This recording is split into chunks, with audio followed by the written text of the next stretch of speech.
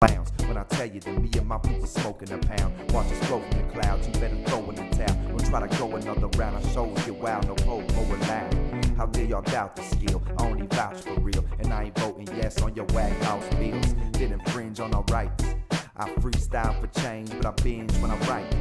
Off the finest ganja y'all can find in your life, and when my mind is prime, you know we rhyming on sight. She's my medicine.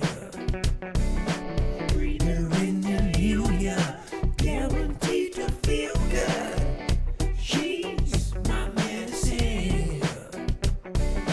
Breathe her in and heal ya, guaranteed to feel good. She the kind of flirt, but her medicine I must assert. She a great unleash of fire, but a picture on my shirt. Got a natural on this earth, giving birth from the dirt. A sweet little lady, she takes away my hurt. It looks from my mom, a daddy perp. Sometimes a little hazy, got a shotgun like her.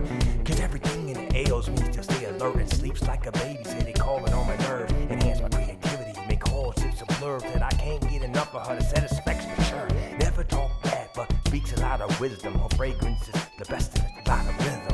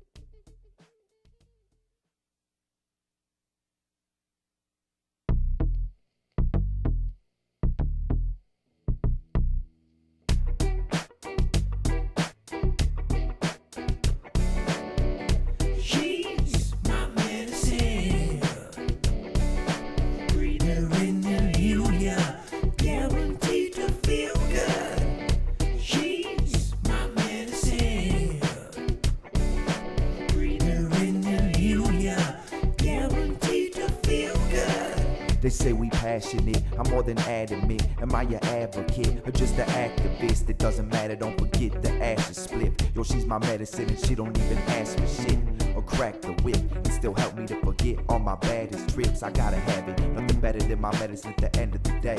Probably make another underground hit by the end of the J. Yo, we ready to blaze. I ain't down with police, stay 'em dead in the face. I ain't joking around with you jokers and clowns. When I tell you that me and my people smoking a pound, watch us flow from the clouds, you better throw in the towel. Don't try to go another round, our shows get wild, no po-po allowed.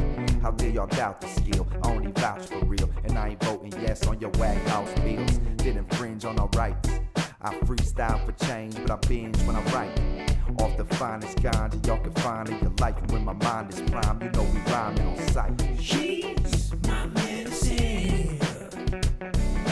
Breathe her in and heal ya, guaranteed to feel good. She's my medicine. Breathe her in and heal ya, guaranteed to feel good. She the kind of flirt, but her medicine I must assert. She a great unleash of fire, but a picture on my shirt. Got a natural on this earth, giving birth from the dirt. A sweet little lady, she takes away my hurt. It looks from my mom, a daddy perp. Sometimes a little hazy, got a shotgun like her. Cause everything in it ails me to stay alert and sleeps like a baby. Say they calling on my nerves, enhance my creativity, make whole sips of blur that I can't get enough of her. The satisfaction sure. Never talk bad, but speaks a lot of wisdom. Her fragrance is the best in a lot of rhythm.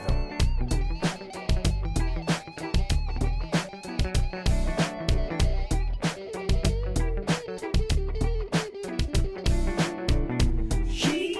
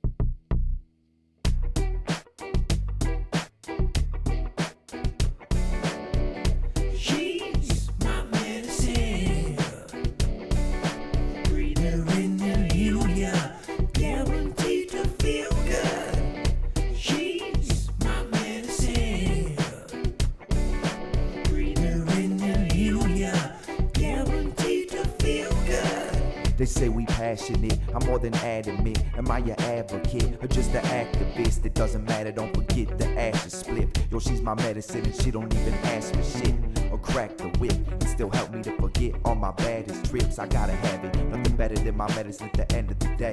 Probably make another underground hit by the end of the J. Yo, we ready to blaze. I ain't down with police, damn dead in the face. I ain't joking around with you jokers and clowns. When I tell you that me and my people smoking a pound, watch us flow from the clouds, you better throw in the towel. Don't try to go another round, our shows get wild, no po-po allowed. How dare y'all doubt the skill? I only vouch for real, and I ain't voting yes on your wag house bills. Didn't infringe on our rights. I freestyle for change, but I binge when I write. Off the finest ganja y'all can find in your life, and when my mind is prime, you know we rhyming on sight. She's my medicine. Breathe her in and heal ya. Guaranteed to feel good. She's my medicine. Breathe her in and heal ya. Guaranteed to feel good. She the kind of flirt, but her medicine I must assert. She a great police of fire, but a picture on my shirt. Got a naturally on this earth, giving birth from the dirt. A sweet little lady, she takes away my hurt. It looks for my mom, a daddy perp. Sometimes a little hazy, got a shotgun like her. Cause everything in it ails me to stay alert and sleeps like a baby. Say they calling on my nerves, enhance my creativity, make calls, it's a blur that I can't get enough of her. The satisfaction sure. Never talk bad, but speaks a lot of wisdom. Her fragrance is the best and it's a lot of rhythm.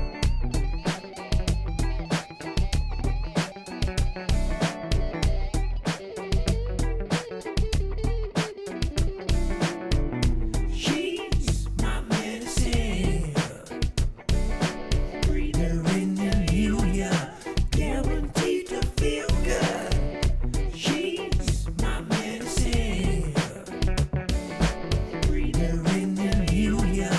Guaranteed to feel good.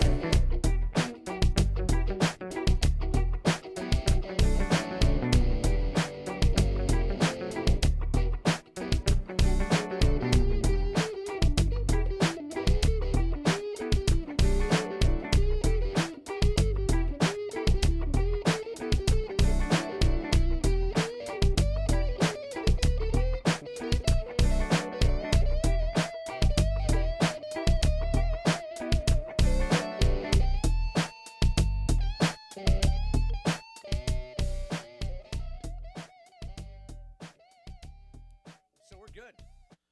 Welcome to the Medical Marijuana Radio Show's embarrassingly close coverage of the election results for 2012. I'm Steve Greene. With me is Ryan Bringold. Ryan? Hi, how's everybody doing today? Now, we got up a little bit late tonight. We got technical issues solved. We're on the air. We had to scrap the Skype. We've been scrabbling with Skype all night long.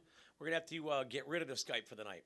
So tonight, as we get ready for results to come in, some of them are already coming in.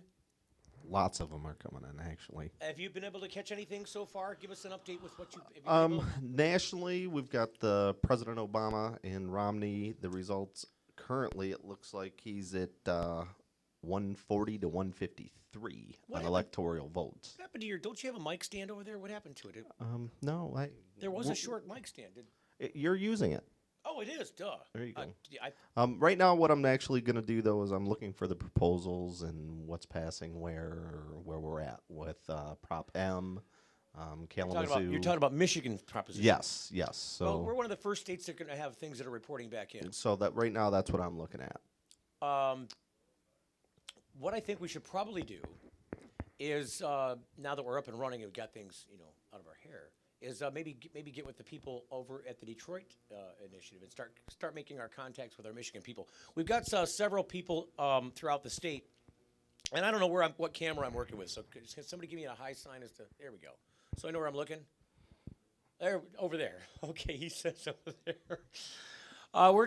We're a new team. We're all volunteers. This is the first time we've had an opportunity to work with each other. So bear with us as we kind of. Make our mistakes on the air. It is what it is. Our important thing is to get the election results to you and get them live as they come. We are reporting tonight live from Third Coast Compassion Center in Ypsilanti, Michigan, and we intend on bringing you news coverage of these election results as they come in throughout the night. We thought that it was really important for this reason. I believe in history, and this is just a pre-election belief, that we'll look back at this point in time, and I hope I'm not wrong, as a pivotal turning point in the time where cannabis has a new face in the United States of America. Don't you think that might happen today? Well, Brian? absolutely. It's been happening over the last few years, and it's going to continue to happen. No, I'm saying as a pivotal turning point. Right now, there's enough pressure, I believe, at the state levels, and now with cities inside of states, in places where we've already had medical marijuana laws existing, because that's why the cities are doing these things in California and now in Michigan. I think with this kind of pressure coming from this many places, it sets the stage for a new face, a new political face of marijuana in America, or cannabis, hemp in America. Absolutely. I think the stigma is gone. I think people realize the benefits. I don't think it's gone. It's fading. Let's say it's fading. It's not gone, but it's fading. And Maybe it's just now jumped the shark. It's barely starting to fade. People are ready to move on to real problems. Cannabis has never been a real problem. But I think also part of what we deem as a problem is what we deem perceived. What we perceive as an issue or a problem, that's what we tend to grapple with politically and in our everyday lives. If people are told that cannabis is a problem, but it's never one they've had to grapple with themselves, sometimes they will lump that, and many times, obviously, history said that they did lump that into their basket and take it as what it was worth, or what they thought it was worth, and keep it as a part of the danger place. Well, that's unfortunately the lack of people doing their own research. Well, if I tell you the sky's purple, are you going to believe me? If I'm really lazy, I might. If I don't want to go outside and look at the sky, I might go, yeah, you know what, it's probably purple. Well, unfortunately, I feel that we have a population that I are wouldn't. a bunch of purple people. I wouldn't do that. I personally wouldn't do that. I would go out and look and I don't believe the sky's purple. I'm going to go out and look for myself. But there's a lot of people who just don't care. I don't know. It's the sky. I'm not up in there. What does the sky have to do with me? I don't care what color it is. And okay, well, let's say I don't even care let's to say argue this. with you about the color of the sky.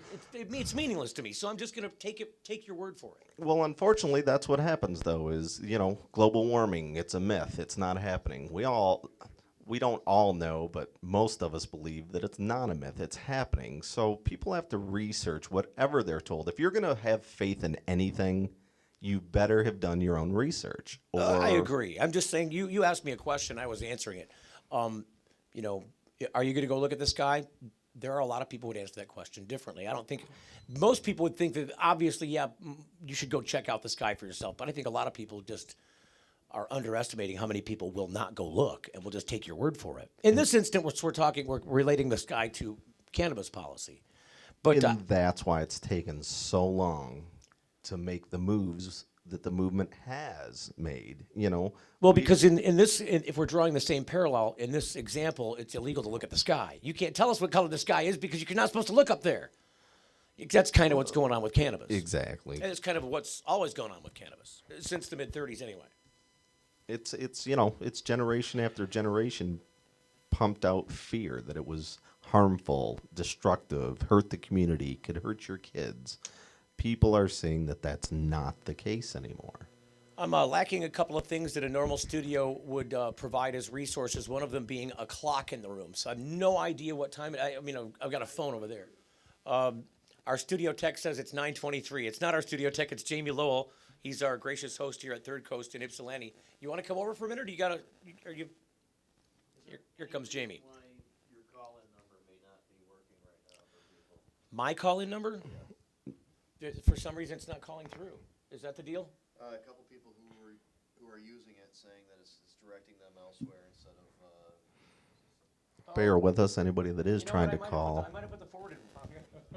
The other forward. So give me that phone real quick. All right, we're going to remedy the forwarding. You need to be on something like this. That's going to drive me nuts with the noise. It sounds like a dinosaur in here when you're pushing the buttons around.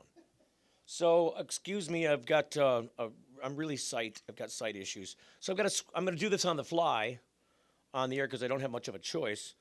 Going to change the forward. While you're doing that, let me give you an update. It is Obama 123 to Romney's 153. Talking electoral votes. Electoral votes. Got to be clear, if we're going to be reporting news, we want to definitely be referencing the proper information. I don't think there's any surprises yet on what's being I'm reported. going to step aside and make sure I've got the right number. It's 482, so go ahead and talk. You guys consume for a minute. Talk amongst yourselves about the politics. Absolutely. Actually, I was hoping Jamie would maybe get on the mic over there and describe a little bit about the initiative here in Ypsilanti, what the people actually were voting for today, and what you're hoping is going to happen. Sure. Well, and we do have Chuck Ream here who can give us more detail here in a little while. I'm sure he'll come down and be able to expand upon it. But basically, it's the same thing that passed in Kalamazoo last year, 2-1, 66% of the vote. That was in a off-year election in kind of a conservative area, so that's a good sign. Ypsilanti here passed medical marijuana at more than 80%. So we assume that this initiative, which is lowest level enforcement priority, should probably pass here overwhelmingly too. We could lose quite a bit on that and still do pretty well. So. And how do you think that's Ann Arbor being your neighbor, and considering the fact that they've had such a liberal attitude, how would you think that affects your vote going forward, if at all? He's got a mic right here, man. Okay. Well, I'm not sure if I quite understand your question. I'm sorry. Well, we know that Ann Arbor's had some of the most liberal cannabis laws for a very long time, since the 70s. Being that you're in the same county and you're a neighboring community, do you feel that, your community gets a little feed off that? Yeah, I do. I think we are kind of an area, the Ypsi Ann Arbor area. And as far as this issue goes, I think we've been kind of working hand in hand, and the clubs and the activity and the caregivers and the patients in Ann Arbor are coming together and making things happen. Absolutely, we need to support this whole thing. It can't just be one city versus another. But in the 70s, Ypsilanti did adopt something very similar to Ann Arbor also. Kind of didn't hang around as it did in Ann Arbor, but it did happen here. And this is a very progressive city. And the local council and the planners and everybody and sorry, is that okay? Yeah, just see why you're not going to get any sound out there. There you go. It's just very, very light. Go with the city council and the planners. It's okay. They are very open-minded. We were able to work with them readily right off of the bat. And this initiative is about giving least amount of concern to adults with small amounts of cannabis. When there's actually real crime. So you can allocate the resources toward things that might be a lot more productive for everybody. Well, I would think safety would be a number one concern in this community, since Eastern Michigan, it's the home of Eastern Michigan. So college kids, safety, do we have time to hunt down and look for small amounts of marijuana, or do we want to keep our streets and our kids safe? Well, no, Eastern, just as an aside here, you're right, by the way, but just that you brought up Eastern Michigan. It would not be their campus, I don't think, would automatically be included in that. They have their own police force, which works under the county.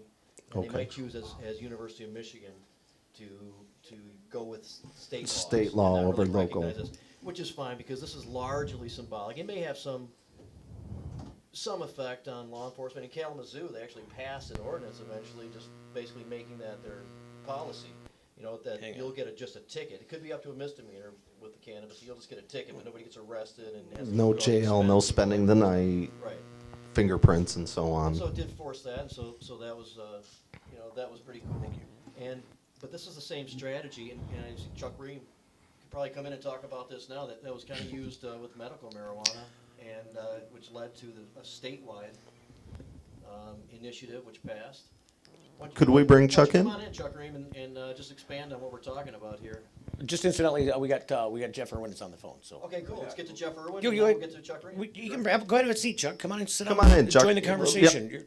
Yeah, for sure. Hey, when you go, just for our technical purposes, the buzzing you're hearing is he's plugging in our iPhone. So you're gonna probably want to, when you plug the iPhone in, the iPhone, there's a control on the volume there, so you'll want to turn that off, pull the control down, then plug the phone in, and then turn the control back up. That'll keep that from happening. So welcome to the program, Jeff Irwin. Hi, how are you doing? I'm doing terrific. Can you hear us very well? No, a lot of feedback. A lot of feedback. A lot of feedback, he says. We're having a difficult time hearing you as well.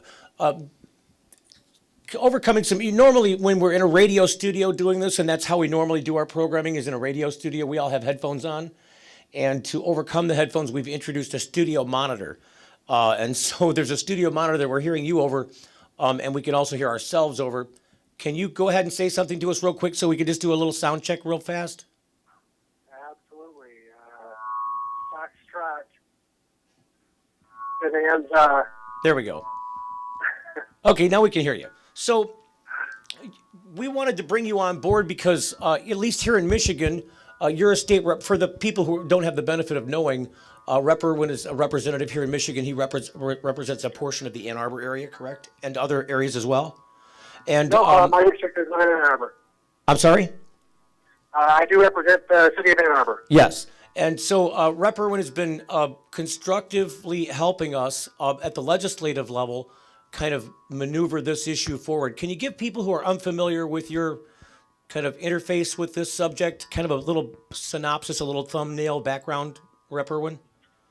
Sure, absolutely. Well, as many of you sitting around the studio there know, I'm an advocate of legalizing marijuana and, stopping the senseless drug war that is only making our communities poorer and less safe. So, that's kind of how I come at the issue. But, legislatively, we've been working on a number of bills that affect the medical marijuana statute that the voters passed in 2008. And those bills in general that have been proposed by other legislators more or less diminish the citizens' right to safe and legal access to medical marijuana. And my goal has been to either stop that legislation or minimize the negative impacts of the community. Because as we all know, the 2008 amendment was strongly supported by the public, and there's a majority of citizens out there who want to put away this failed policy of the drug war. And, I'm always happy to work with all of you on spreading that message to the citizens of Michigan. And we thank you for that help because I think part of the message that this distinct group has been trying to get across to the legislature would just have no possibility of getting a good, clear ear unless it had people like yourselves that were willing to translate that or willing to bring that message to the remainder of the electorate body. Well, I'm happy to help, but as I've said before to, I think, everyone in your community and all of your listeners, is that the most effective advocate are the citizens, are the folks who've come to the legislature and told their story and explained how medical marijuana has gotten them off of a host of toxic narcotics and has improved their lives.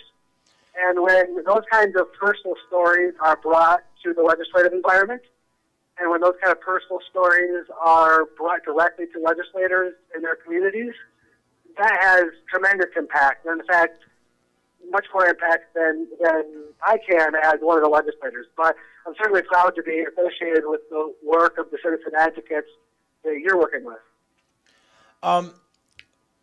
I suppose, and I kind of prefaced this before you made the phone call to us, so I'll just kind of repeat it for your benefit, Rep. Irwin.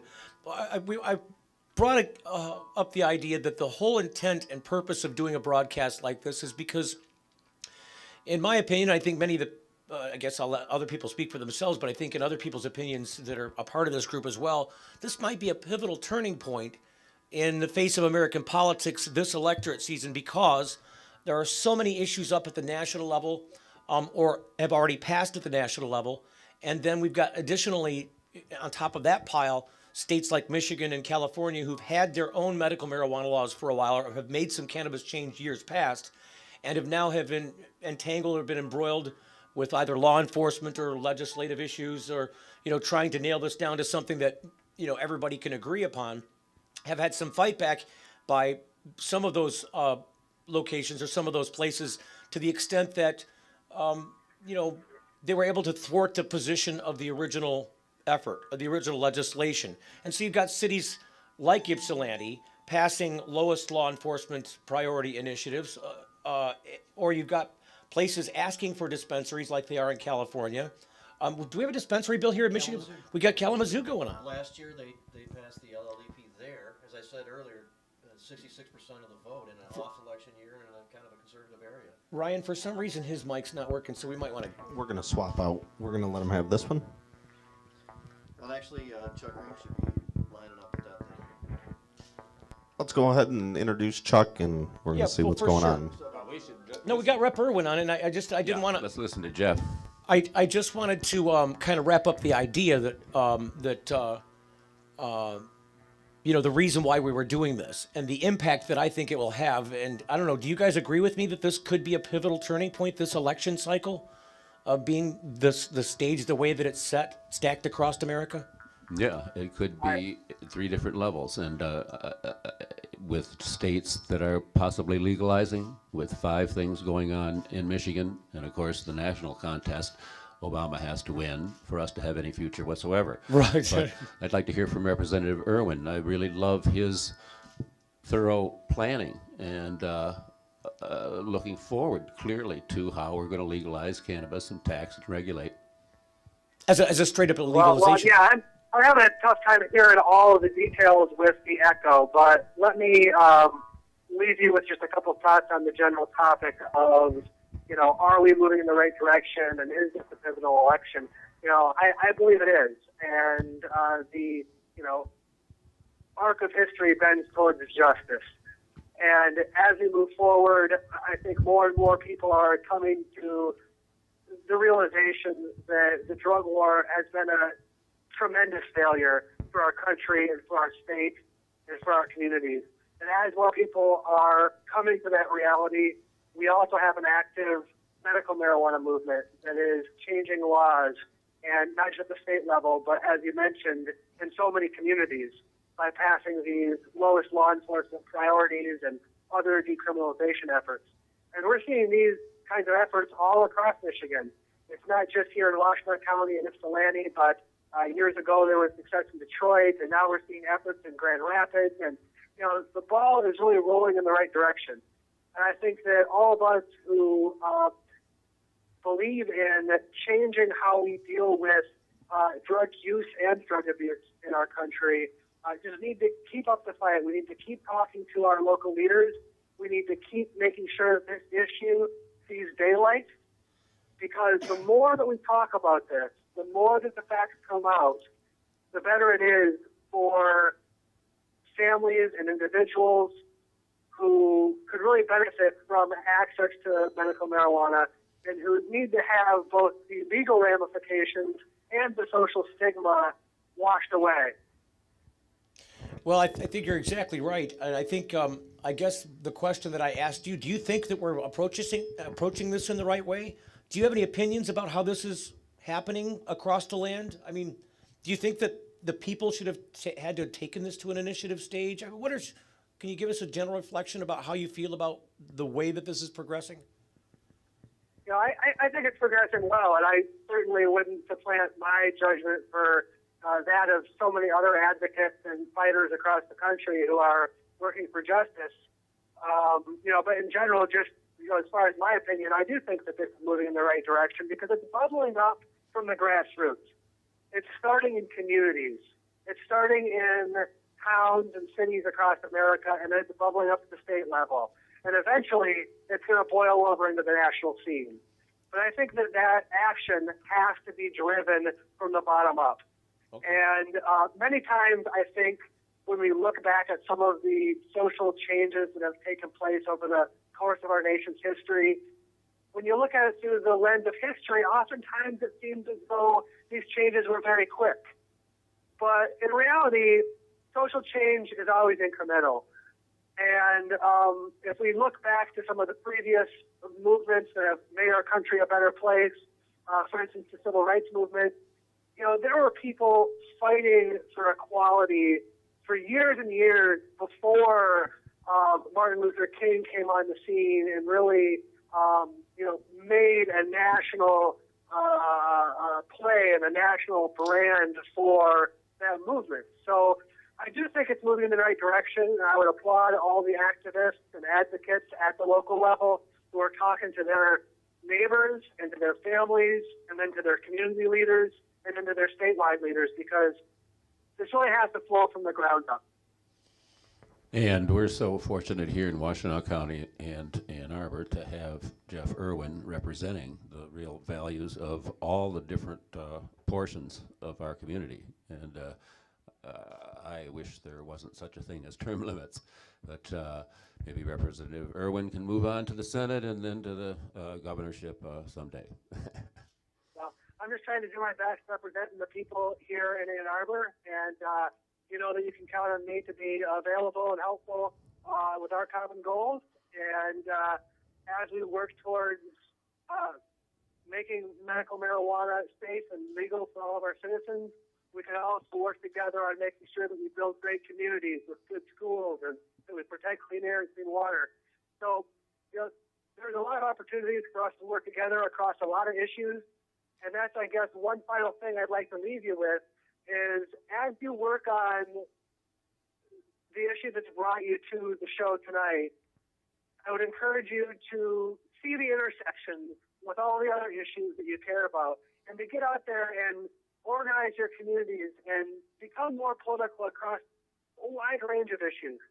And by doing that, not only are you going to promote the quality of your community, but you're also going to make new allies and new friends in the battle to accomplish justice for patients that need access to medical marijuana. Wow. Great words, Jeff Irwin. Thank you for calling tonight and being a part of the program. I know we pushed you past the point at which you were going to talk to us, but we appreciate you squeezing us in for the evening. No, I appreciate all of you. Thanks for your efforts, and I'm sure we'll be talking again soon. I definitely will. I'll be looking forward to talking to you after election night and kind of reflecting back on what actually happened. I think there might be some stuff to discuss there. It'll be interesting. Absolutely. All right, onward and upward, everyone. Thank you. Thank you. Thank you. Thank you. Thanks for Jamie. Jamie Lowell actually gave Rep. Irwin a call and asked him to join the conversation. We appreciate him helping to kick this off. My name is Steve Greene. To my right here, to your left would be Jamie Lowell, Ryan Brigold, and Chuck Ream. Jamie's runs Third Coast Compassion Club here, Compassion Center. I always say club by mistake because I'm used to saying club. Ryan is, he's actually an intern, a former intern of Specs Howard. That's how he was introduced to us through the radio show. Being that Rick Thompson couldn't be here tonight and that Denise couldn't be here tonight, this was an opportunity for him to come in and take more official ropes in helping to guide our conversation. And Chuck Ream, boy, you've got various and sundry hats, don't you, Chuck? Yes, sir. I'm an advocate of ganja. Why don't you expand upon LLEP and the overall strategy with all the cities coming on board and everything like that? That's what we were just beginning to talk about before Rep. Irwin called in. Well, in Michigan, we have 3 different subjects of initiatives, and one of them in Ypsilanti is lowest law enforcement priority. We hope to get a result in Ypsilanti tonight, which will be stronger than any lowest law enforcement priority result ever achieved in the United States. I think the previous best has been Santa Barbara, and tonight I think we could do better than 67%. The citizens of Ypsilanti know that they've got bigger fish to fry, and we're not criticizing the community leaders either. The community leaders of Ypsilanti know that they've got better things to do, and the voters have got the wisdom and the heart to say that they shouldn't be persecuting young people and destroying their lives. They should be defeating real crime or catching real criminals. And so this is a way to get something on the ballot about cannabis that really isn't even necessarily about cannabis. It's about police priorities. But it relates, obviously, to cannabis. And we hope that all these different issues, these different approaches to local initiatives that we've got going in Flint, in Detroit, in Grand Rapids, in Kalamazoo, and in Ypsilanti will together show clearly the direction of the average Michigan voter, that they categorically reject cannabis prohibition. And we're going to show that tonight in a definitive way, I think, a 60% plus way, but we shall see. Our campaign in Kalamazoo is the only place in the Midwest or outside of California, I think, where we have dispensaries on the ballot. All the feedback, I was there this morning, all the feedback was very positive, and I think that having a medical cannabis law without any way to really get the medical cannabis for someone who is new and struggling is absurd, and we've got to have dispensaries, and I think the people of Kalamazoo will pass that. And in Detroit and Flint, you bet they will pass the idea that they shouldn't be criminalized for having 1 ounce of pot or less by an adult.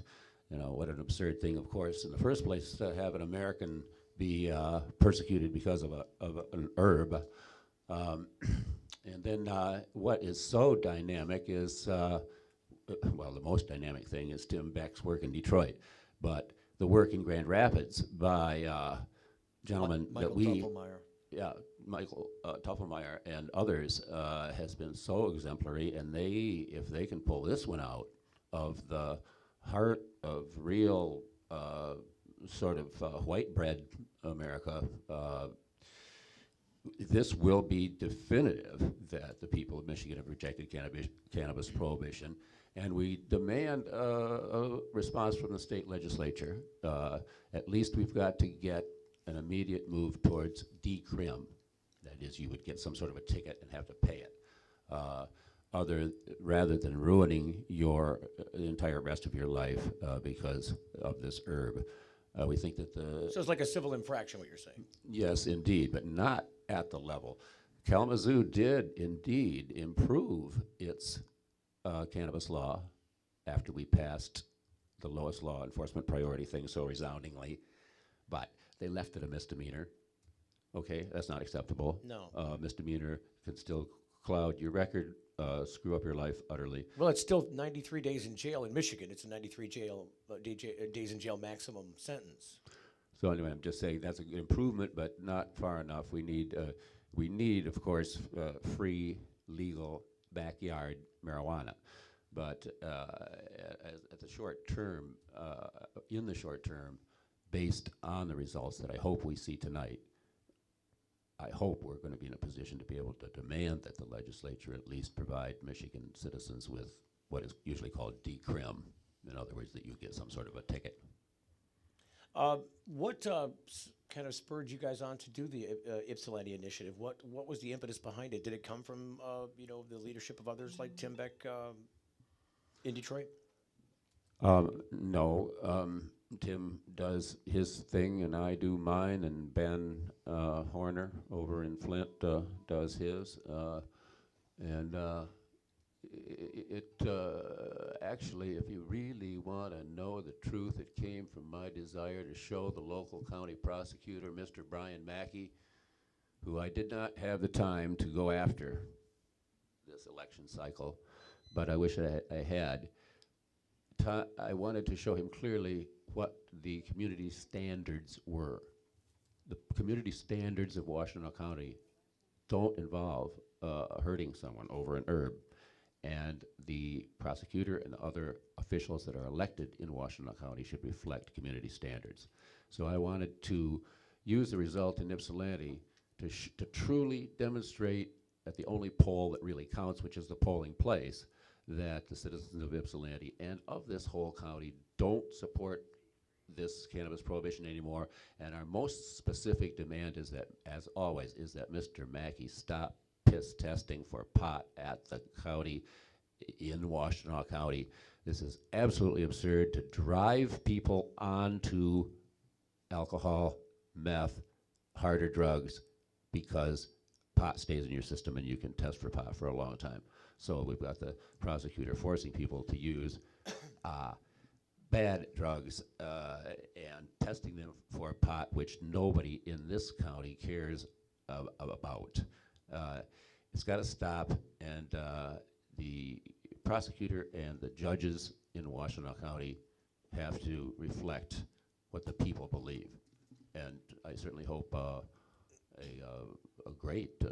person who would be a great judge, Carol Kunke, I hope she gets elected tonight, who might have some respect for community values. I believe we've got another guest on the phone line. We've also asked, again, Jamie, thank you for getting Rep Callton to call in. Rep Mike Callton is on the phone. Welcome to our coverage of Election Night 2012. Rep Callton. Rep Callton, can you hear us? Hello? There you are. How you doing? I was just welcoming you to the program. Thank you for calling in and making some time on this election night to participate in our coverage. What I guess I wanted to... Can you hear us? Are you having a hard time hearing us? There's a lot of screeching going on. It's not real good sound. Yeah, I guess, you guys, can you crank down the individual microphones a little bit? Guys, tech guys, can you crank the mics down just a hair so that he's not getting... He's getting some squeal back, and I think that's probably sounds worse on the phone end than it does on this end. Thank you. Yeah, just when you start to hear a squeal or a whine, just kind of crank it down a little bit. Can you hear us now okay, Rep Callton? Yeah, that's a little better. It's a little echoey. Yeah, it's we're hooked up through an iPhone, and rather than having everybody in the building use speakers, headphones to hear you, we opted for a speaker in the room, a studio monitor, so to speak. Okay. So we're able to hear you pretty good. I guess I wanted to ask you, and kind of for the benefit of people watching or listening in some cases tonight, what brought you to the table about marijuana, medical marijuana specifically, and what made you want to kind of engage with this community and wear those pants in the political community to some extent? Okay, well, first of all, I'm the first chiropractor in the Michigan legislature, so I'm a healthcare provider. So I come at it not from a legal perspective or a law enforcement perspective, but I come at it from a providing a patient perspective, let's put it that way. So I've had patients come in and they tell me that they feel marijuana has helped them with their chronic pain, with their inflammation, and I kind of observed this and it seemed fairly anecdotal, meaning just them telling me it wasn't very scientific. But then one day a patient came in and he said, "Doc, I'm dying of cancer." And it was liver cancer, and he picked up his shirt, and I could see the swelling of his liver from under his right rib cage. And he said he was having trouble holding things down, having trouble eating. And he said the marijuana, other drugs for nausea he couldn't tolerate, but the marijuana was helping him with the nausea, helping him to eat, helping him to maintain his weight. And this really kind of took me aback and hit me hard. And I thought about way back in college how marijuana would give you the munchies, make you want to eat. And I thought, you know what? I believe that. If marijuana can make someone want to eat, then I believe it can help keep weight on a cancer patient. Rep. Callton, I don't want to interrupt your story, but for this news update, Massachusetts, according to Denise Policella, one of our co-hosts on the show, has passed its medical marijuana law. She must have seen some reporting somewhere. I'd like to break in and let you know that with only 2%, Colorado is up 57% on their initiative also. Thanks for the update. I'm sorry, Rep. Callton, we were in the middle of your story about what turned your head about this. Yeah, so anyways, like I said, I bought it. I thought, you know what, I believe that this can help people with nausea, that this can help people keep on weight. I believe that this could help people with mood disorders, certain mood disorders, not everyone. I believe that this is helping people with chronic pain. Inflammation, we'll see. But I thought this is a drug that appears to have some pharmacological use. And that's when I decided that it was the right thing to start coming out for. The second thing is I had to make a political assessment. Would this destroy me politically? Because I have to get 51% of the vote to remain in office. And I figured 63% of people voted for this measure, and 37% voted against. Now, if I want to win an election, do I want to hang out with 63%? Or do I want to hang out with 37%? See, I love that about you, Right Rep. now, well, let me say one more thing. So right now, I'm watching votes come in for me. I'm at 67% right now. There you go. All you had to do for a second was turn around and do a couple of scratches on a card and do the math on it, and then turn back around. So, yeah, this is a good idea. Well, I believed in it, and I didn't think, I made the assessment that it would not hurt me. And guess what? I have been out there on the radio, I've been out there in the news, I've been out there speaking, and I'm just as strong, if not stronger than I was before. Well, I can tell you, Rep. Callton, I probably wouldn't have known anything about you if you hadn't stepped into this arena. I wouldn't have known. Because you're not from our area, I wouldn't have known you personally as a doctor or anybody else. I would have been clueless to you. But if it were not for your involvement with this particular subject, I'm just being straight honest with you. So I'm glad that I've been able to make your acquaintance and understand the legislature a little bit more and digging into this issue, learning some of our legislators. People like you are rare to come by, and I think we ought to honor you for taking that step forward, because somebody had to do it, and if we don't thank you for doing it, who are we going to thank, Well, I'm just glad to be involved. I'm glad the issue was brought to me, and I really enjoy working with the people in medical marijuana. And chiropractic at one time chiropractors were jailed. It was considered practicing without a license. And I see medical marijuana as a health, it's kind of a healthcare area that's in its infancy that has to be frontiered. There you go. I was talking to Rep. Irwin earlier, and I mentioned to him that I think, and the reason that we're doing this broadcast tonight is because I think it'll be a pivotal night in election politics when you explore this conversation across America. I think the answer you'll come back with is, at least when you look back on this historically, and I may be wrong. I've said this a while ago. I could be completely wrong about this, but I think my hunch is the way the cards are stacked, that if there's any success with these other 6 states, 3 of them with medical initiatives, 3 of them with legalized initiatives, and then the cities in California and Michigan with their different initiatives in different cities over different issues. When you've got this many people involved at the elected or at the polling level, these are people who would normally go vote for candidates to represent them on issues. When they're out there knocking doors, collecting signatures, getting issues on the ballot, getting them passed by going and voting those issues in, I think this will be the political cycle where the worms turned. The subject has changed. There's a new face about this subject in America after today. I don't think people are wearing those clothes yet, but I think a few months down the line, maybe even a couple years down the line, they'll look back on this election cycle and say that's when it changed. Yep, I agree. So that's why we wanted to wrap you into this conversation and kind of tell that story as we go. We've got, polls closed, an hour ago, 2 hours ago?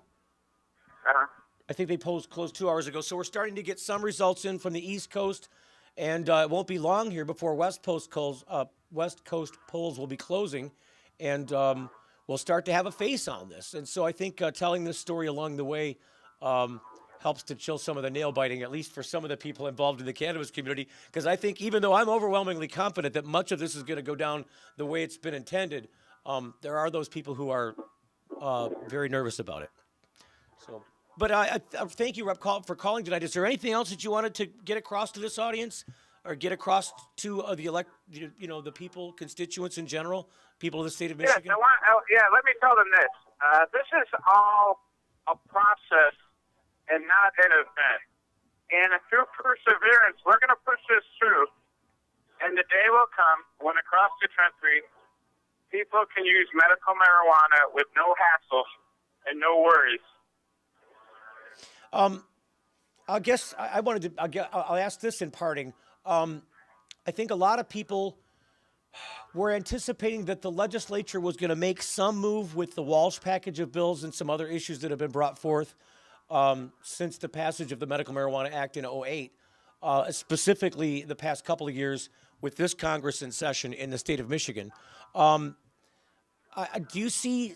I think they were expecting some movement before now, and now that the legislature hasn't quite moved yet and has actually pushed this legislation off, like many other bills that are before it, simply due to the sheer number of them, into the lame duck session, into this session between the election and the beginning of the year when the new Congress would take effect. You're hoping to be a part of that new Congress, and I hope you are too. And I think the chances are very good. Do you think that that this was pushed into the lame duck place for a particular reason? And also, do you think after the election, after these results come in, and the tea leaves are read by some of these legislators, that it may modify their positions on some of these bills before them now? Well, we're going to try to change their minds. We got to change the paradigm, and that's what I'm working on. And we'll see how it goes. There we go. Short answer to a long question. It's greatly put. Thank you, Rep. Callton, for calling up tonight and being a part of the program. Okay, bye-bye. Bye-bye now. Oh, yeah, I was going to read. So there you go. We got Rep. Irwin in, Rep. Callton, people who are tuning in from outside of the state of Michigan that aren't a part of our normal show. We normally do a show out of 1310 in Detroit. It's an AM station. It's the Medical Marijuana Radio Show. We do it Saturdays from noon until 1, and we stream the show live with video like we are now on RadioWeedShow.com. Tonight we chose the opportunity to bring some election coverage your way, and I think it might be apropos now. If you guys want to queue up, because I'm going to take a little bit of a break here. Excuse me. We intended to have some live music. That's first couple of things happened that aren't going to make that possible. We intended to have Skyping for you. Our live music has to work. I know. They got to make a real dollar. Someday they won't. They'll make their money off their music because it's just that good. It is good music. So Kolorblind, Messy J, Codini, thanks for coming out tonight and hanging with us. We wish you could have stuck around longer and played some music for people. Or actually, it probably would have been better if we got on the air a little earlier. Maybe they could have stuck around with us. So, again, I'm Steve Greene. Normally, our show Saturday from noon till 10, the Medical Marijuana Radio Show on 1310 AM WDTW in Detroit. I point you to that place and to RadioWeedShow.com because much of what we're talking about is supportive on the website. If you are on RadioWeedShow.com or if you go there and click on it, because some people might have found us through Ustream or other places. If you go to RadioWeedShow.com and click on just below the main picture on the page, there are some places for all of this legislation. So each state that has an issue before it on the ballot that's cannabis related has a little link there. You can click on that link and it will detail much this according to the what is it? I'm trying to think of the website. Drug War. StopTheDrugWar.org. What is that? I'm not sure on that. I can't remember the name of the student. I think it's StopTheDrugWar.org. I think is what it is. I hate to interrupt you, but I do have something that I find quite interesting, and it could help Jane Felice Boudreau, or it could look in her favor. Oakland County, as we all know, is one of the biggest, richest counties in the United States. I just wanted to, for the people who are not listening from Michigan, tell them about who Jane Boudreau is, and you've got to kind of wrap the whole. Yeah, give them the bigger story. I'm sorry, I'm used to being on the local broadcast, right, exactly. And now we've got the national. Okay, for all those that are listening coast to coast and the ones that actually do live here in Michigan, Jane Felice Boudreau is running for sheriff of what could be considered, if not the largest, most wealthy county in this country, definitely holds the second place, which is Oakland County. We have a sheriff in the state of Michigan because there are wealthier places in the country. No. I know. Oakland County is the second largest and wealthiest county in the United States of America because of the inclusion of like West Bloomfield and. Well, it doesn't matter what the inclusion richer is. suburbs of Detroit. It's because of the auto industry more than anything. Historically, the upper management, let's say vice presidents, boards, all had their homes here. That part of Michigan is full of freshwater inland lakes, which made it very popular. There's million-dollar homes all through Oakland County. However, that being said, it's a very prominent county in the United States, if not the wealthiest, definitely number 2. It fluctuates between Orange County, California, and Oakland County, Michigan. However, it's a Republican county. It always has been. They vote Republican time in and time out. However, with 32% of precincts reporting in, Barack Obama won Oakland County. which is not and was not to be expected. That was So that was your big news flash that Well, Barack, yeah, because- Barack Obama may have won the presidency in Oakland County? No. The point being that if they're willing to go Barack Obama, Then your point was leaning then towards Jane. they might decide that they're done with the sheriff. I can tell you, Bouchard. I live in Oakland County in Michigan, and I voted for Jane Boudreau. There you go. I voted Cat's out of the bag. I voted for Jane Boudreau too. I think this is very, very good news because it is it's Republican. I've said all along that I champion Jane Boudreau, and I've also said all along that Mike Bouchard is the sheriff in Oakland County. Like you said, the largest, richest, most controlling Republican-oriented county in the state. They set policy. They really for a do. lot of this state. And if you look at for people who are unfamiliar with the story, the guy that's really acting right directly underneath Bill Schuette, who's our Attorney General of the state of Michigan, who's also opposed to the entire Medical Marijuana Act and anything to do with marijuana in general, goes right to Bouchard. Absolutely. To do his marching orders, he would interpret the law, which is not his real job. I think his job is to try and understand it. But judges interpret the law, not the attorney general. That's right. I think other lawyers would argue with me that. Steve, you got that all wrong. It's clearly his job to interpret the law. Anyway, in his interpretation, his narrow interpretation of the act in Michigan, for a very specific qualified group of people, very small niche of people. The remainder, he's prosecuted to the nth degree using Sheriff Bouchard as his calling card. That's the guy who comes and does his bidding for him. Absolutely. And the sheriff, unfortunately, has a bad history of running to Washington whenever he has a free minute to beg for dollars for Oakland County for his enforcement of marijuana. It's disgusting. He is a hand puppet to the Republican Party and anybody who doesn't like cannabis. And it's just, I'm pulling for Jane. As it relates to our conversation here tonight, I've always said that I'm an underdog supporter of Jane. Something there. There we go. We're back. Yeah, got to be really cautious about that area, you guys. And that was Jamie from Third Coast. Jamie's allowed to do it. This is his. We're in his house. Anybody that's allowed to do it. We're in his house. There you go. Somebody's got to There you say go. it. Somebody just had to say it. If it wasn't going to be me, I might have said it myself. So I've been saying, I was in the middle of saying about Jane Boudreau that I've been looking at this historically. The last election, I think it was 61-39. I think it was like 60-40, the split, the electorate. Yeah, I think it was closer to 32 is what her Really? actual, yeah, she wasn't quite that high. I thought it was 60. I thought it was 61. No, it was a little, it was 32. They're closer to 32. Well, yes. However, I definitely, after seeing this result, we were talking about, Jamie, is the fact that Oakland County actually went Democrat. Obama, they voted Obama in. Which, at least if you went just by Oakland County. Is this working? I believe so. Is the switch on? Yep, he's up.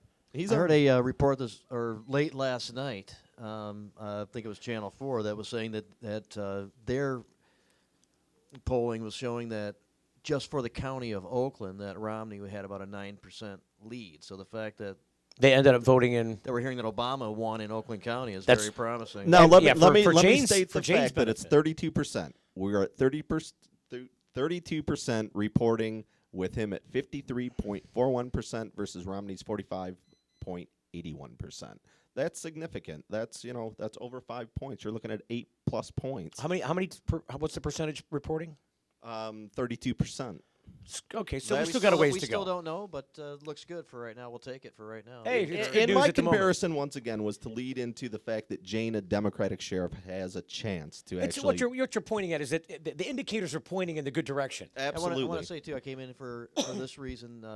Some of the people from Students for Sensible Drug Policy, the Eastern Michigan chapter, have shown up, and they had a lot to do with this LLEP getting on the ballot. And we got to get them in here. Oh, for sure. Just like to get some. Yeah, I'd like But to see what you wanna do. what we'll do, we'll sprinkle things in one step at a time. I wanted to close up this segment before we go off to a break, and during the break, we'll do a couple of things. There's just a couple of what I did because we don't have any commercial content for this programming. This is like specialized just event coverage, giving people updates.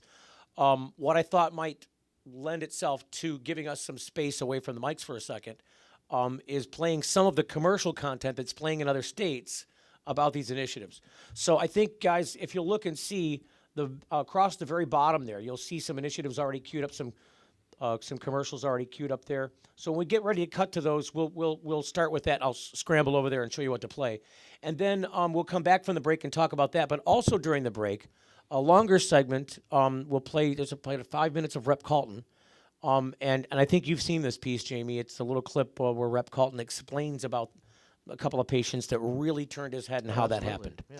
And so I thought that would be appropriate. And also Razor Ray, legendary guitar player, has shown up here too, and see if we can work him. Did he bring his guitar? He did bring his I saw a case, and he's ready to get going. Well, then we've got some music back in the house. So we'll be back on in a little bit. We'll get some of these other guys going. So normally we would cue the band. Since there isn't a band, we'll bring in Razor Ray and have one when we come back. It'll be a one-man band. Are we going to cue the music though?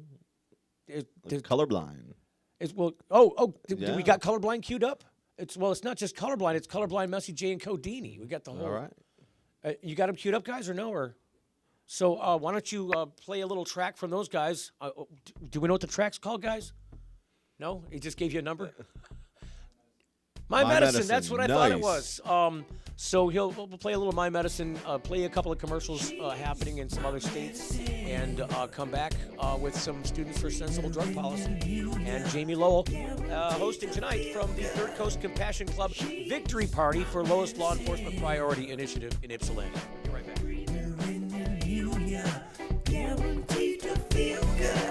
They say we passionate, I'm more than adamant. Am I your advocate or just an activist? It doesn't matter, don't forget the ashes split. Yo, she's my medicine and she don't even ask for shit. Or crack the whip and still help me to forget all my baddest trips. I gotta have it, nothing better than my medicine at the end of the day.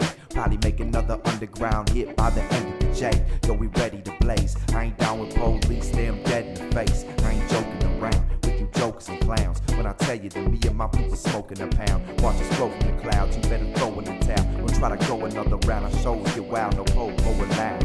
How dare y'all doubt the skill? I only vouch for real, and I ain't voting yes on your whack house bills. Didn't infringe on our rights.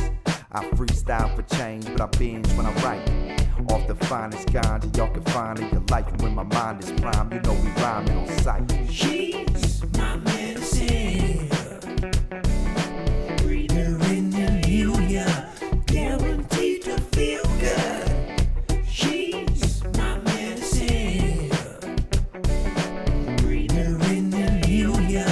Guaranteed to feel good. She the kind of flirt, but her medicine I must assert. She a great police of fire, but her picture on my shirt. Got a natural on this earth, giving birth from the dirt. A sweet little lady, she takes away my hurt. It looks from my mom, a daddy perp. Sometimes a little hazy, got a shotgun like her.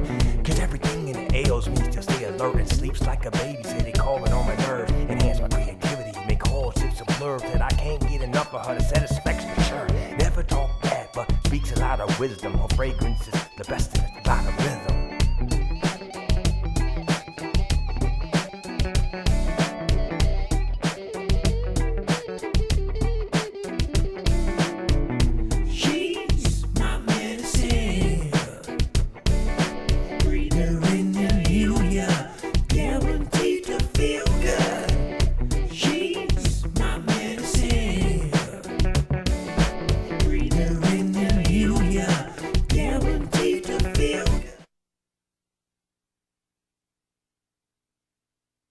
Dear Dad, how should I say this?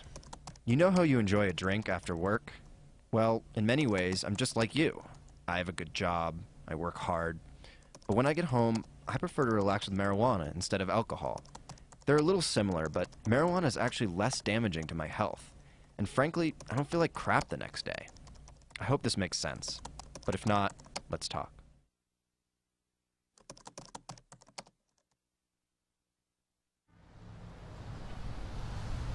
Kids and marijuana. It's something every parent worries about. With Measure 80 on the ballot, many parents are worried about what message legalized marijuana would send to their children. While legalization seems scary, our experience with alcohol and tobacco show that regulation and education, not prohibition, are what best protects our children. Today, fewer teens drink alcohol or smoke cigarettes than when we were growing up. And that's because we passed strict ID carding regulations, put beer and cigarettes out of kids' reach, and educated them about the real harms of smoking and drinking. In fact, teen smoking and drinking are at their lowest recorded levels ever, and we didn't arrest a single adult for cigarettes and beer to accomplish that. Kids consistently say that beer is harder to buy than pot. After Measure 80, marijuana is treated like alcohol. You have to be 21, you have to show ID, and you have to go to an adults-only store. The message we send to kids today is just say no, and it doesn't work. Let's send the message that marijuana is for adults, and someday they can make that decision for themselves. Vote yes on Measure 80.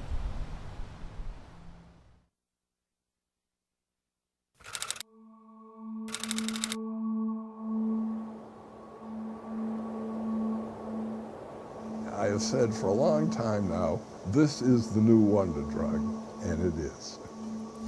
It is a remarkable medicine. There was a study that came out several years ago, I believe it was in 2006. THC is the best substance available for preventing the plaque associated with the development of Alzheimer's disease. When we're talking about cannabis, and we're talking about very serious diseases like multiple sclerosis, diabetes, Alzheimer's, ALS, cancer, we're not just talking about symptomatic relief, but in some cases we're actually talking about the ability to treat the disease itself at the same time we're treating symptoms. Not much could make me happier than hearing that if I smoke marijuana, or eat marijuana, or vaporize marijuana, that I'm less likely to get dementia from Alzheimer's disease, because I think that's one of the worst illnesses a person can suffer. We've known for more than 3 decades that the compounds in marijuana, and not just THC, but several different compounds in marijuana, have this ability to selectively target and kill cancerous cells while leaving the healthy cells alone. Donald Tashkin set out to prove that marijuana causes lung cancer, but he actually found in this very state-of-the-art large study of a patient population that people who are regular chronic users of marijuana reduce their chances of getting lung cancer. Cannabinoids prevent the spread of breast cancer cells, induce the death of pancreatic cancer cells, targets glioblastoma cells for death, and spares the healthy cells in the brain surrounding them. All of this is science that is documented with over 200 footnotes from peer-reviewed journal abstracts. The first thing I learned, much to my surprise, was how remarkably non-toxic this substance was. Since 1999, I have advocated legalizing marijuana. In any category, marijuana is safer than alcohol. You're not hurting yourself at all. You're doing yourself an enormous amount of benefit when you ingest marijuana. Protecting yourself from cancer, you're protecting yourself from Alzheimer's disease. You're increasing your chances of having a vital, helpful life. Contrary to what we've been told, people say, marijuana's bad, it kills brain cells. Completely wrong. The truth, the science has shown us it's completely contrary to that. Cannabinoids induce what's called adult hippocampal neurogenesis, and this is the production of healthy, functional new brain cells. Dr. Dean Ornish, who is a diet specialist, has said, if you want to have a better brain, drink green tea, eat blueberries, eat sugar-free chocolate, and use marijuana. All of these compounds work to protect the health of the brain and stimulate neurogenesis. I had no idea. I would hold my head and walk around my house in amazement at how much information there is that marijuana is a really helpful, beneficial substance to us. The number of symptoms and syndromes for which cannabis is useful has expanded almost exponentially in the last few years. Not only does it have the ability to treat such a broad range of symptoms, obviously that's why marijuana is already popular as a medicine, but also because cannabis in some cases can treat the underlying disease condition. And that's something most conventional medications can't do. Marijuana, once it is free of the prohibition tariff, it will be significantly less expensive than the pharmaceutical substances which it displaces.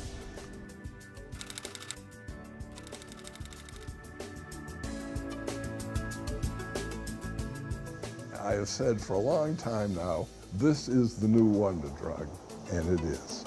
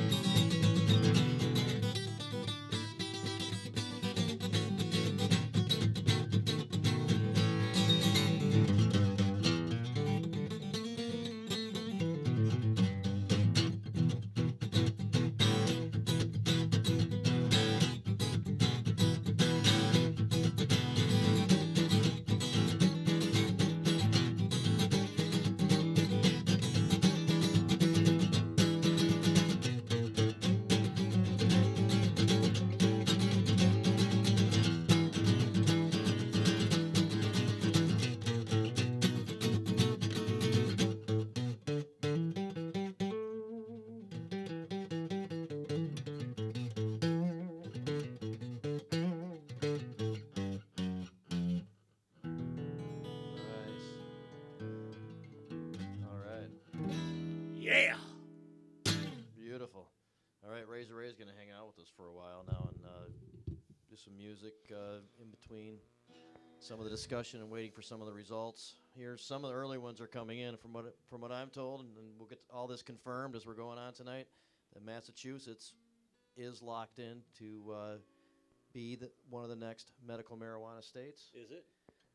Nice. Very good. We've heard some early results out of Detroit, and that the Proposal M was doing quite well early on, and they thought they'd be able to call that, but I'm not sure if that's official yet, but I know that there was some really good early results, and it looked very promising, so hopefully that continues on, and we're waiting to get the timing is right around now where some of the local results should be becoming available to us, and we'll be able to report on that as soon as we start getting those numbers in, but that's all going to start happening here very shortly because the polls closed a little while ago. So numbers are getting tabulating, getting out to the news feeds, and we'll start letting it go more and more. I know we're waiting for Steve and Ryan to make their way back into the room here. Looks like Ryan has decided to. Oh yeah, decided to join us again. Hell yeah. And Ryan, maybe you can confirm, we've heard a couple of things. One is that Massachusetts has, in fact, become one of the next medical marijuana states. Have you seen that? We couldn't call it an absolute fact, but the polls show that, yes, it's going to happen. I believe there's 80% have been counted, and it was in the 53.2%. So Nice. it's going to happen. Very nice. Very nice. I know very, very early results with the first 1% coming in from Colorado. At 57%, yes. Woo, 50%. It's only 1%, but that's a nice sign. Hey, we'll take it. Once you hit 4%, to be honest with you, most of the national organizations will take a 4% margin and go with that. So, right. I guess the difference would be depending on what areas recover. They might hold off a little bit until some other areas recover. Right, but right. They usually try can to figure it out. balance. Absolutely. Right. So at 4%, they start doing the math and see if it works. And I think in another probably half hour we'll be there. Are we starting to get some path back on Kalamazoo yet at all? I haven't heard anything from Kalamazoo, but we're knowing that some local results are just starting to come in. We're right around the time now where we're going to get this stuff soon. So if we don't have it yet, and I guess we're checking every second now. I'm just wondering if we shouldn't start checking in with Grand Rapids and some of the other cities, Flint, Detroit, and see. I think. Do you have Brad Forrester hanging out in Grand Rapids? I do. Let me see if we can call him.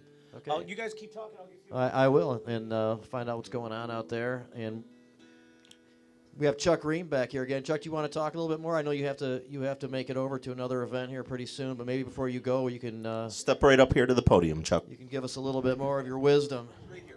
Oh, well, someone mentioned that I might remark about why we do the local initiatives and what's the point, and are they really just symbolic, quote unquote, or not? And we've got 5 local initiatives on the ballot tonight that are on 3 different subjects, and we hope that they win.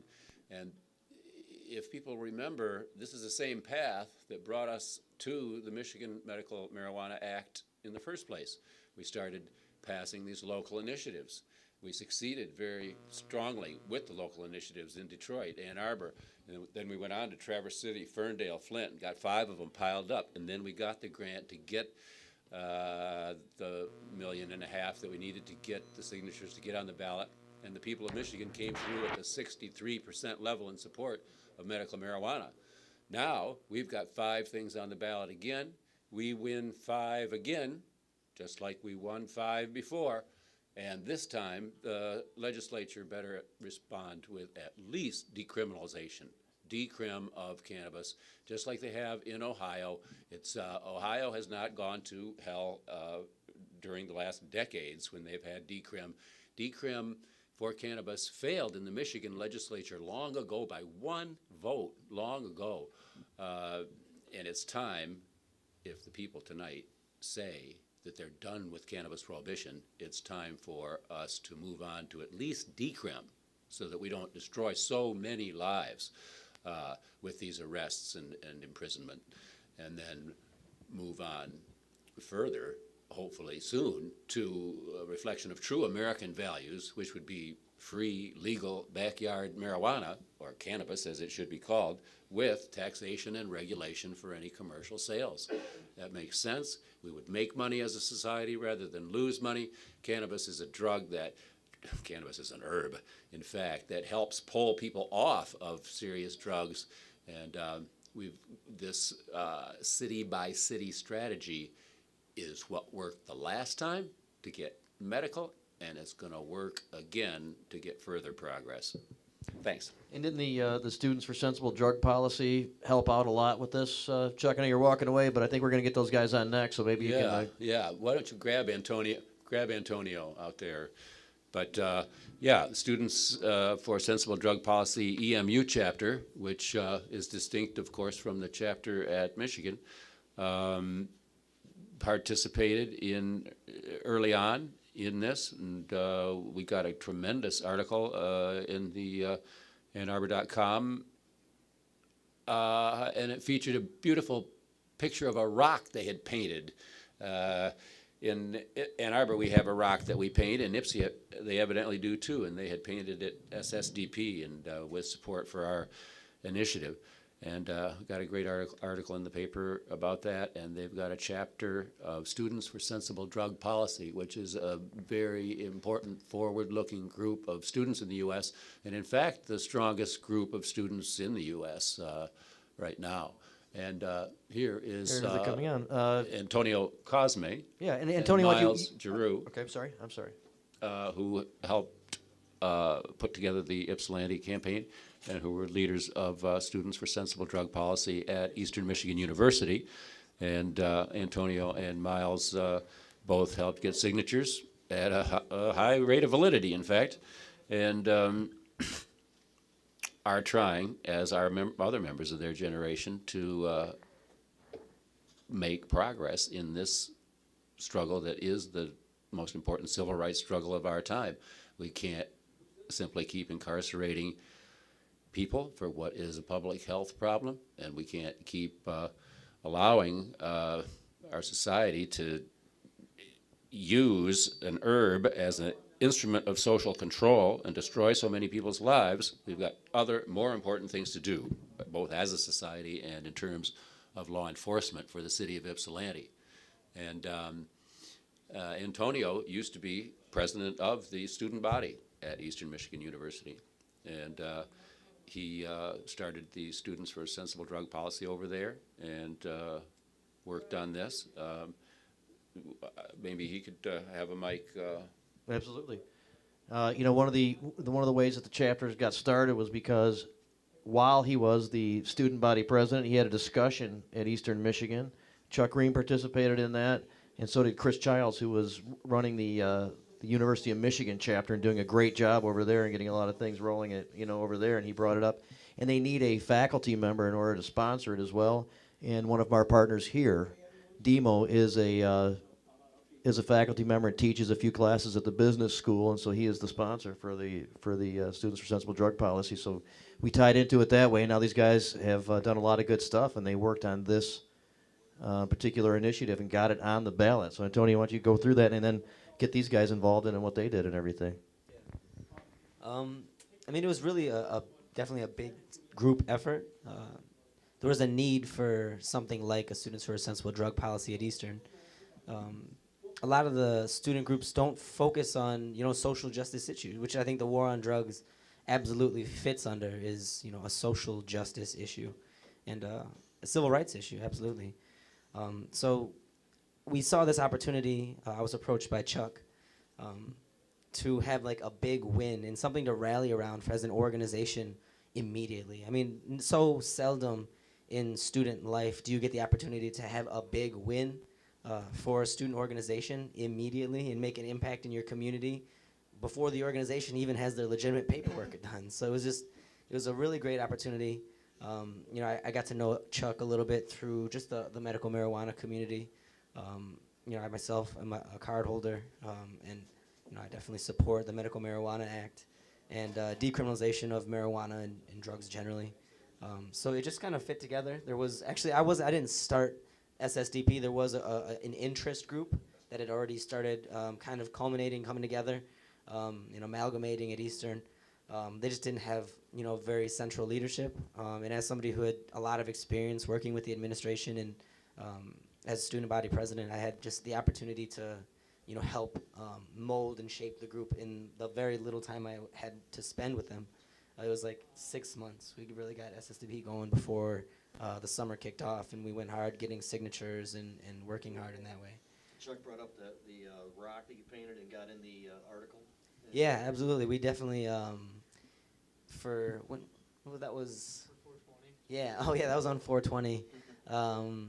So that was actually one of the big projects when I was student body president, was making sure this wall, democracy wall, stood, and we got it moved to the center of campus when they did some construction.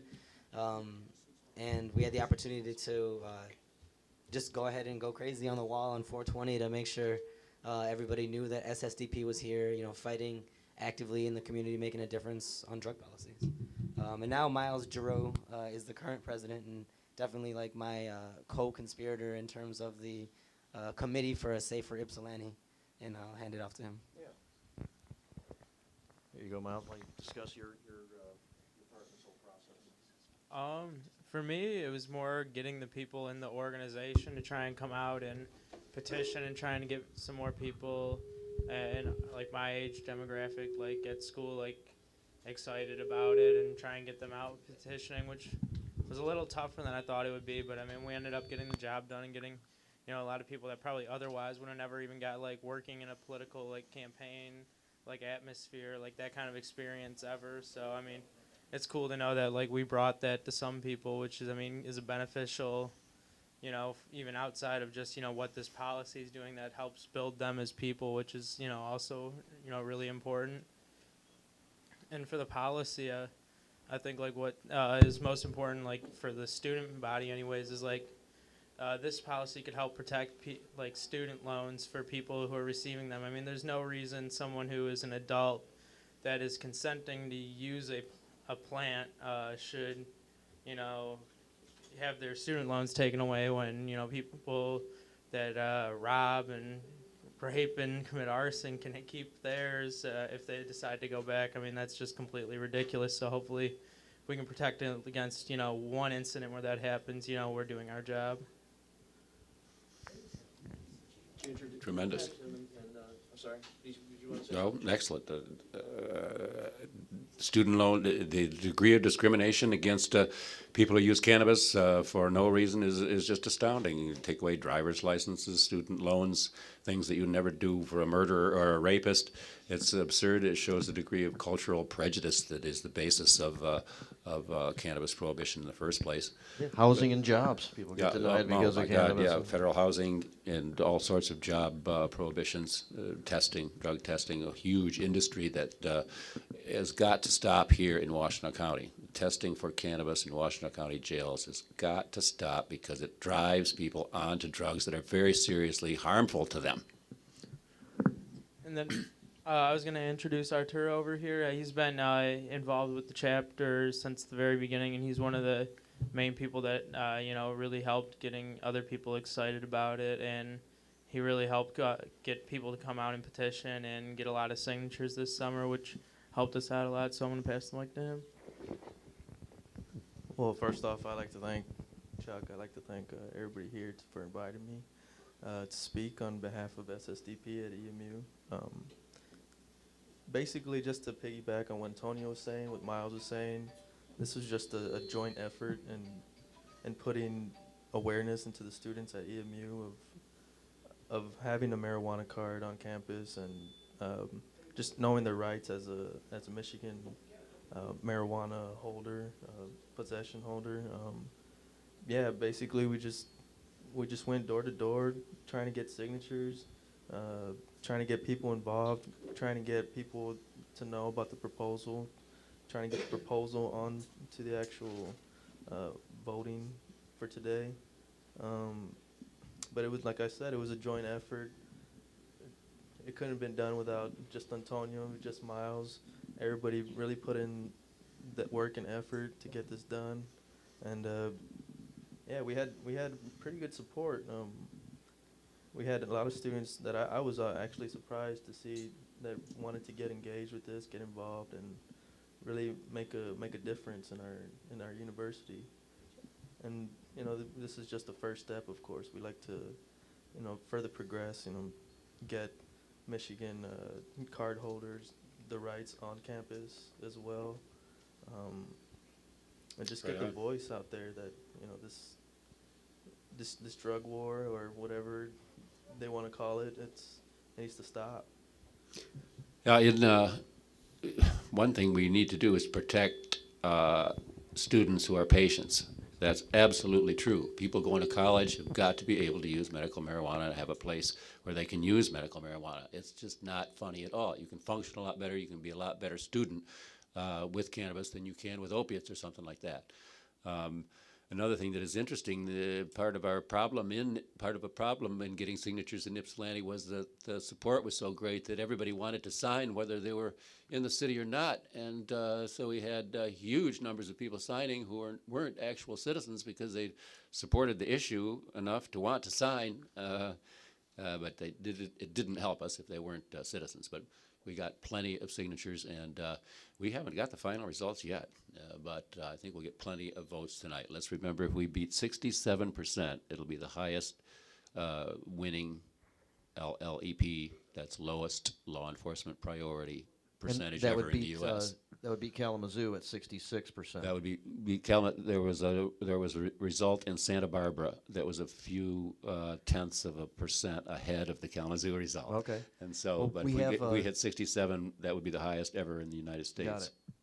Excellent. That'd be great. And if we're going to do it, this would be definitely a good place to do it. Over 80% for medical marijuana. Yeah, we yeah, can lose Ypsilanti- a lot of percentages and still beat that. For sure. Absolutely. Extraordinarily progressive community, Ypsilanti, that's going through real fiscal difficulty now and has a lot of very resilient citizens here in Ypsilanti that are helping partner with the community to build a strong community even in the face of great fiscal difficulty. And we're so glad that they're so progressive, and we know very well that cannabis can help to rebuild the economy of Ypsilanti and many local cities and government coffers in Michigan. Well, we have Kevin Spitler on the phone, and he is in Kalamazoo right now, and they're keeping an eye on the dispensary ballot. And this is the city that passed LLEP last year. So maybe we want to check in and find out what's going on out there. Kevin, are you around? Can you hear us? Yeah, and me. All right, I can hear you. They're straightening it out a little bit. A little feedback coming. Yeah. To adjust each phone call here. It's a makeshift studio, but it's doing its job here. Right. There we go. I can hear you pretty good generally.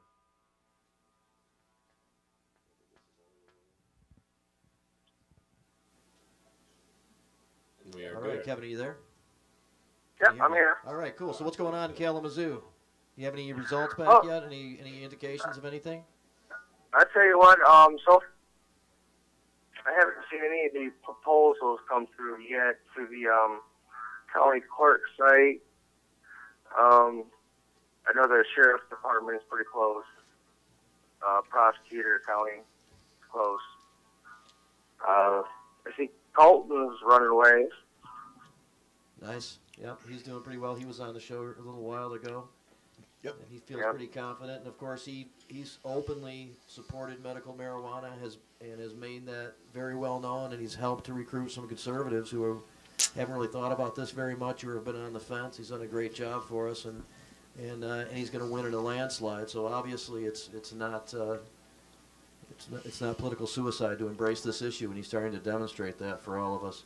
But no results yet. Any hearsay? Any just feelings or intuition from people? Around Innuendo? Anything? Nothing? About LLEP?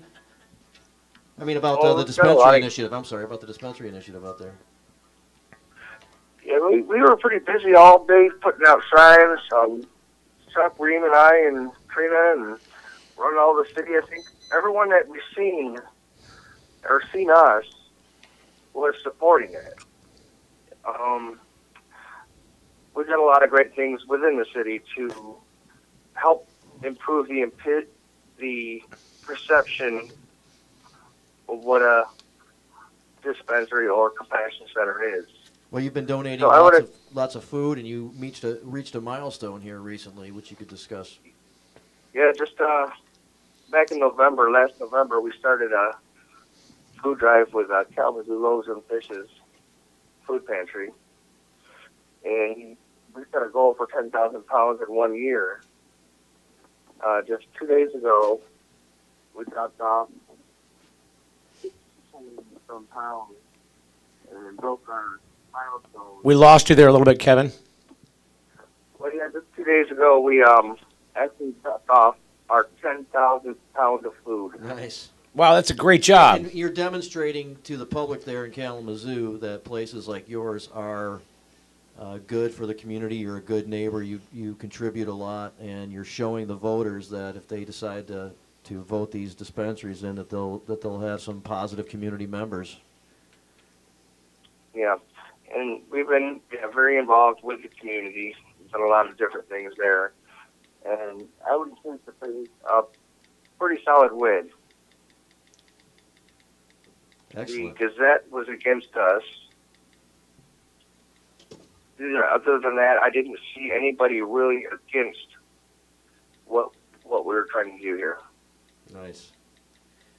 Well, they all look pretty good as far as we can tell so far. In Flint, one of the differences is that it's instead of 21 and over, it's for people 19, adults 19 and over. But they thought that that area is so progressive that the extra couple of years would still work there, and the more rights for adults, the better. And so that would be about it. And of course, the LLEP passed for 66% in Kalamazoo last year. So even if this isn't quite as popular, there's some room there to still pass. Kevin, what's your perception? I mean, how do you think what's your read of the tea leaves on this? Given the perspective, you've got a unique perspective amongst other people there. Probably had a lot of birds buzzing in your ear that other people maybe don't have. What's your perspective on this? Where do you think it might go? Well, I think with the city being able to really decide what to bring in is really going to show a lot too, because they can actually sit down and figure out the exact right model for their city. So I think it can open that safe access and the education for the non-psychotropic ways of using this medicine. Well, I guess my point more directly, I guess, is what's your read of the people there? Do you think this is likely to pass there? I mean, obviously, you believe there's some likelihood that it could pass from both prior elections, and then also you've invested yourself in this initiative personally.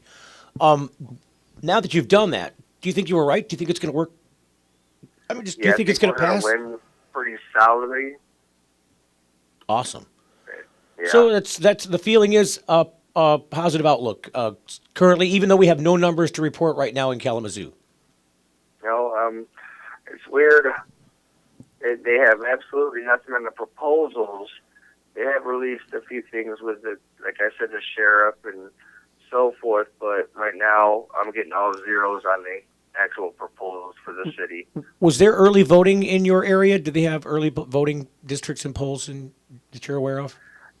I'm not aware of if they did or not. I'm sorry. Okay, that's all right. I just know that a lot of after the polls close, usually West Coast time, sometimes East Coast time. It depends on what the poll is about. But usually, now they don't have to worry about the West Coast on this issue because it's inconsequential. Usually they won't release poll results until after all the polls have closed. Well, all the polls in this area have closed. So you would think they would start coming in with early tabulations because they can release that information right away. And it's usually indicative of the remainder of the populace. So if you got a 60-40 split, you can accept, on the early polling, on the people who voted early, or the absentee ballots. That's what they can release at that point in time. Gives you a future glance of what is likely to happen, and it usually does. Yeah, checked the local Kalamazoo County clerk's site. I'm getting the zeros, and also the local news station was reporting the zeros so far. So you guys are using the same source, likely. Yeah. Okay, Kevin. Well, thanks for calling in with the update. When do you think you might have some information on it? Do you think it might be coming pretty quick? We think that a lot of this stuff's going to start to roll down the pike very fast, all at the same time. Steve, I tell you what, I hope it is soon because it's been a long day. It has that, my friend. Thanks for calling in, Kevin Spitler. We'll get back with you very shortly out there at Med Joint in Kalamazoo. You guys are you poised with a victory party? We got about 17 people here, including, all the tech guys. Yeah, we're having a really great time out here, and we got a lot of support, and we're just moving forward and really excited because it's going to be a strong victory. Go get yourself some coffee, Kevin. You're going to need it. You didn't hang in there long enough to announce the victory numbers for us. Oh, yeah. Yeah. Well, there were definitely victory numbers in the food drive. I think that's a good start. Yeah. So congratulations on that effort, man, because nobody else brings the food home like Kevin right now. They've done so many other things in that. This is an amazing thing that just reached this milestone. I know. They've done a whole list of things, community involvement. Have you guys done an Adopt a Highway out there in Kalamazoo, Kevin? I'm just curious because Yes, actually Saturday morning we'll be doing our first Adopt a Highway. We had to put it back a month or so because of the construction on the highway. So, but yes, Saturday morning is our first cleanup. So first you wait till they fix the roads and then you go clean up what they fixed. It's a good idea. Yeah, basically. All right, we'll check in with you in just a bit, Kevin. All right, thanks, Steve. Thanks for reporting in with us. Did you guys? Did you? Was not here during the breakout. Did you play a song coming back in? Yeah, we you sure did. You jammed some out. I missed it. Oh, I'm such a loser. You want to play us another little bit? We'll throw you another jam.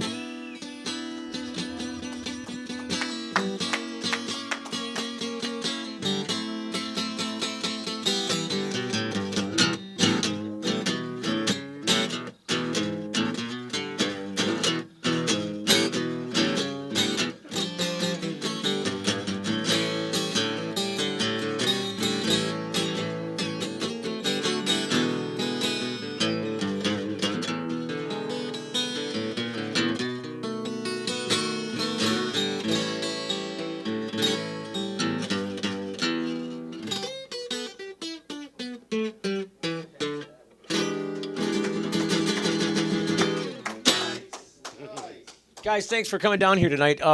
You guys got anything to say about the excitement in the air? Everybody's talking so low, and it's late, and it's quiet, and they're all tired, and it's like been a long day. Am I the only one that's got some excitement in their No, voice? it's very exciting today. There you It's go. a big excitement. We got Proposal M, which is a big deal. Detroit. Yes. Prop M.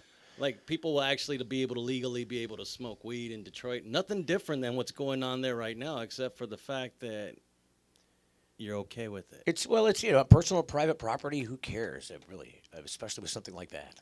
You know, you go to Detroit and there's this one spot, Telegraph and 8 Mile, and there are big signs written by people in the community saying, warning, this area is crack infested. Really? Yeah, I mean, it is a huge warning sign. It looked like somebody brought out their paint kit and painted up a sign.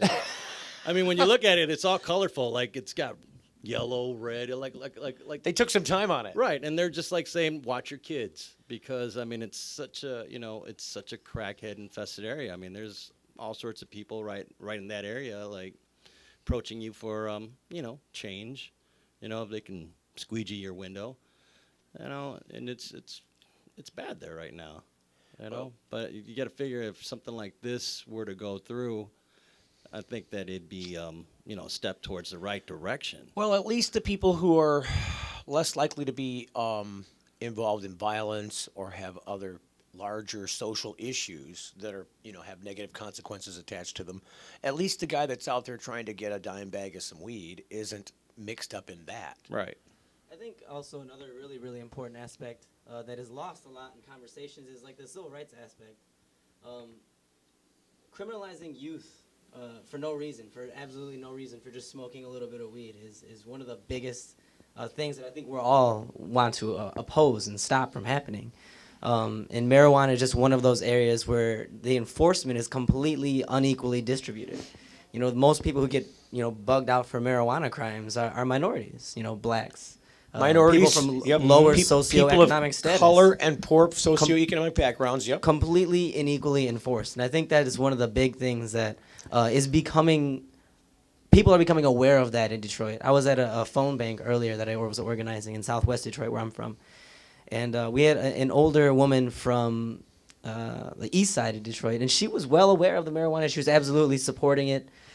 She was very excited to vote yes for that, and she was happy to see it on the ballot. Everybody that's in Detroit today voting is likely to vote for Prop M for obvious reasons. Right. I'm sorry, I didn't mean to interrupt. Yeah, no, absolutely. But I think it's just a kind of a turn, because drugs were always just this negative, bad thing. But I think people are really seeing the criminalization of lower people from lower socioeconomic statuses as a serious issue. So I think everybody agrees. Are there issues tied to drugs and drug policy? For sure there are. Are there issues that impact people? Absolutely.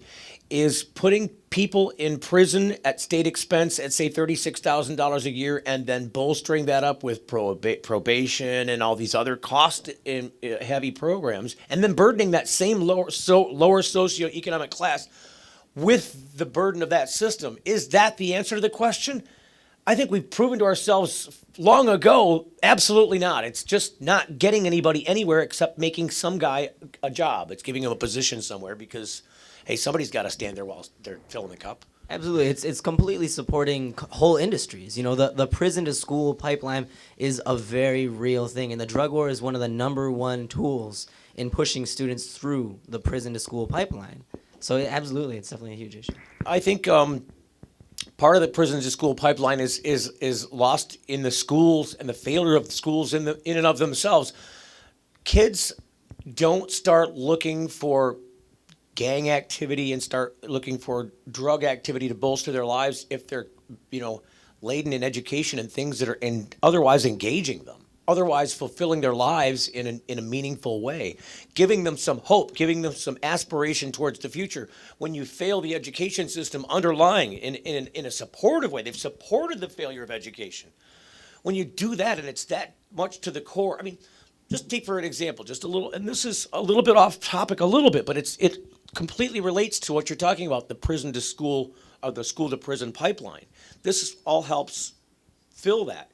And the political cycle is part of that process as well. So these are all tied together. These issues are tied together. But when you have a school system in America, in the United States, and let's face it, because I'm a union guy, I support people's ability to band together and fight back against an otherwise overpowering Democracy in the employer. workplace, absolutely. I think it's an important ability. And I think we should always enforce the ability to, if they so are inclined, to join together in a union. But so partly due to the union state of affairs inside the teachers groups, the National Teachers Association and the unions associated with it, both local and national, incidentally, have kept education in a place where it's antiquated. It's still back in the times of the 1800s. It's still, the reason that you have a 3-month break in the middle of this 12-month year is so the kids can go home to the farm and help be productive citizens in getting their farm materials turned into goods and have a profitable home. Kids don't go home to the farm anymore and haven't for eons. Why are we still sending them off in the summer to do nothing but get in trouble and find other things to invest themselves in that aren't related to growth? And they're usually kept in a place where they're not being supervised. Their parents are off at school.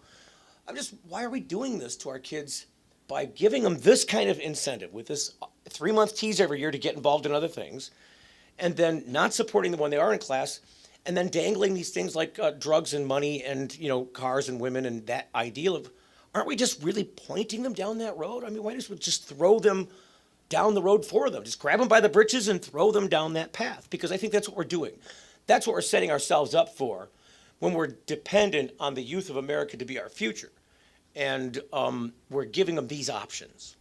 I think it's beneath us to do that. I think it's a failure of us as a society, as a group, especially in a place as fortunate as the United States of America, to not take that way above, raise that bar tremendously, because there's so much room for it. And there's not that much in the way of doing something about it, except for us to pull up our bootstraps and realize that education, public education, is not a glorified form of babysitting. It's not an excuse for parents not to have to deal with their kids. And that's how parents often deal with, hey, it's great, it's back to school time, here's some clothes, back off you go. Wow, they're off my back. Glad somebody else has got to deal with them for a while. It's just sadness. It's so much sadness. So I agree. There's absolutely a lot of really entrenched interests who are benefiting from this system. It really is a system. It's a systematic issue. Outside of the teachers' unions, there's prison guard unions. There's private corrections agencies too. It's on both sides of it. The Corrections Corporations for America sent a letter to, I think it was 27 states, saying that we will buy up all the states' prisons if you can guarantee to keep them 90% full. Right. What do you think they're using to keep those prisons full, to keep prison guards happy, to keep the Corrections Corporation Don't you going? think every land developer in Drug war. America, right, don't you think every land developer in America that builds apartment buildings would like to say, get somebody to sign a contract with them that says, hey, if you build this apartment building for us, we promise to keep it 90% occupied? I mean, people strive in the hotel industry to reach 25% occupancy, to get a guarantee from a government place for 90% occupancy, to have them take over something and give people the illusion that maybe there's a smaller cost involved when really there's clearly not, especially when there are still unions involved. And then that machine needs to be fed with people and money. And where is it coming from? And who's bearing that burden? And how do we deal with it socially? And I think this is one of the ways that we do it. Absolutely. It definitely is subject to, and I love that a lot of these initiatives that are going on right now within the medical marijuana community are in Flint, where there is a great deal of diversity, and socioeconomically so, where a lot of people are in the lower status. You have Flint.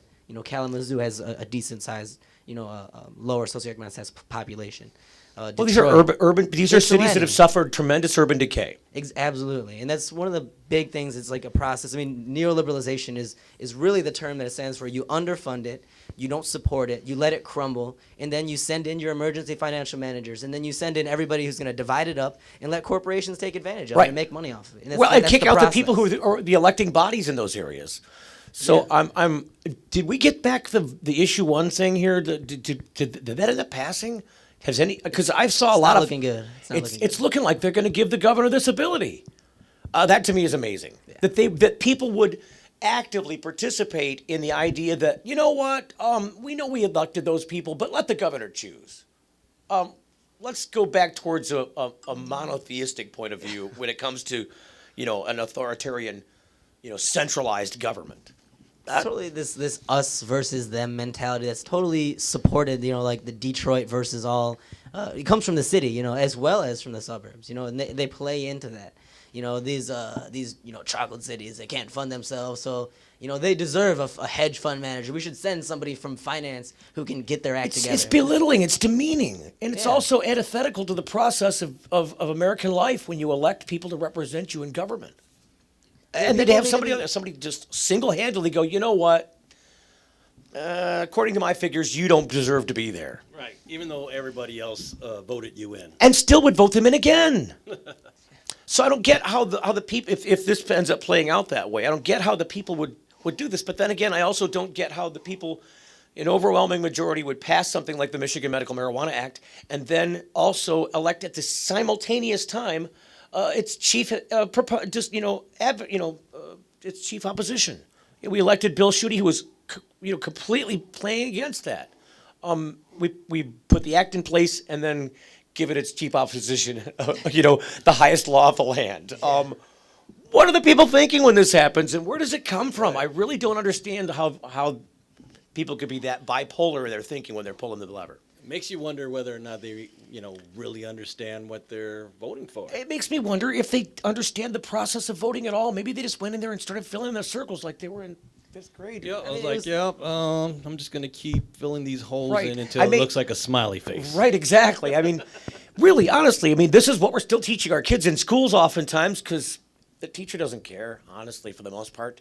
If you didn't pay attention and you're just going to stand there and make circles, I'll go ahead and grade it that way and fail you and pass you on out. It's like an old, like you were saying, an old, antiquated, even a style of pedagogy within the classroom, style of teaching, Right. is that like the students are just receptacles, like we just give them all the knowledge and we have all the information and you sit there, you shut up and you listen. And that's I filled that pot with water. If you didn't hold the water, it's not my fault. That's the way the teachers kind of end up looking at student bodies. It's a horrible thing in the way that we expect to be a country that's always on the cutting edge. That's a leadership country, a country that other people follow, and then we do things like this. It's kind of interesting to see now in Latin America, they're all rallying against the United States on the drug war. Every country recognizes in Latin America that it's not working out in their benefit. Whose problem is the drug war? It's America's problem, but we're fighting on everybody else's soil, and it's really sickening. I guess we need to look for some more updating. You're looking at me very questioningly, Ryan. I just wanted to come in and give you a presidential update. Okay. We are at 240 for Obama and 188 for Romney. Well, that's telling a clear story at this point. Are these called states, or this is final? That's the way they've called it, though.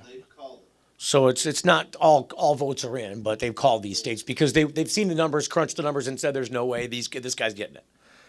That's an interesting thing, isn't it? It's actually following very close to the maps that you've seen all week. So the undecideds are looking to lean blue instead of red. Yeah, well, like we said, that's the way the maps really have been shown all week. Is that they were going to go blue and they are going blue. Ohio hasn't been called yet, and when it does, this thing's over. That's the end of it. Have they called Florida? I didn't see the map. I just saw the numbers. To be honest, I just saw the numbers, not the map, but I'm sure there's a map right there. Big bald we spot. got Razor. Let the Razor look here. We've got the big bald spot over everybody's heads here, which I intended to, make some kind of. I didn't even ask because there's no chalk. You notice there's no chalk for the chalkboard. There's no. That's not a chalkboard. That's Well, a dry erase board. We all know what century Steve grew up in. I'm just, you can't analogy. Okay, so anyway, Marker board. There's nothing up there. There's nothing up there to draw. Did he with. get Florida? Florida is looking like Mr. Barack Obama, 49.9%. Barack Obama, I love it. Nice. And Hey, we'll take whatever and we Mitt get. Romney at 49.34%. I think we're gonna end up with Florida. Not that we need it. We need Ohio. We're done. It's over. So the tree is tipping in the direction of the Democrats on this one. Absolutely. Our initiatives are the most important thing, however. Colorado, if somebody wants to go ahead and pull up the state of Colorado and see where we're sitting with that, we had 57% positive, but it was a 1% But see, precinct. Colorado hasn't closed yet, have they? No, but I'm sure our numbers Oh, it's are 11 better. o'clock. They are just closing now. So they will start reporting now. They'll start giving you all the. There you go. Colorado is 50.62% for Barack, 47.4% for Mitt. And how about the initiative for the legalization? Prop 64, is it out there? In where are we at? 52.73 For legalization. And what's the percentage above that? 30%. Oh, see, once again, once they hit 4%, they can jam the numbers, and it usually comes out right. So we're in. Well, and I would be cautious until we start to get, till we get to about 11:30, and then we start to know for sure what the initial precincts reporting, the actual voters of today. Well, in are my reporting. head, I'm going to ride the wave of. You ride the happiness. wave. I'm a little more skeptical. I've seen these things play out before, and sometimes the numbers at first can really drastically change, oscillate He's back and forth. scared from the George Bush era. I No, can see. no, this has nothing to do with the hanging chads. Nothing to do with the hanging chads. Everything's dangling and hanging. I won. That's I right. won. No, you didn't. Well, Twice. It's even bad when the newspapers, came out and said, "Hey, this is who won," and then they didn't. That was embarrassing for some major publishers that year. How many bottles of champagne you think popped for that? Oh, Just many. Before everybody Many. decided no. Well, it's fun when everybody gets to win for a minute, anyways. I just know that anybody that was trying to, tonight, we intend to pretty much know what the results of the issues we're following are before we, walk away from these mics. I think that year, that wasn't still done 2 weeks afterwards. They were still, when's the news thing going to end? I think Yeah, a month it was- later. We were a month later still going, oh, can you just kill us all now, please? And for all us Democrats, it was just disappointment after disappointment after disappointment. So let's just run down a recap of what we know. All right. Right now, we It's have zero. We don't know anything other than we know some leaning. We know that Colorado's leaning in our favor. It sounds like Kevin's optimistic about Kalamazoo. We've not heard about Grand Rapids. Come on over, Jamie, and give us some perspective. Maybe you know something that we don't. That Here we usually go. is the Right case. Well, not really. That is usually the case. Thought I'd give you the opportunity. Right now, but Massachusetts, I believe, should maybe there's some further confirmation, but it was well on its way, and they were pretty much in the bag of Look, being. I the think next somebody medical called marijuana it. state. I got a call from Denise earlier. Thank you for mentioning that because I completely lost track of that fact. I should write more stuff down, but I left the glasses at home, so if I write it down, I can't read it. So what's the point in writing it down? Denise texted me earlier. She's a co-host on the radio show that I do on Saturdays, and said that Massachusetts had passed their issue. So she must have been watching a news source, a major news source that is. All right. Well, we now have 18 medical marijuana states in Washington, D.C., and Arkansas, and to see if Montana continues. Does Arkansas look like it's going to go through? No idea. I have not heard any recent Arkansas has been a really tough nut for me to crack because it's a very small group of people. Mind you, this is the first Southern Bible Belt state that will be brought into the fold if they do this. They're certainly the first one to try and actually pull it off. And then this is certainly also the first one to get it on the ballot. There may have been some other attempts that I'm unaware of that and might be aware of that failed getting on the ballot. This getting that far along, it is a small group of supporters. I don't know where they got their funding from. I wish I had an opportunity to explore that because I'd like to see how this got moved along and who did the nudging.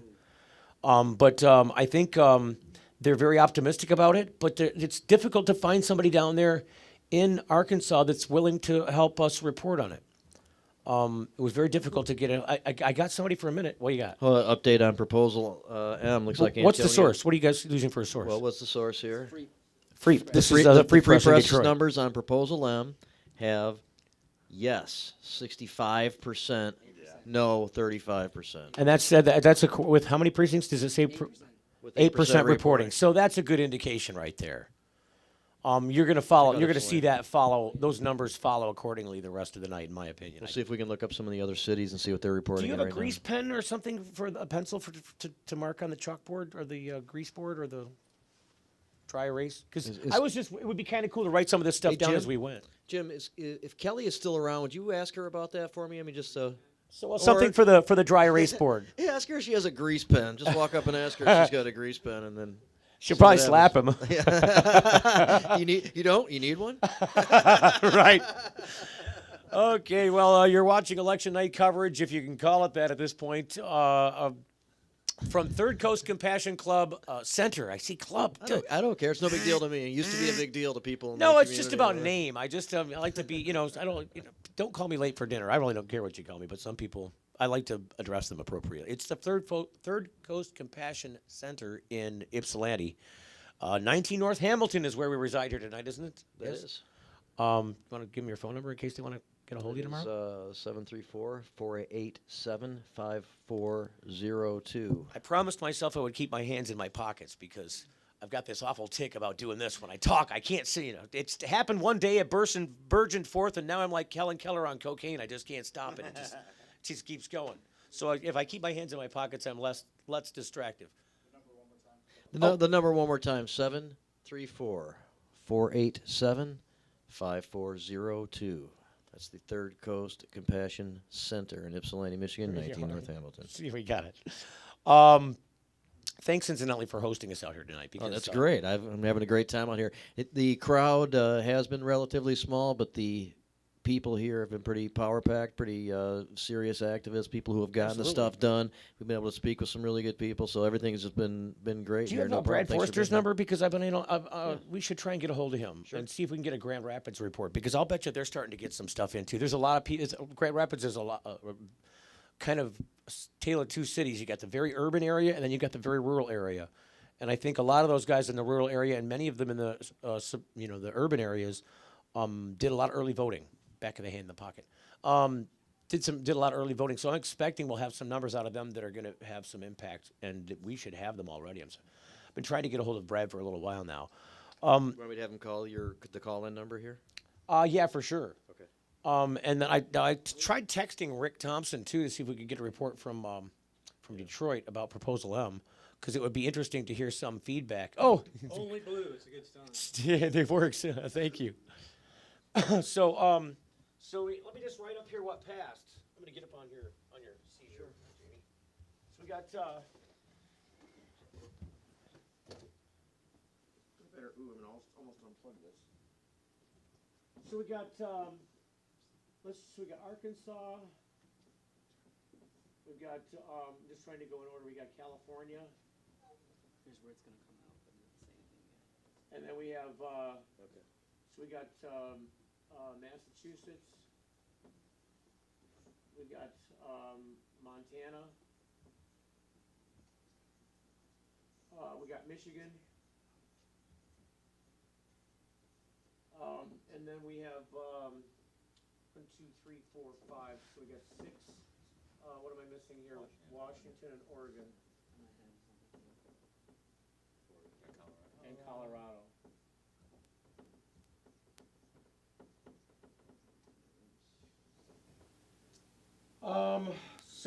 California are cities,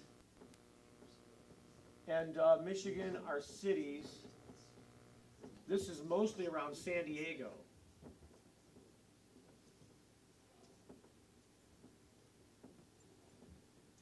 So we're projecting win. I guess so. This is the win column.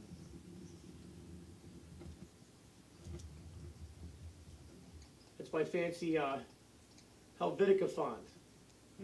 So you got Massachusetts here as a projected win.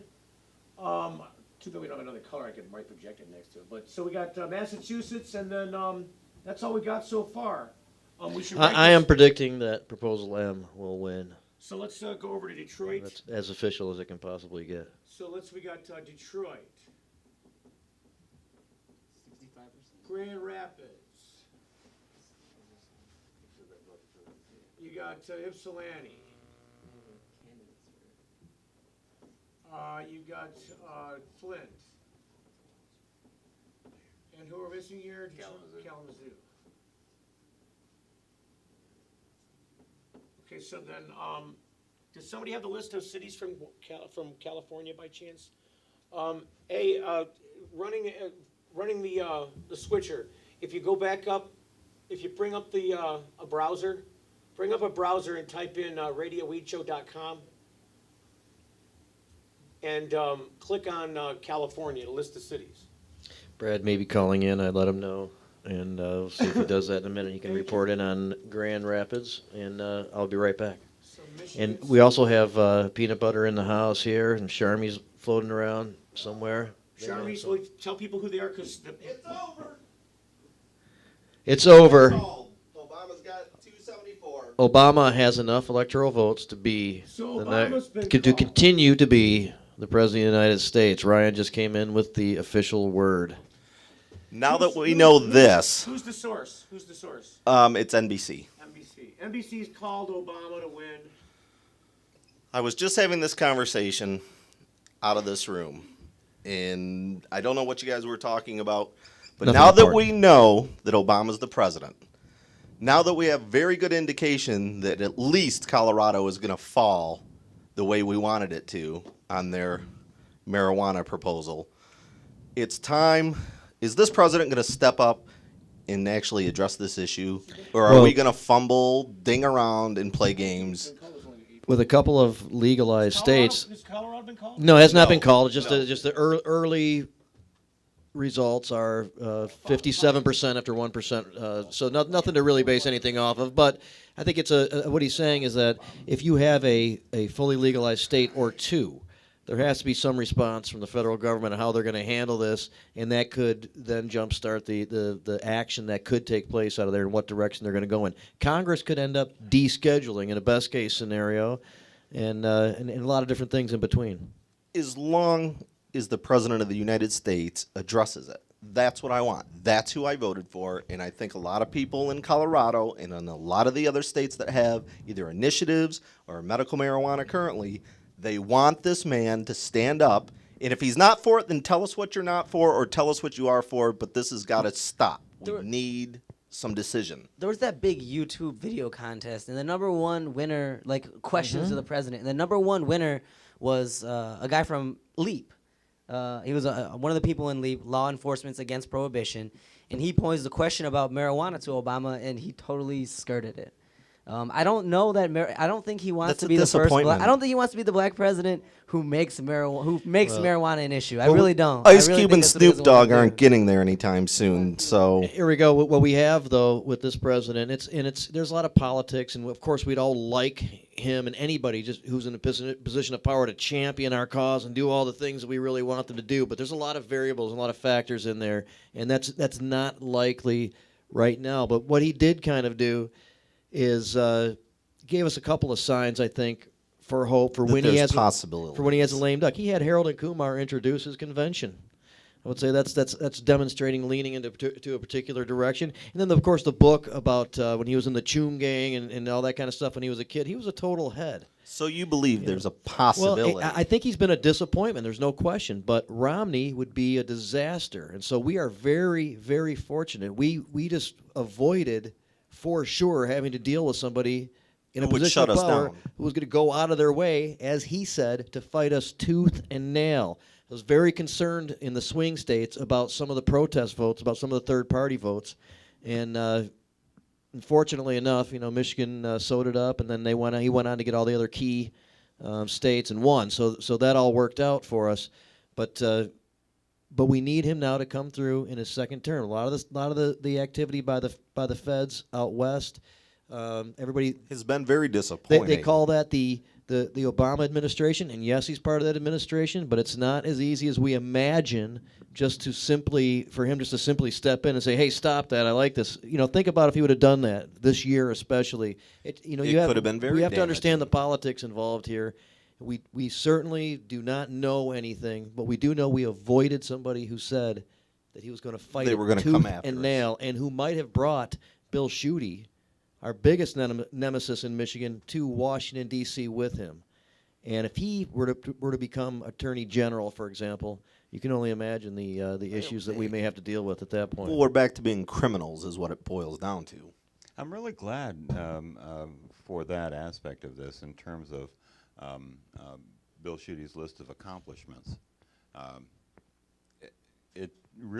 I was really hoping that he would become recognized as being poisonous to Mitt Romney's campaign in Michigan, and that they would opt to have someone else do it. I think he did. I think that did happen in Michigan for a lot of people. I think that was the case. A lot of people were scared that he could come there with them. Even some of those Republicans that wanted to believe that Romney was just posturing would really resort back to a states' rights position or wouldn't really spend the time and energy on it. even those people saw that as a concern, even if they were willing to vote Romney in. This election needs to be something really needs to be recognized, and that is that marijuana made a difference in this election. Absolutely. Colorado was projected to be heading towards like a toss-up between Romney and Obama going in, and it was you brought out the marijuana vote. You bring out the marijuana vote when these people coming out voting for this one single issue.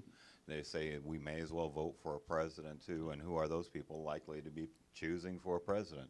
Any place, I venture to guess that every single place that had marijuana on the ballot tonight is going to be going for Obama.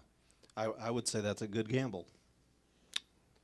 Because once again, I think the Democrats are more interested in social issues of the common man. Well, Romney was definitely on the assault against the marijuana community, and that's just flat a no-no, unacceptable. Well, but it's not just ever on the marijuana community. As I was speaking with you earlier, I use cannabis medically. I've used it for recreation. However, my family does not. But they still don't want to see me prosecuted or jailed for doing something in the privacy of my own home. So it affects everybody, not just somebody that maybe uses cannabis. It affects everybody. Right. Yeah, it affects entire families and communities and stuff like that, and the impact is devastating and long-lasting. Careers are ruined, education is lost. It's horrible, the damage that results from. It's not. People say, oh, I know somebody that smoked marijuana and their lives were ruined, and it's not that they smoked marijuana and their lives were ruined. They had an interchange with the legal system and their lives were ruined from that point forward. So we've got some breaking news coming from the state of Washington. So we got Nick Hagan on the phone. Nick's kind of been a supporter and somebody who had promised they would do some Skyping, and we've got him on the phone instead. Welcome to the program, Nick. Looks like we got another caller coming in too at the It same could be time. Brad because he was scheduled to call in. Too, You know what? Can you connect Brad in? Can you connect those calls together? There we go. So hello, this is Steve. Hey, Steve, Kevin, out at MedJoint. Okay, Kevin, can you just stand by for a second? We're about to get a report from Nick out in Washington, D.C. Or I'm sorry, Washington State. Nick, are you there? Nick, hello? Hi. Hey, Nick, so you were going to give us a report. Yes. So we have some early reporting, and it's only about 250,000 people. I'm sorry? That's okay. You're all right. Yeah, okay. The polling had us about 49%. About 49? But that's really early. It's actually the report that gave us 49% actually has Mitt Romney winning at this point in Washington, which other states have already called for Obama. So it's really early conservative voting. Sure. Did you say you had? Did you just have a presidential result, or did you have a Washington I-502 result, or? No, yeah, I-502 is at 49% right now. So it's at 49% with how many people returning? Does it have a percentage of reporting precincts? There's only about 250,000 people. But I'm looking at percentage of reporting precincts. I'm not sure. I didn't see the percentage. It's pretty hectic in there. Okay, so 49%. Obama won the re-election. 49% yes of the 250,000 people. Is there a no percentage? Is it 51%? Not that I saw. I didn't see the no percentage. Okay. Wow. This is really early. I mean, it's.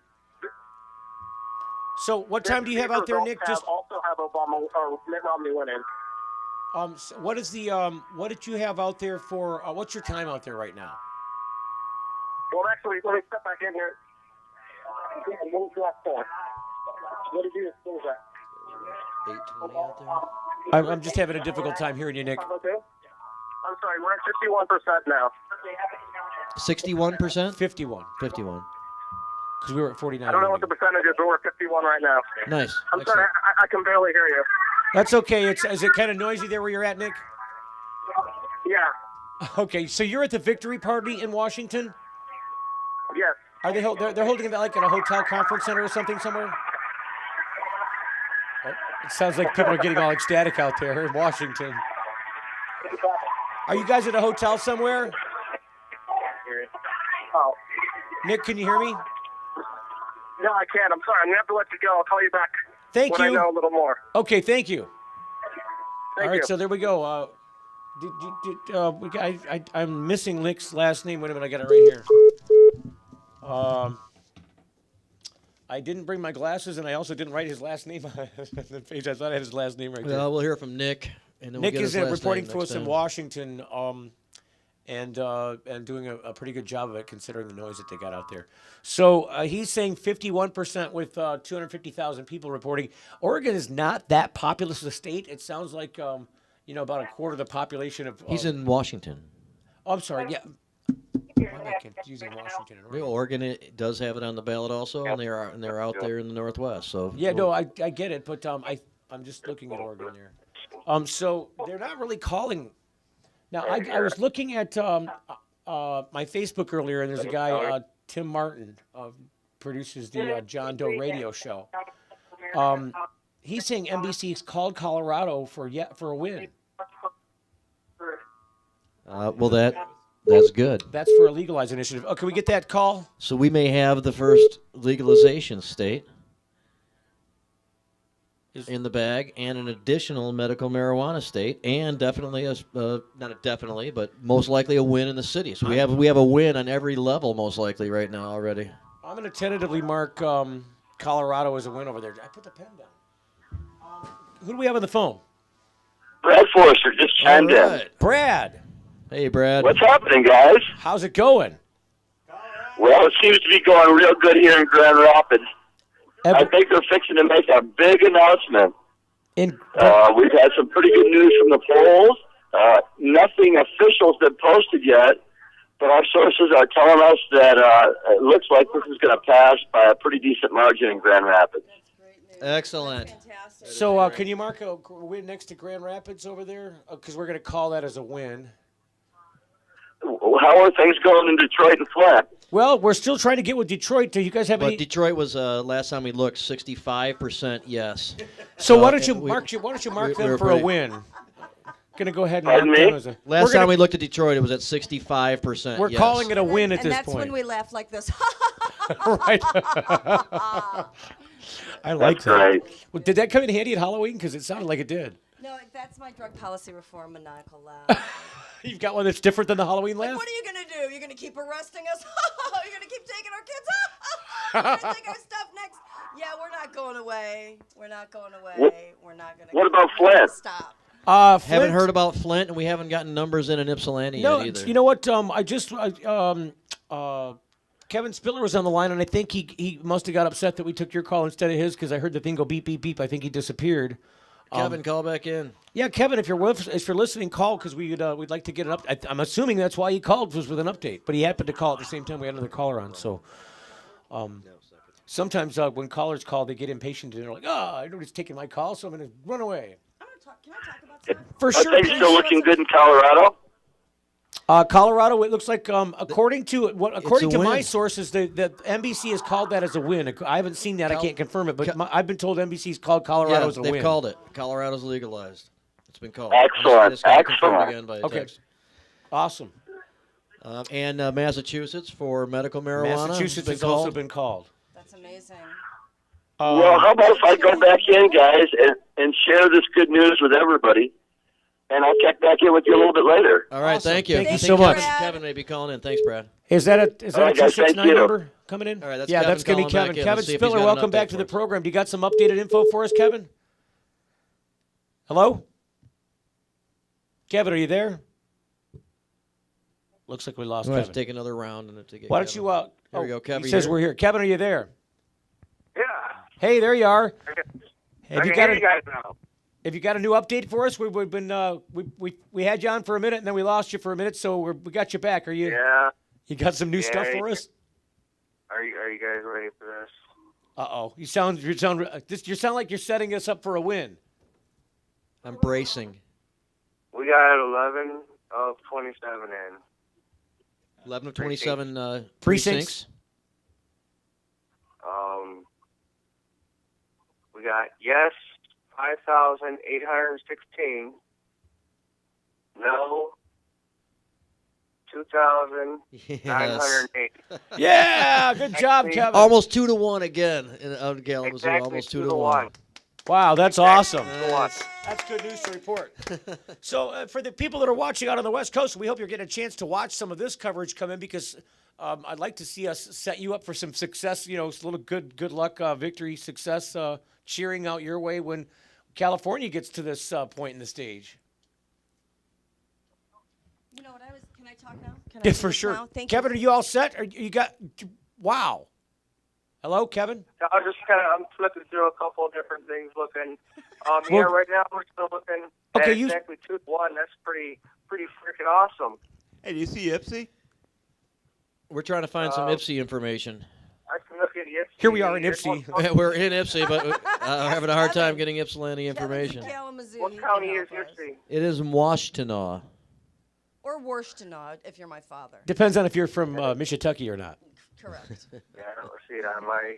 Where we do our worst. And you could check Genesee County and Flint while you're at it, and maybe we could see what's going on there, too. My dad still Kevin, calls... congratulations, by the way. It I is. mean, What a come great on. job, You Kevin. got how many Great job. precincts coming Great in? job to John Targowski out there, and Chris Childs. Yes, for those guys both were instrumental. And Chuck Ream. Daniel Groh Signs and Chuck today were Ream. a lot of And Dr. Crocker, who helped out with the press conference and said a lot of great things to support it. Yeah, great job, you guys out there. Well, we get one call Thank you. Yeah, it definitely everybody came together and put together something quite different. It was very little promotion of this proposal. I need to try and probably call... I'm sorry. Go ahead. I'm sorry. A whole lot of community involvement, and it all came together and showed that really we didn't put much into this campaign at all. People just support it. Wow. Except Same thing in Ipsy. campaign community involvement. Kevin, we should probably run and see if we can get, because now that this information is coming down the way it is, I suspect that the rest of the waterfall is about to cascade. Let's see if we can't get with Detroit and find Ed Gorski and Flint or And when somebody I get the next numbers, I'll give you a call back. Very Thanks a cool. lot, man. Thank you Thank so you much, very Kevin. much. Great Congratulations out there. Go, Kevin, go. Go, Kevin, go. So summing up, Massachusetts called, Colorado called, Detroit, Flint, and Grand Rapids all called as wins. Not a loss in the. Where'd you hear about Flint? I haven't heard Flint yet. I didn't mention Flint. Well, let's still call it because we feel pretty good about it. But I don't think we have an actual I don't source want to call yet. it until I get some positive news. This is not a surprise. This is drug policy reform. This No. is where we are right now. This is the waterfall. We're on the top of it going over. Yeah, This this is is- how the medical marijuana law was Yep. passed regionally, city by city. Chuck Ream was here earlier. I'm sure He you explained talked to that. him. Yes, he did. Well, and Yes, really, we're just the trailing edge from California, continuing to cascade across the country, aren't we? California started this 15 years ago. Waterfall's taken a while to go across the country. We're just part of it splashing down. Well, it's true. I mean, those folks have been doing that for 16, 17 years Right. out there. They were the first state to create legal medical marijuana. Sure. And I mean, they were the first ones to do it. And what my research shows is that our learning curve is much smaller than theirs, because we can look at the other states and we can see the type of work that they're doing, the type of fights they've been fighting. They've got way more research than we do, obviously. Oh, for sure. Look, we've always looked to California for answers to the kind of questions that are coming down the pike yet. I still look to stuff that's happened in California and some states after California before us for some of these answers. I mean, it's a logical place to go look when there's a problem that you're countering for the first time in a new way in this. Why don't you look at the places that have had to deal with this before in a similar way? Sometimes you can find the answers there. You know, I was here with my son earlier. He's really interested in politics right now. He's really he's quiet. He's really interested in social justice and that kind of thing. So my other kids, not so much. They want food, you know. They want fun Right, and instant happy. gratification. Right. But you know, so he was here with me, and he was really tuned into the TV and what was going on with the national results coming in. That's where I'd be glued if I wasn't here. And well, when we left, he was like, "Mom, those people are so great. They're all so nice. The way they talk to each other, they're respectful. They seem to really like each other." And I said, "You know, some of those folks haven't met before, Right. You know, where we were, but I dropped him off, and I came back, and I was thinking about this Ypsilanti initiative." You know, and we've got Chuck Ream working on it. Chuck's been doing this for 5,000 years. I know. Since the 70s, he was a part of the original Ann Arbor law that made it a $5 misdemeanor ticket. That's. I mean, that's just, he is iconical, literally, in our state. And then we've got the Students for Sensible Drug Policy kids here working on this, the new chapter at Eastern Michigan University here, doing phenomenal work, but working together, this intergenerational work that's being done in little regions because we brought to you courtesy of activists like this, telling legislators we have had enough. We're war weary, and we've literally had enough. So Michigan's not looking at out and out state legalization yet this year, right now. Right. Instead, well, we're we taking did. We this looked down that regional- road, and we'll keep looking down the road because it we won't be laid a that far around the foundation. corner when No. we start getting some pavement down that road. Yep, we laid a foundation. We really did. But we've got this intergenerational work, and I was thinking about how, as far as the elections going, I've been sort of running around with my fingers in my ears going la la la for months now, not because the work that we do with drug policy reform is so nonpartisan. And it's really taught me how to work with Obama Republicans and crazy Tea Party folks and the Constitutionalists and all the Democrats. We all work together, and we all put aside our other differences in order to be able to do this essential education work and legislative work. But it's just like so working with marijuana reform and with drug policy reform crosses all those barriers as well. It does. Men, women. We had men, women, children. We had all kinds of colored folks, all kinds of, religious folks. They were arguing about Obama and Romney, the two women that I care about the most, were like going at each other about who was going to win. Right. Well, and people from different class backgrounds too. I think Yes. I've seen you see every tier of class represented in this community because sickness in the medical community doesn't discriminate. Sickness and afflicts all people regardless of socioeconomic class. It's just that the ones who are wealthy and fortunate have a better chance of handling their illness in a way that's going to have a positive outcome because the people without the money, and this is what the fights about Obamacare and all this stuff's about, those guys usually end up with a much worse situation than the people at the upper tier do. No, it's true. If you don't have the resources to, run your life in a very basic way with regard to shelter and food and education, that kind of Well, thing. and it's gonna be healthcare. even harder. Yeah, it's going to be even harder to take on a chronic situation. But this is I'm so inspired. I'm so excited to be a part of this movement right now in drug policy reform. My God, look what's happening. We've got at least one state that is about to legalize. I or think in the it's been process called. I of think it's already. It's legalizing. it is legal. I mean, pretty much until somebody says otherwise, it's legal in Colorado now. And the feds, I'm so tired of hearing about how this is going to conflict with federal law or that's regional. It's such a bunch of crap. It's so much crap. What are they going to do? Like I said earlier, what are they going to do? Arrest us? Are they going to take our stuff? What are they going to come take our kids? Oh, okay. Gee, we better stop then. No one's stopping. No one's leaving this movement. People are only joining this movement because, like I said, we have that commonality. Everybody sees that this is an abject failure, and the resources it takes from things that we really care about, like education and actual public safety. So, No, I even disagree with the idea that the policy was a failure because that gives it the hope of having had an answer in the first place, and when there wasn't a problem, you can't have an answer. So I think this is all contrived and falsely made up for prop up other people's, political desires, whether it was money or power or whatever it was. People got what they wanted out of marijuana policy control in Michigan, or in the United States, sorry.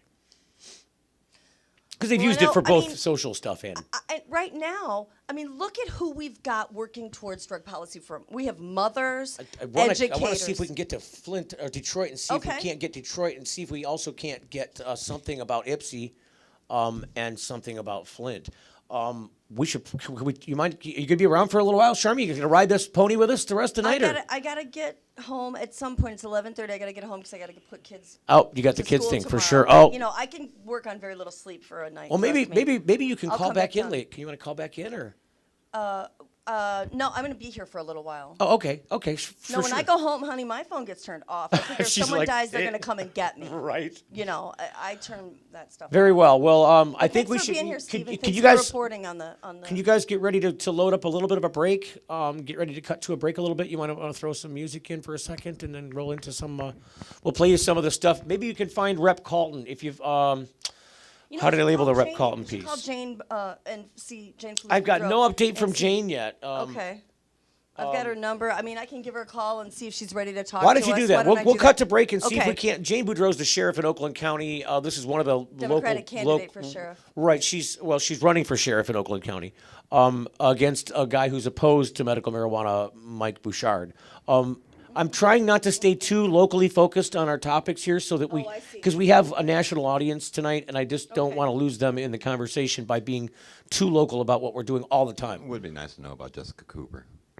Jessica, have we seen I anything? want the nation to know about Michigan and what's going on here because I'm tired of reading about California and Colorado and Montana. I mean, we've Yeah, had but we a don't lot read about we going don't on read here so in much about Michigan. their sheriffs or their or I their do. local politicians. Do you really? Oh, absolutely. You know why? Because I studied drug policy reform. It's a national fight. It's a real war. And when you see that in California, there are prosecutors motioning to judges that the medical marijuana defense is disallowed to be shown to the jury, and the judges are approving it, and then you find that happening here in Michigan, Right. It drives you crazy. So maybe I shouldn't look at what's going on in other states. Well, it's if nothing else, it can nerve you up. There is a file, a video file that's about Rep. Callton. I'm trying to remember what I called it. I don't know. And you know what? All of my support staff has left me, so it's hard to even walk. I'm tell you what. Look, aren't you supposed to follow around with the Wander Cam? We didn't have enough cam. What do you mean? No, just that comes off the stand. I mean, you can use any cam as a follow cam. I mean, oh, good Lord. This is, I guess, why you got to teach people some stuff. So here's the thing. I'd like to see. I can't even wander with a damn microphone. You're gonna have to cut to something because I can't wander away and just leave this blank. So I'm not gonna wander away with it at least silent. I was going to walk over there and show you, but you're going to have to find something to throw on for the moment so that we can cut away and find some more information. Being that Ryan, wherever Ryan went, upstairs somewhere, Ryan.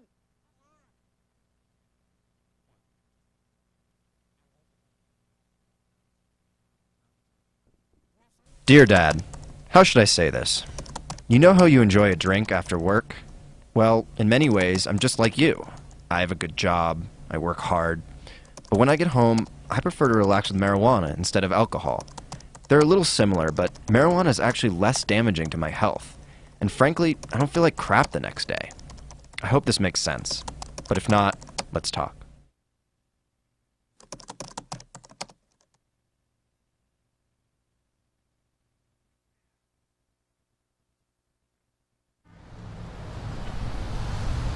Kids.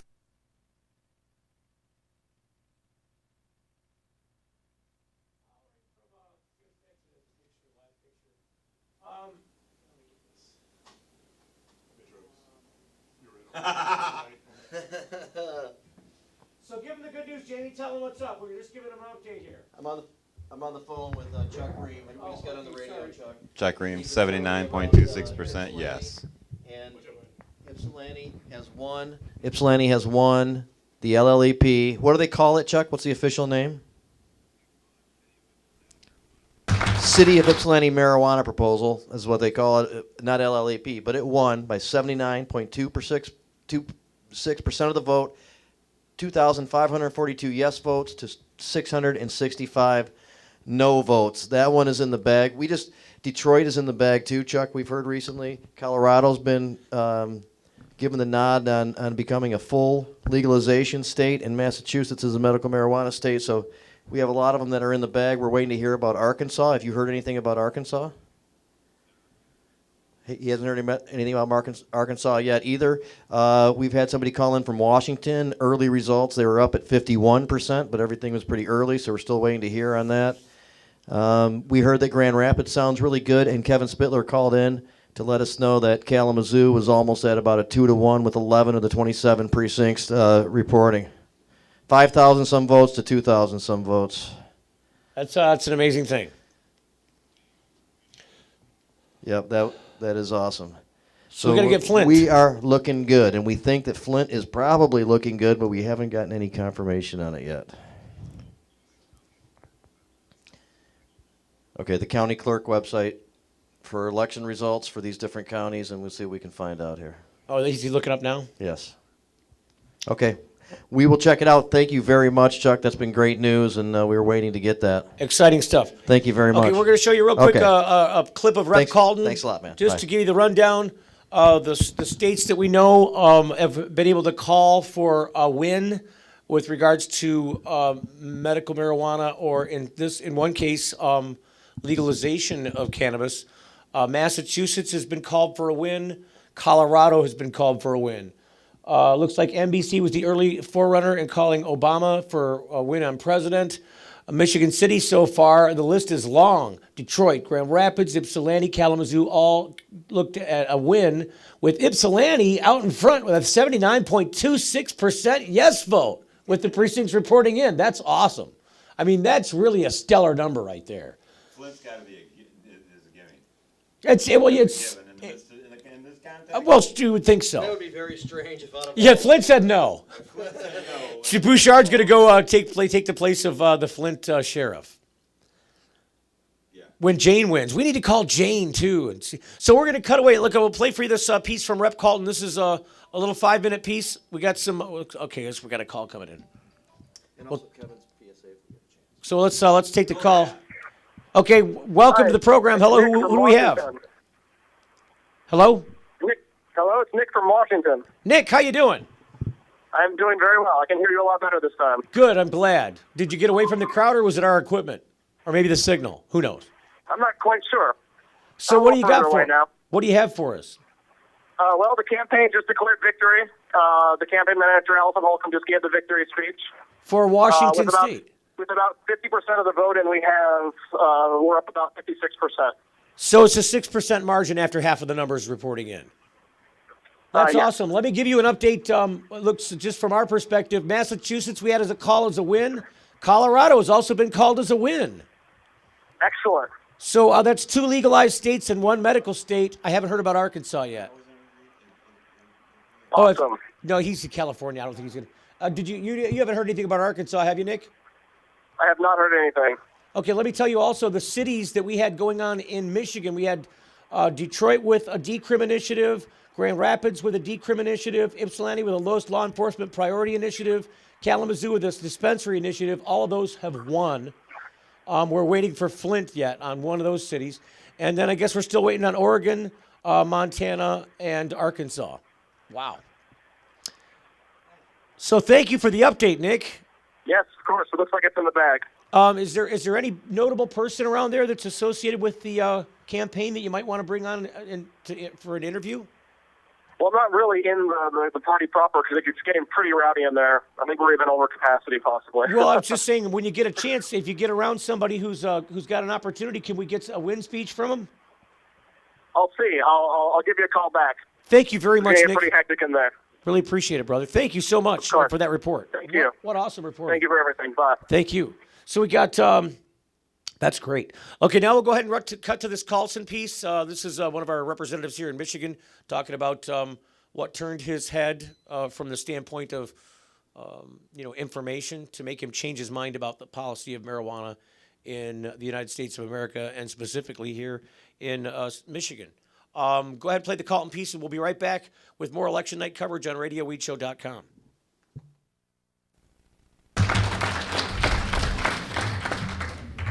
And I thought the side effect, at that time the effect we wanted was the high, and the munchies was the side effect. But in this case, the desired effect was the side effect, which was the appetite. That was patient 1 that changed my mind. Then I met a very nice lady. I was asked, the marijuana issue started coming into the legislature, and I had met some people who were putting together a dispensary called Great Lakes Holistics north of Ionia, and talked with them a bit, and they invited me up there, and I got to talk to some people who are still friends of mine today. And I met a marijuana patient there that completely changed my mind about it. I thought, well, a marijuana patient, they probably, were hippies and, back in Woodstock or something like that, and maybe they're just kind of doing this. It's just a way to get high or something like that. And I just kind of had that kind of stereotype, and I have to tell you, the legislators have that stereotype right now. We can maybe talk about that in a little bit. But I kind of had that stereotype, and I met a patient there that totally changed my mind. It totally was out of the paradigm that I thought medical marijuana was. And that lady is here tonight. I didn't know she would be here, but I'm really excited. Helen Pryor, could you come up here with me?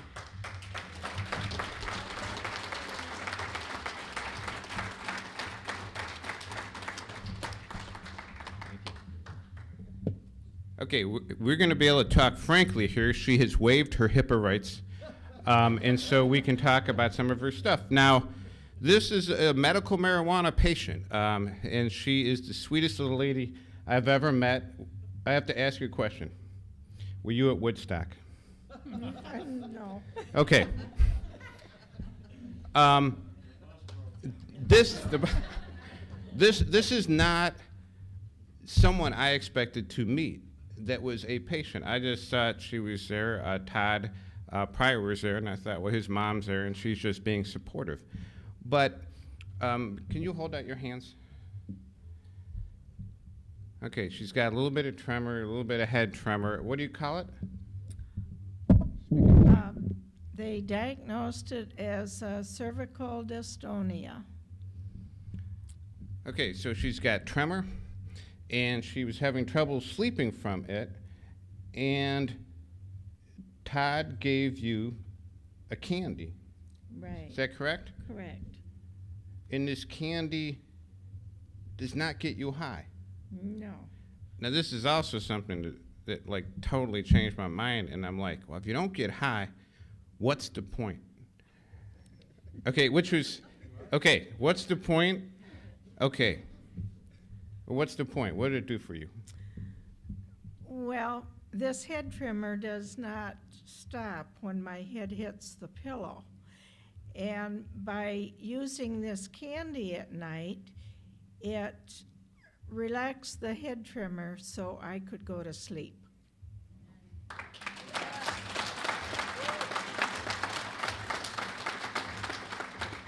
Okay, can you hold out your hands for me again?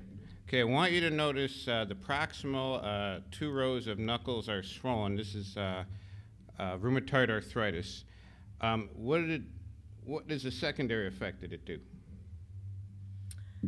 After using this for about 6 to 8 weeks, I noticed that I could open and close my hands in the morning when I woke up.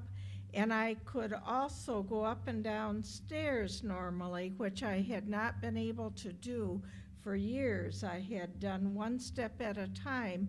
My hips just wouldn't support me. Now I'm running up and down the stairs like I used to do. It has given me back my life. Okay, you can sit down now. Thank you.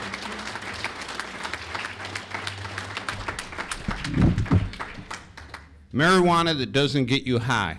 What's the point? What's the point? The point is that beyond the high is the healing. Beyond the high is the healing.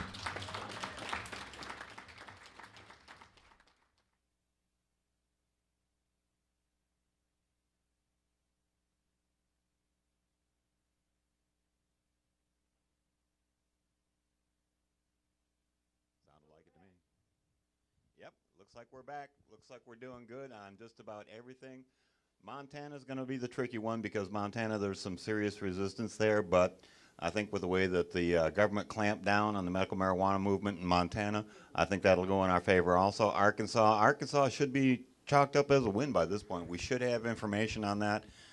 They've been able to call it for Obama. There should be enough information there to be able to make a call on it.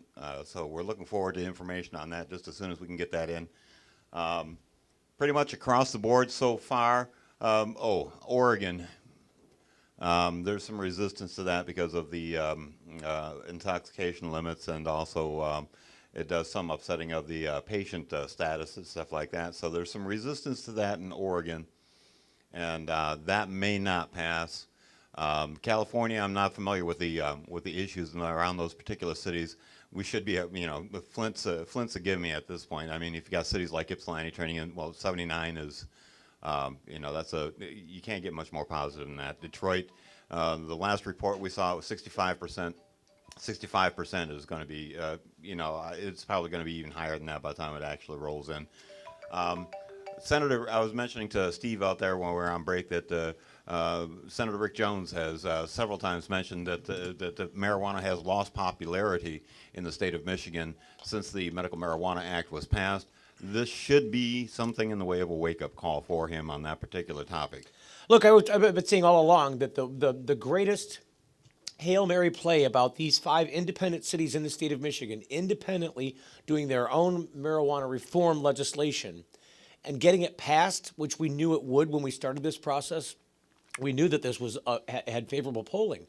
Otherwise, it's kind of a waste of time to go through the process of the really hard process of getting it on the ballot. Got a call coming in. Yeah, I know. The point with this is that when you have independent cities like this saying this, that it is exactly what you just described, Gersh. It's the whole idea that the legislature has no ammunition to throw back this way.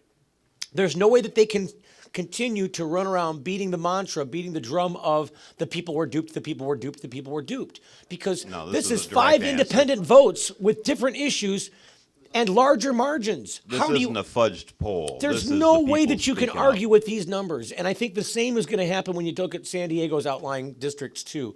You're going to see the same kind of thing going on. But it's not just Michigan. It's the entire country. It's the entire country. It's time.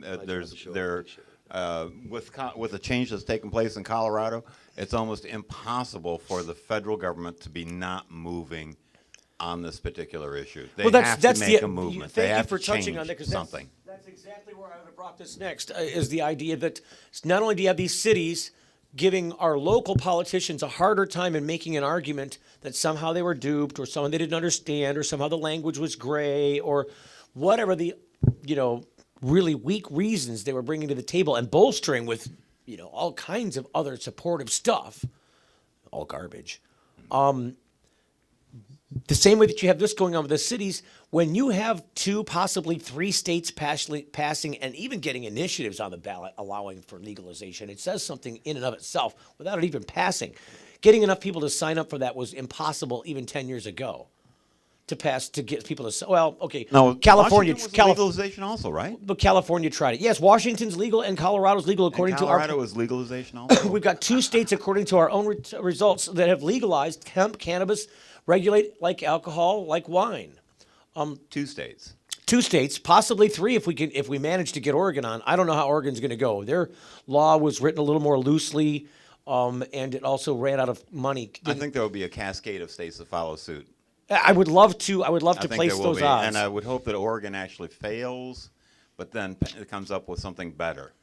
Well, perhaps the legislature in Oregon might. Passes, it won't hurt. Look, Colorado, when you got. They can loosen it up later. You got California has always had the marijuana thing going on for a while. We got Washington to its north with Oregon sandwiched in between. It's hard for Oregon not to do something. Oh yeah. And California, I think I'm under the impression it's kind of stalled. Like Jamie was mentioning earlier about the tactic of the judges not allowing the medical marijuana defense, right. And probably throw in that line about somebody probably threw in a line about a violation of federal law too. The 2 interesting things that are happening in California right now is the repeal of the 3 strikes law, which is on the ballot, and basically institutes another level of drug, or court addressing rather than jail for the 3rd time 3 strikers, and they throw away the key law because that's what they currently have. You get 3 strikes with the felonies. That's felonies in general, right? Correct, and they lock you up. You're done.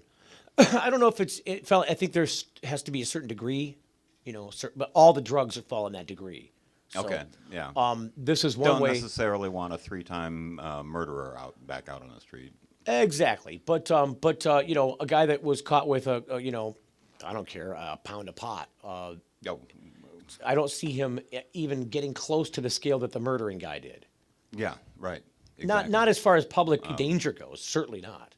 Now, if the guy also has a history of doing other stuff, now that's another story too. If the guy's been accused of child molestation or some other aggressive or violent act, I think those people ought to be addressed. But when you're talking about nonviolent drug offenders, Oh, absolutely. You can't mix them in the same category. And I think that's what people are coming back with this kind of polling, with this kind of results. You know, people who are suffering with addiction, the jail system does not, the jail and court system, et cetera, that really doesn't help that. It complicates matters enormously.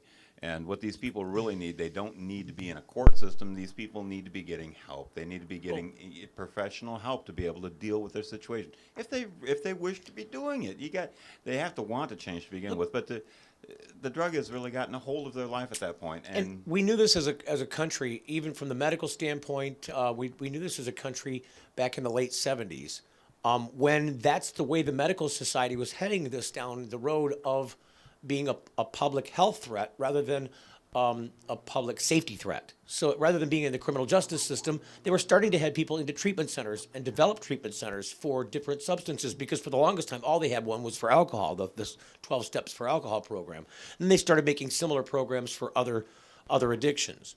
So then you end up with people in other I got lost by the telephone beep there. I'm sorry. When you've got just a regrouping thought, I completely got derailed.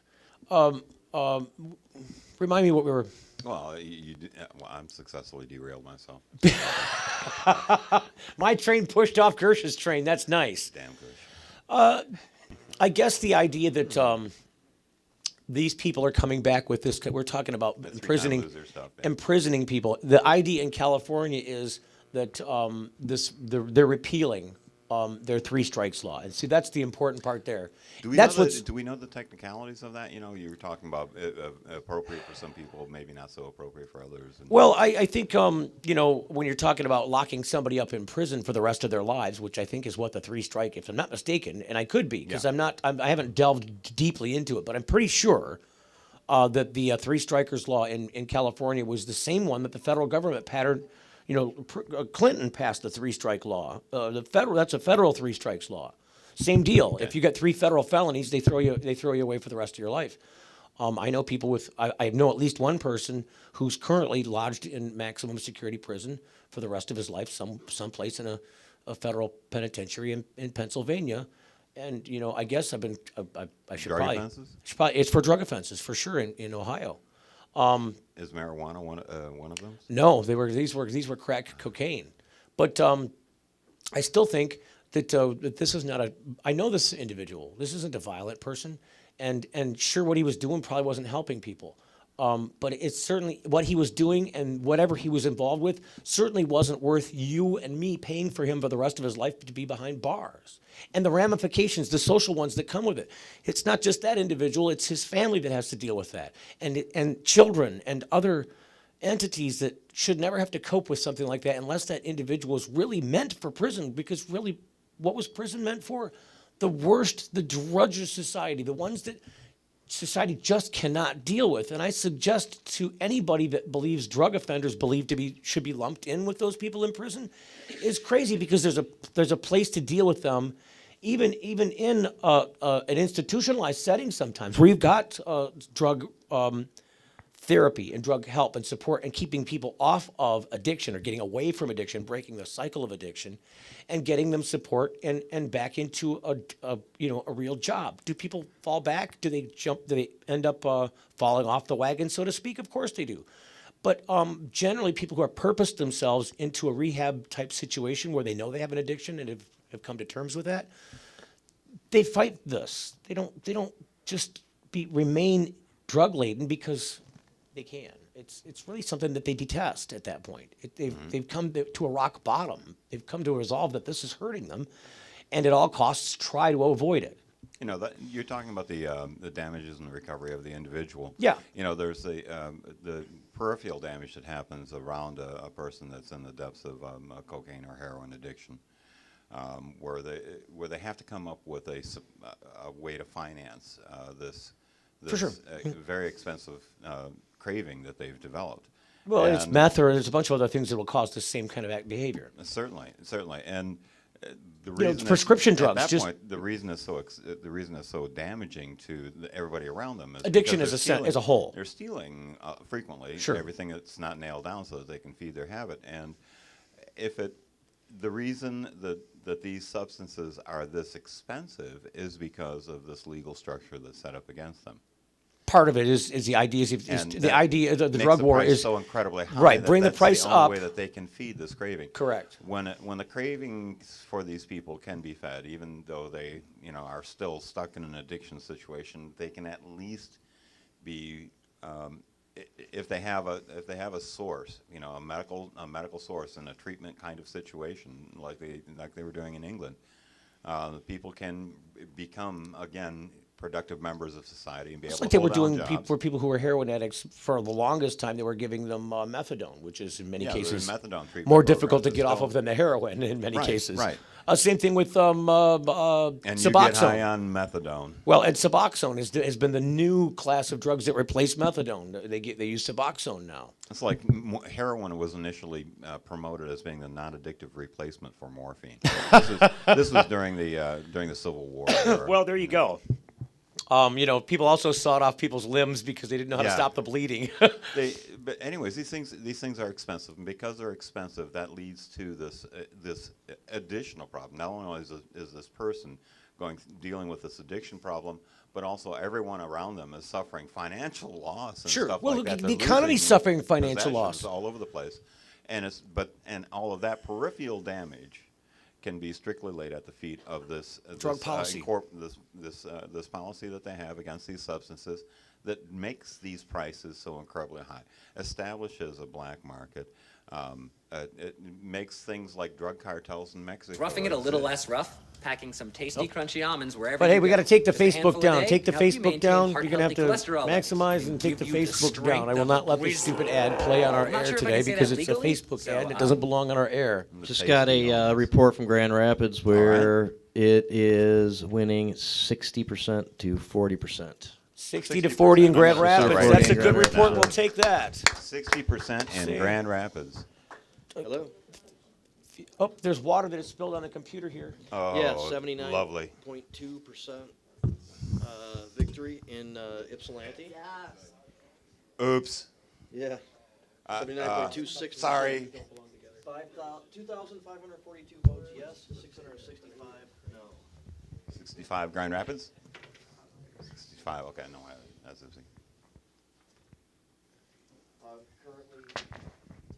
That's two. I don't feel so bad now, but except that my guffaw was a little more expensive. So, not to lose track of the where we're going here.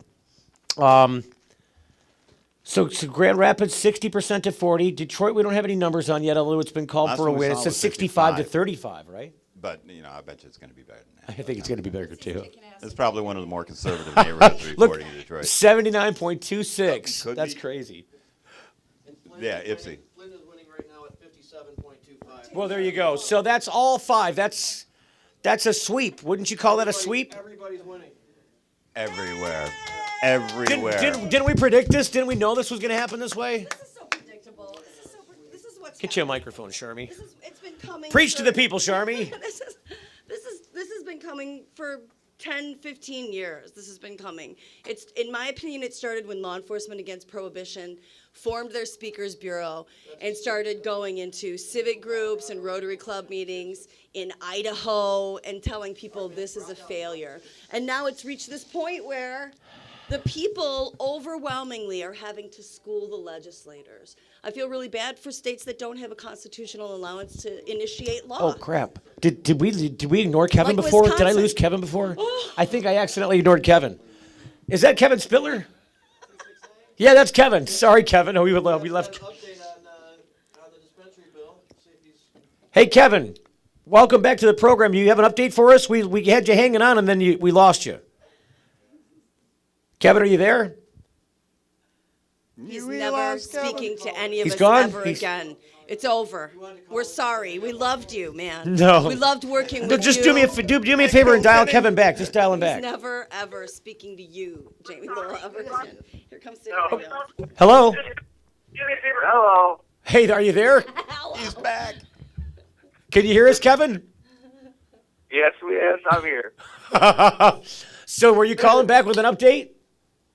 Yes, we got our 27 of 27 in. What's the final number? So everybody's reported. What are the numbers? Don't try to scare us by sounding all sad again. Yeah, you're not Simon Cowell. I can't. We're too excited here. We got a yes vote of 13,569. A no vote of 7,500. Yeah. It's 2-1. 2-1.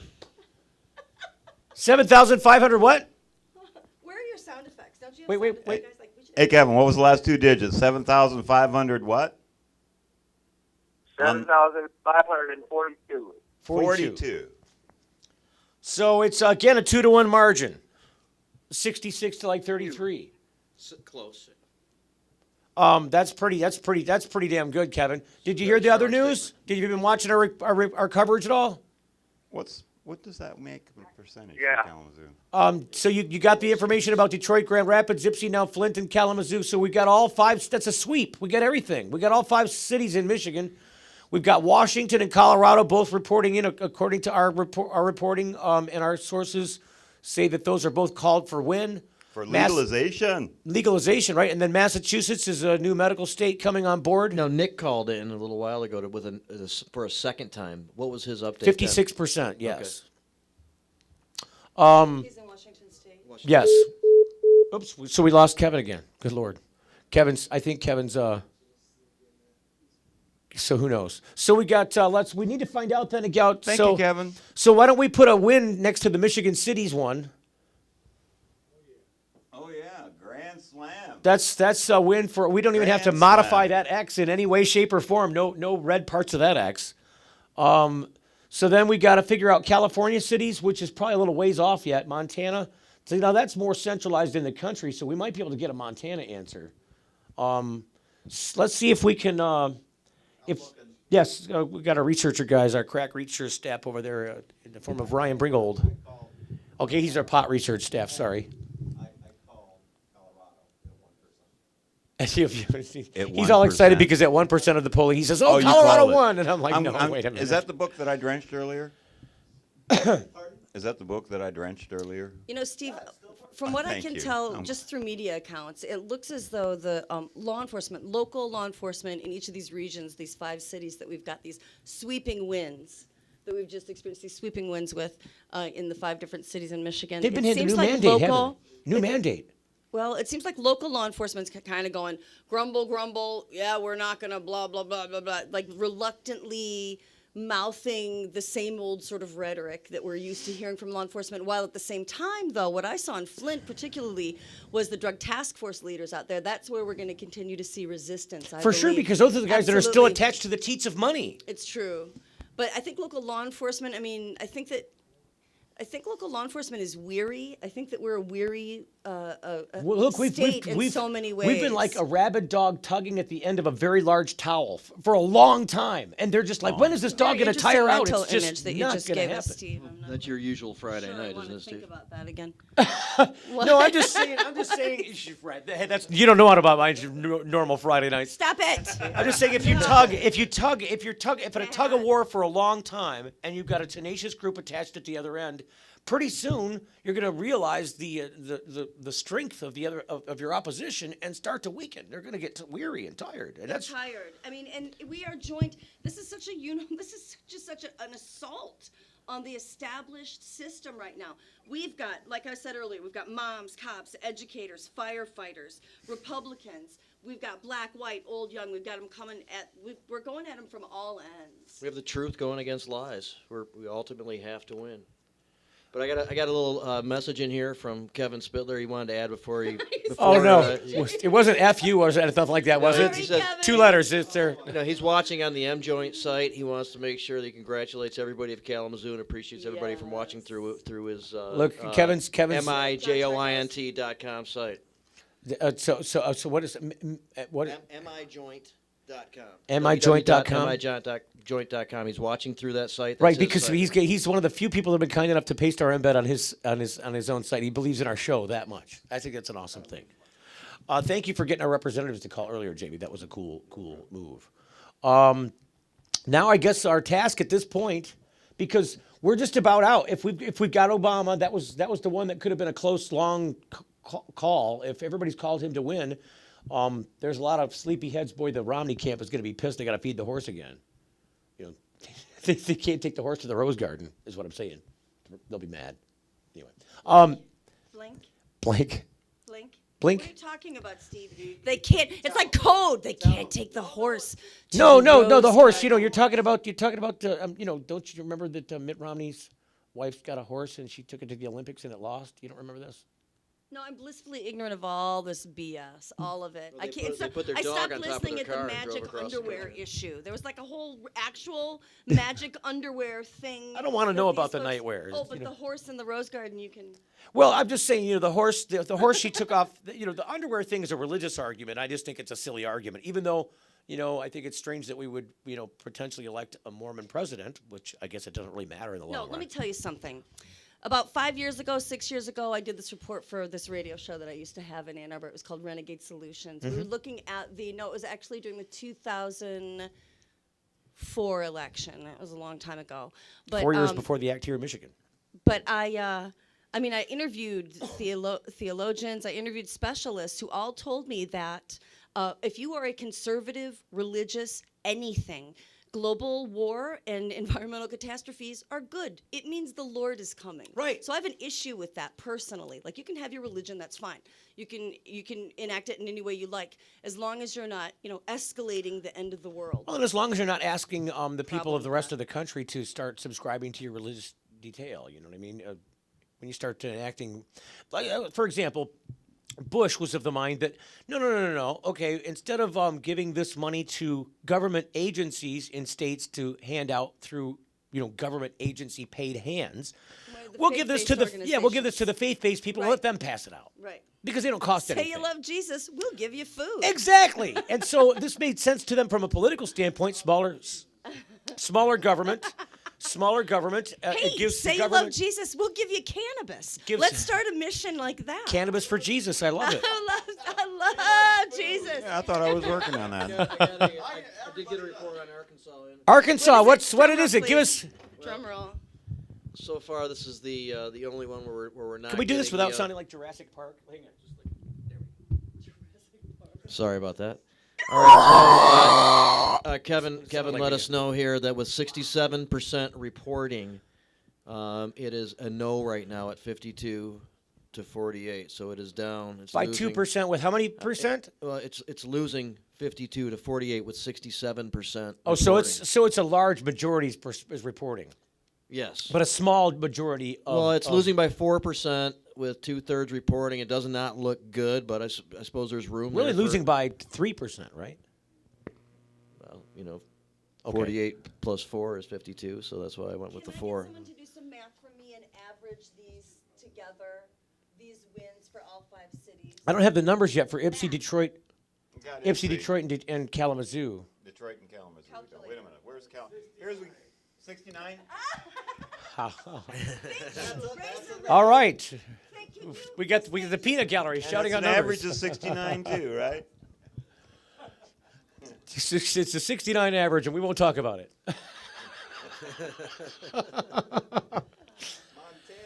I heard another 58% yes. For Montana. Now remember we were talking about that outside. I'm not positive that's a good thing. Montana is 58% yes.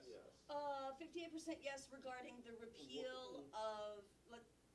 Of the Medical Marijuana Act. Wasn't that reverse worded somehow? Yeah, it was reverse worded. No, do me a favor, Ryan. Go to radioweedshow.com and click on Montana, because the entire language of the act is in there.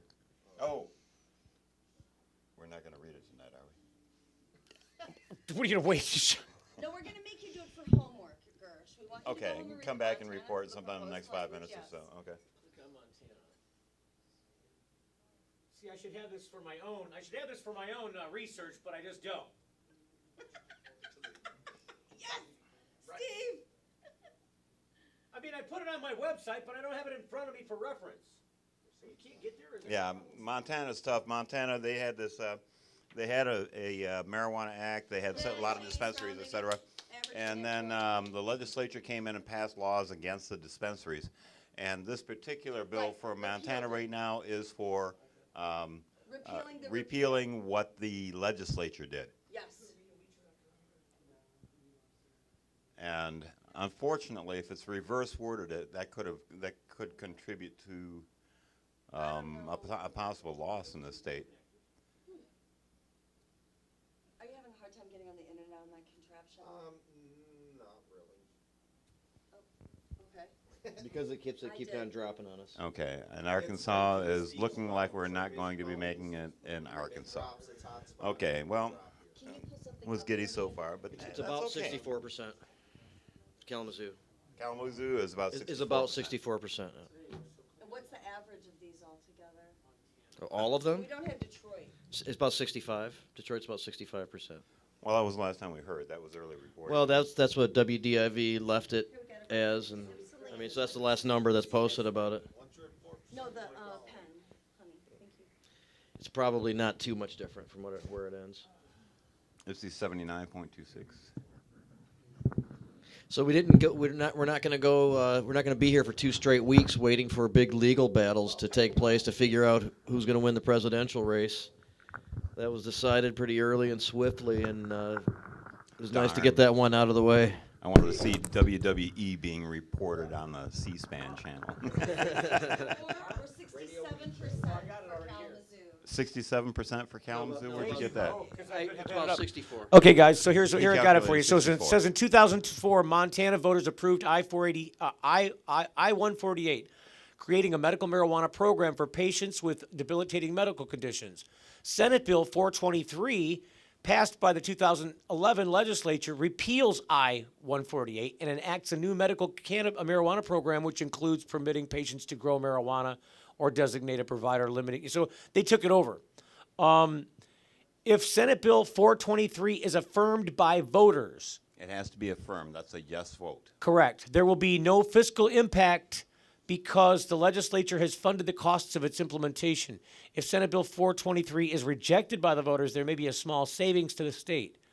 For Senate Bill 423, a bill which repeals I-148 and enacts a new medical marijuana program, against Senate Bill 423, a bill which repeals. So it repeals the original program and replaces it with a state program.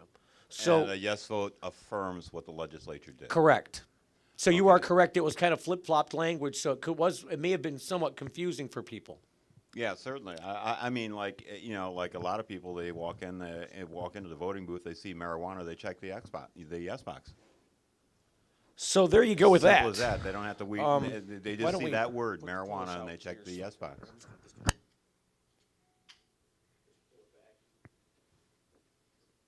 And what they did in Montana is horrible.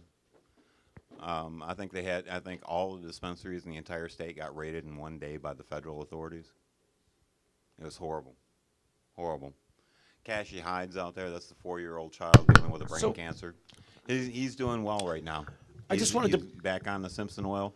4-year-old kid with brain cancer, and he's coming back up online. He's out peddling his little 3-wheeler. That's awesome. See, that's another reason that this is such an awesome cause. Just the huge benefits that you see people Lives in are a gonna be real. saved because of this, yeah. Well, lives are not only going to be saved, but they're going to be greatly reduced in ways of angst. I mean, there's so many people their lives are so entrenched in a medical problem that this provides so much relief for in many different forms that somebody would say you're not allowed that relief, to me is evil.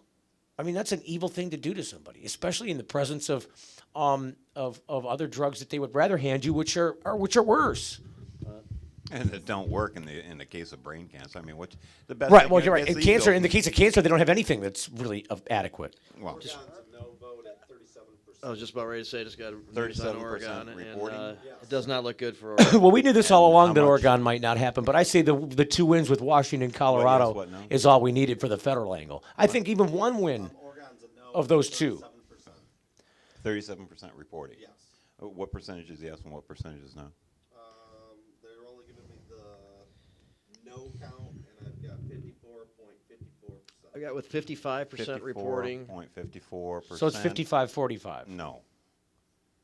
55% no, 45% yes. Yep, 55-45. Can we pull up the Ingham County Sheriff race? Yeah, I'd like to see that one. Oh, I'd love to see that's the one. That's the big win left, at least in my kiddie bowl. It's not for the rest of the country, but it is. Oakland That's what we're talking about, Oakland County Sheriff. No, Ingham County. Oh, I'm sorry, Ingham and Oakland.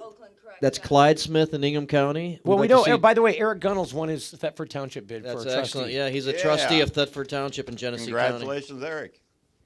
County. But Clyde Smith in Ingham County, Republican for sheriff. We want to win. We'd like to see Jane Boudreau do well in Oakland County and Jeff Fick in Lapeer County. So who's on that detail? Are you Ryan? Because you got the slow computer, Ryan. You're not hooked to the Ethernet. You're hooked to the Wi-Fi. I know, but I get the slow, stupid 3G. It's through my phone. He's blaming it on my. This is because of your phone. It's not my stupid connection. You know, Steve, you were talking about denying sick people their medicine. Yeah, And I think this it's an is a awful battle. thing. What's the battle that's been going on for hundreds and hundreds of years? Who controls healthcare? Who controls healthcare? I mean, I gave birth at home to all of my children, and I have midwife friends in Illinois who were raided, paramilitary raids, just exactly like the Because of people here. midwifing? Yes, for helping women give birth at home. You're feeding your kids. They come in, they take your files, they put you in jail. They do the same thing for homeschooling a lot. They do the same thing for homeschooling. Marianne Godbold in Detroit, as you probably remember, she homeschooled her daughter for years, and when she decided to put her in public school, they lied to her and said she had to vaccinate her child fully, even though Michigan can participate in a religious or ethical waiver, saying, Right. I call it the bad mommy form, even though I cross out the part that says, I knowingly will put my child at risk. Like, no, you're wrong. Right. But you fill it out anyways. And Marianne, she gave her child these vaccines and she became impaired. She had a reaction to the vaccines. So then they wanted her to put her child on these psychotropic drugs, and she said no, and they sent the SWAT team into her house. They got a warrant, they sent the SWAT team into her house.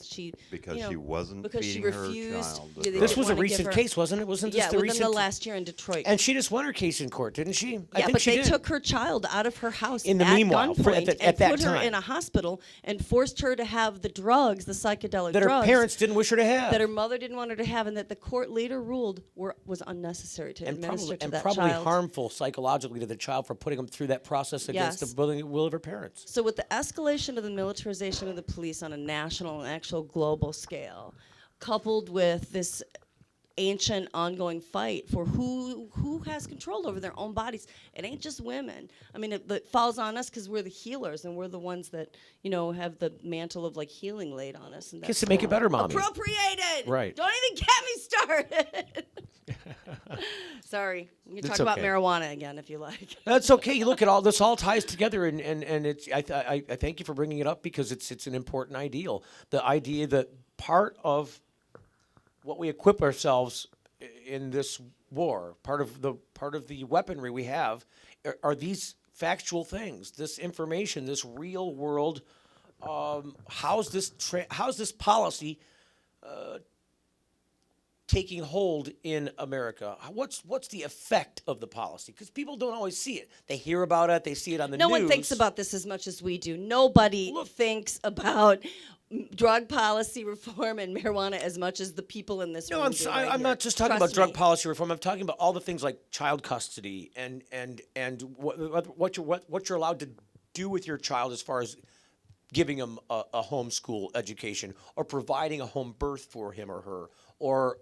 These are the choices that we in America have probably always agreed that we have available to us. But when the government steps in, like they've done with drug policy control, and makes these decisions in your stead, like they're trying to do, I think, with Prop 1 here in Michigan that says it's okay to give the governor a veto rule against your vote for who you want to represent you at city council level.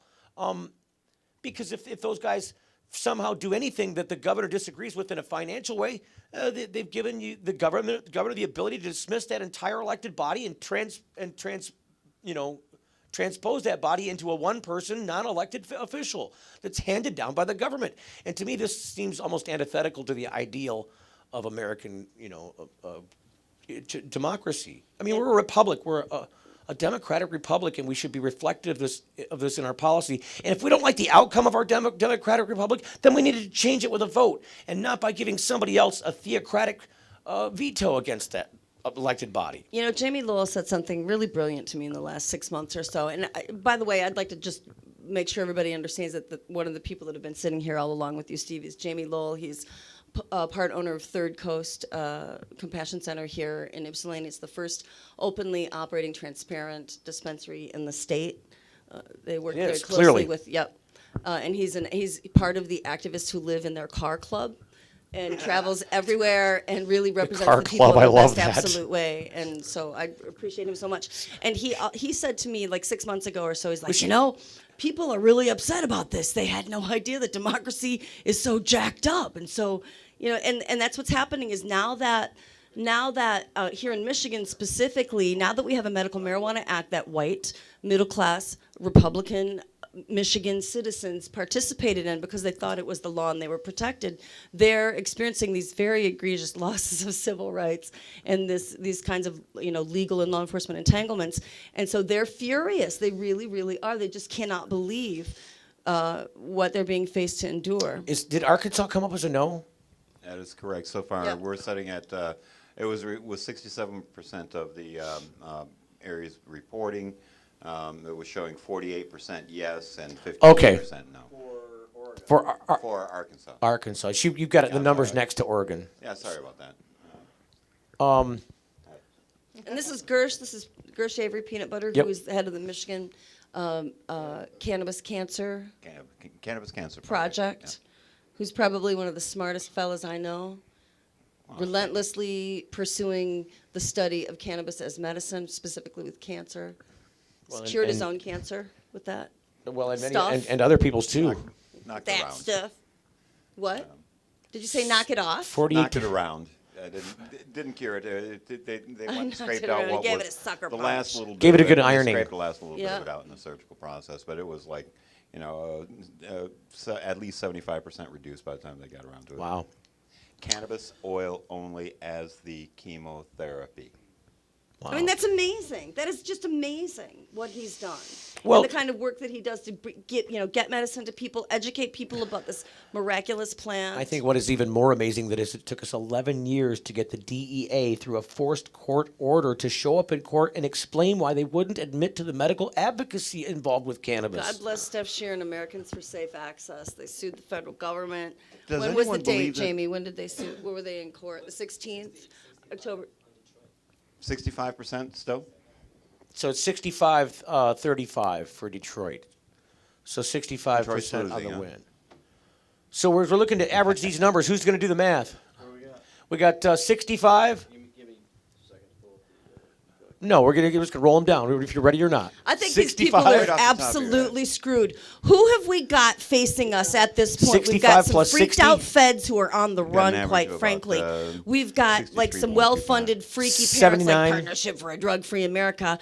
And some law enforcement 57. and legislators still running around like their heads are on fire. 64. And they are screwed, Divided by quite frankly, 5. because we've got every sector of society standing up and saying, you're not doing this to us anymore. You're not doing it to my neighbors anymore. Was I doing 63.25? We are going Is to that what I end said? this war. An average of 65. Average of 65%. It's about 65% of the people, if you average the cities together, passed those initiatives in all 5 Michigan cities. I would be interested to see which cities around San Diego. Hey, who's got the RadioWeedShow.com front page up?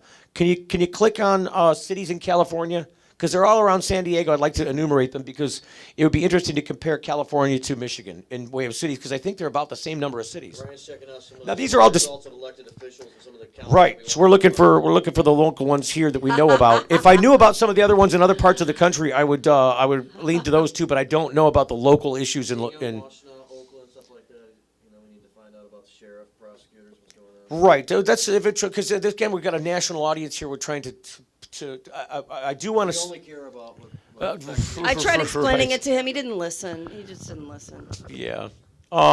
Well, I feel about it the same way. Actually, what's going on nationally affects all of us. Every little victory sure. inches us forward, and those little those little ones in California, the little ones we have here in Michigan, and the statewide ones. And, Right. I mean, everything's just moved us. But I'm just saying, forward if you mention Mike Bouchard to a person in California, some of the people in Michigan wouldn't know who he was, let alone the people in California. And Actually, people in California know who Mike Bouchard is because Nate Bradley, he's a former LEAP speaker who now runs Lawmen Protecting Patients. He's written extensively about A Tale of Two Cities, 2 Oakland cities, really? one in California and one here. Oh. We have people on the national level who are looking at Michigan, who are watching Michigan, who see our struggles. They see that our Attorney General's gone after us full force to try to undo the will of the people. They see all of these court cases. I'm not saying that the people aren't got paying attention, and I'm not saying that they We have don't a national matter. audience here tonight. I'm just saying that when you talk about people in California tuning into this show about this topic, they don't know about these local politicians and don't care, and so I don't want to lose our other audience by just consuming all of it about that. That's all I was saying about that, because it does matter in the long run that we kind of keep people on board. I think it's really important that we detail this thing out in California with the cities. Do we have the cities? Did somebody click on radioweekshow.com? That's the computer. And do we have a percent in Colorado? So can we write these down? Delmar for California cities. You can put them right down here below Michigan cities. So you got Delmar, what else? Imperial Beach. These are all cities around San Diego, and these are all dispensary issues. One of the issues, go ahead. It's about 9:30 out there, so they should have some. Lemon Grove. Lemon Grove.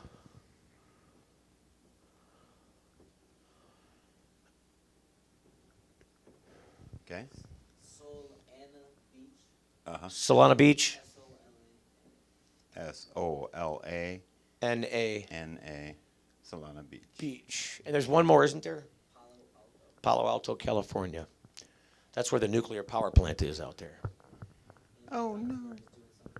Oh, who? Who? Dunsmore. They're looking at tightening or loosening marijuana regulations about growing cannabis. Duns what? Dunsmuir. MUIR. Yep. Okay. So Dunsmuir is the one that has the tightening regulations on growing. The rest of them are all dispensary bills. So the last one is regulation tightening on just growing, the issue of growing alone. They're not getting rid of it. So we want to know here. Correct. Uh-huh. And then the rest of them are all dispensary bills. We want yeses there. Have you found anything out yet, Ryan? No, still looking. On Colorado, 41% reported, and it's 53.19% yes. So that's still a good solid yes. That was a good call for the win. And how much is All right. reporting? 41%. So it's still a close. That's It's still a not- close race. Well, You got less than half the That's precincts why I re- didn't have to call. I mean, I'm sure they called it for Obama on that much reporting in. Well, I think they usually project it based on Exit polling, too. well, absentee ballots and also early voting. So we got California cities. All the rest of except for the local races have been decided, right? Looks like it. Looks like it. What is the percentage that the NBC has for Obama right now? Oh, that was 71%. For Obama? What are reported in his electoral votes. Oh, electoral votes, 71%. No. That 71% have reported in countrywide. Okay. And he had, I'm trying to think, it was 290. 290 electoral He needed votes. 270 to win. Yeah, 270 wins. Okay, but what percentage of the popular vote was that? I didn't get the Yeah, they popular, didn't. Just the percentage of the country that had reported. The only time you refer to popular vote is when the 53 or electoral vote's too 54%. confusing. I'm guessing. Or when it. 53 or 54, or maybe as close as like 51 or 52%. Well, who's this? Well, yeah, obviously over 50. But I'm What thinking it's publication is much this? closer for President Obama than it is for marijuana, again. Well, here's a I mean, headline that marijuana says carried him into office. Washington in Post, 2008. Obama wins second term as president. There you go. That's the Wash Post. Yeah. And the presidential race is over. Thank goodness that we didn't end up with that heathen Rip Nomney. That heathen. Rip Nomney, we didn't need him. Well, it'll be interesting to see what President Obama does in his second term. What's that news? You know, he made a lot of promises that he broke to a lot of people these last 4 years.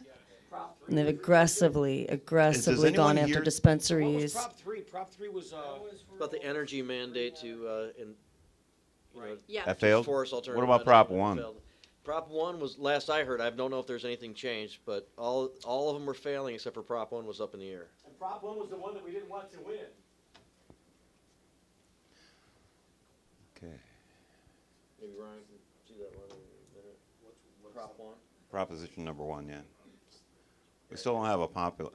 What's the percentage on the popular vote for Obama right now? You couldn't. I mean, I'm sure it's out there, but I just looked at that article real quick to see if something was embedded in there that I did not continue searching anymore. Has there been verification? He's the. Oh, he's an ex-president. I'm just curious how he did in comparison to marijuana. We'll see what happens. He's going to have a really hard time beating Michigan track record if he's looking at comparison to how he fares against marijuana. The marijuana vote pulled voters in and wound up bringing the election in Obama's favor. I think it'd be time to hear Razor Ray jam out another tune while we're kind of in between some of the results that we're trying to find right now. We're trying to hear what's going on in some of the cities in California. We're seeing it's about 9:30 or so Pacific time, so they're Pacific Coast. So there should be some early results or some indications. Maybe some of those cities coming out soon. And we'll see if we can get that. And in the meantime, Ray will slowly prepare to play for us a little bit. Banner for us. It's a good night for marijuana. It is. I mean, we didn't win every single thing, but that's okay. You know, Arkansas broke the ice by getting a 3, 4, and 3 against us. That's the way it broke. And 2 of them that broke Arkansas. in our favor. Arkansas broke the ice by having a first Southern state to at least get this on the ballot and get things rolling. I know other places down there are close, like Florida, Alabama, some other places are close. You know, Arkansas will not give up. They'll do it again. They'll win the next time around. That's all. They get it. They set it up. Now they're ready to tee it off. That's not a wall. That's a doorway waiting to happen. All right, Ray, you got to come over here, Ray, so you can be by this mic and. Yeah. Here, don't step on this.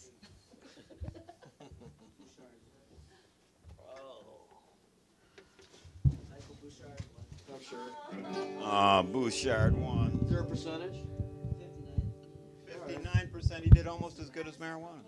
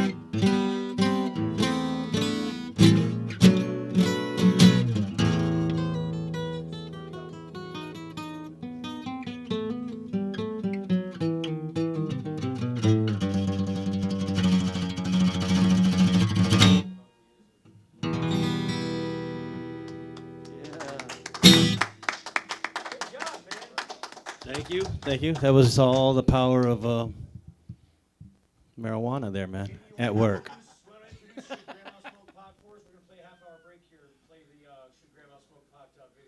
Yes. All right. Well, sir, just this is Kevin Spitler put together a public service announcement. In fact, This isn't that. This is Should Grandma Smoke Pot? It's the video made by the Super Silver Tour. oh, okay, the Platsthorn, Robert Platsthorn thing. Okay, yeah. Well, it's actually did it like infomercial style in that exact format. It's very informative. It's very compelling. Smoke pot? Yeah. So let's go ahead and play that. We'll be back with more. Tell them we'll be back with more. 'Cause I don't know We'll be back with more stuff. Hey, we'll be right back. We'll be As back in a Peanut little Butter while. says. We're going to talk about see this video. We got a half-hour long program Video. we're about to play. It's the Silver Tour, the Robert Platsthorn thing. Very informational. Check it out. We'll be back Should in a half Grandma hour. smoke pot? We'll do a recap afterwards. There we go. Thanks. Here's a question for you. Should Grandma smoke pot? I was just superficially aware of it. I had no knowledge at all of it, I would say. I'm interested in medical marijuana. There's sort of a sea change going on in this nation, and it has to do with marijuana. You know, at old age, they say that by the time you're 75, you have at least 4 chronic diseases to deal with. My son's taken 25,000 pills and he's 5 years old. Well, things have changed since I started using medical cannabis. I discovered quite by accident that cannabis or marijuana worked better than the drugs and narcotics I was getting. It's a whole new world. It gave me hope. I'm Robert Platshorn, author of Black Tuna Diaries, and the man who spent 30 years in prison for marijuana, more than anyone in America. Many of you are familiar with my story from the movie Square Grouper, which was on Showtime. The things you're about to see will certainly surprise you and most likely shock many of you. For the past 70 years, you've been bombarded with lies, carefully crafted propaganda. And more vicious, more deadly is the menace of marijuana. In order to sustain a multi-billion-dollar drug war against the most valuable plant on the planet. A war that helped no one, but has destroyed millions of American lives. Our government has created the perfect system for themselves. They create a cycle where they made this illegal. They then fund it with the privatization of prisons. Privatization of prisons and mandatory minimums for sentences came out about hand in hand. That's another billion-dollar industry. So the law enforcement have an incentive to keep these things illegal. The majority of arrests in this country for drugs are from marijuana, simple possession of marijuana. There's an arrest approximately every 37 seconds in this country for cannabis. Every 37 seconds. My sentence was 64 years. There's no way to describe that. There's no way to explain what that does to you. We're more apt in this country to cut our teachers and our educational system than our law enforcement system for something that has been proven to not harm a single soul. President Jimmy Carter had made inferences that he wouldn't be opposed to legalizing it. At a House hearing today, the Carter administration favored easing the penalties they face for that use. We have yet to find a serious medical consequence related to marijuana Just smoking. one more question. Somewhat to my surprise, we have not found serious health consequences in approximately $20 million of research in the last 5 years. But the thing that we do know, though, is that we will be saving the lives and careers of a lot of young people that would otherwise be destroyed by maintaining criminal penalties and putting people in jail for possession. People who use marijuana are not criminals. The real criminals are people who are opposing legislative and social change. The people you need to talk to about medical marijuana is not the people who are already predisposed to smoke it, but to talk to the senior citizens, and you launched the Silver Tour. The Silver Tour isn't a lecture or a panel or a class. It's a show. And we go in and first they get to meet and hear a couple of doctors. Used in respectable moderation, marijuana is absolutely not addictive. No more Who addictive actually than treat ice with cream. marijuana and have done research for 10 or 12 years. Then they get to meet patients People like Irv Rosenfeld, It's worked for me. It saved my life. who's gotten medical marijuana from the federal government. I get it shipped to me once every 25 days. The whole time I was in prison, the federal government sent him 300 joints a month to treat his tumors and still maintain, of course, it has no medical value. It's been called by many names: hemp, ganja, pot, weed, marijuana. But they all have the same uses. Most importantly, medicine. Cannabis has been a medicine now for about 3,000 years. In the United States, it only hasn't been a medicine for the past 70 years. Released in 1937 as Tell Your Children, this film implored parents to warn their children against the devil weed. It was commissioned by the newly appointed head of the Federal Bureau of Narcotics, Harry Anslinger, an avowed racist. Physicians in the United States knew the medicine as cannabis, and by using marijuana, he sort of did an end run around the medical community.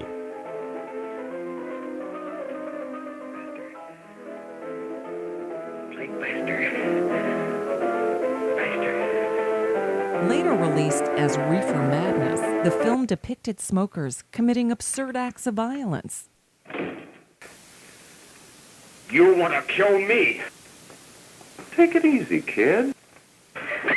Fired after 62 years, Anslinger retired in shame to well-deserved obscurity. You government men have got to find some way to put an end to it. But do you realize that marijuana is not like other forms of dope? You see, it grows wild in almost every state in the Union. Marijuana is the oldest medicine known to man. It was found in ancient Egypt. It's been found in Jerusalem. It's mentioned in the Bible. And you're about to learn the history of this amazing plant. Cannabis has existed as medicine for centuries. Long ago, when these ancient Grecian temples were new, hemp was already old in the service of mankind. For thousands of years, even then, this plant had been grown for cordage and coarse cloth in China and elsewhere in the East. Betsy Ross made the first flag from hemp. Our Declaration of Independence was written on hemp. Until the Anslinger onslaught that outlawed hemp in 1937, American farmers grew and paid tax on it. For American doctors, it was the first choice to treat over 100 ailments. It's been a medicine a whole lot longer than it hasn't been. To halt the increasing use of hemp to make paper and protect his huge pulp forest holdings, William Randolph Hearst used his powerful newspaper empire to aid Anslinger in outlawing the devil weed. By the start of World War II, our government desperately needed hemp for the war effort. When the woody core breaks away readily, like this, the hemp is about ready to take up and bind into bundles, urging our farmers to grow once again. just as in the days when old Ironside sailed the seas victorious, with her hempen shrouds and hempen sails. Hemp for victory. The government later denied that this film had ever been made. Public enemy number one in the United States is drug abuse. President Nixon declared the war on drugs. Despite his own commission's recommendation that marijuana was harmless, Nixon ignored their findings. They started to tell us, well, we can't legalize marijuana because it destroys your brain cells. And of course, then we found out it actually stimulates the growth of brain cells. And people like Carl Sagan and Margaret Mead and lots of others had been proponents of marijuana, and it wasn't hard to figure out that it didn't make people stupid.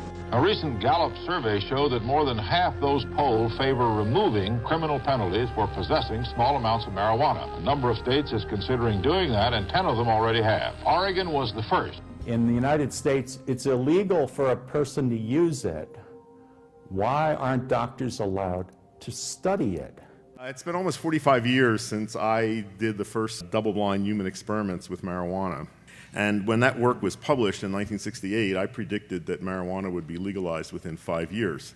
And that was before we knew anything about the endocannabinoid system or the vast medical potential of marijuana. The traditional uses were known about an anti-nausea effect and possibly an effect with asthma, glaucoma, muscle spasticity, but really nothing about these tremendous potentials with cancer and very serious diseases. Very safe and effective medicine that's able to uniquely tap into our endocannabinoid system, which interestingly and ironically regulates everything in our body. Physiologically, our bodies and our cannabinoid receptors are set up to help us manage cancer, perhaps itself, but certainly the symptoms associated with cancer. So if the endocannabinoids work, then I would suggest that probably the plant cannabinoids may as well. The incidence of Alzheimer's in individuals who were smoking marijuana in the 1960s are not getting Alzheimer's today at the rate that they should be. They're sort of standing out. So if you were lucky enough to either be arthritic or someone who smoked marijuana and you were bathing your brain in anti-inflammatories, you were in groups of, lucky groups of people who did not get Alzheimer's disease. There's certainly some evidence that it's helping some people treat their psychoses. Certainly epilepsy, certainly anxiety, certainly PTSD. Now another disease, which is an autoimmune disease, is diabetes type 1.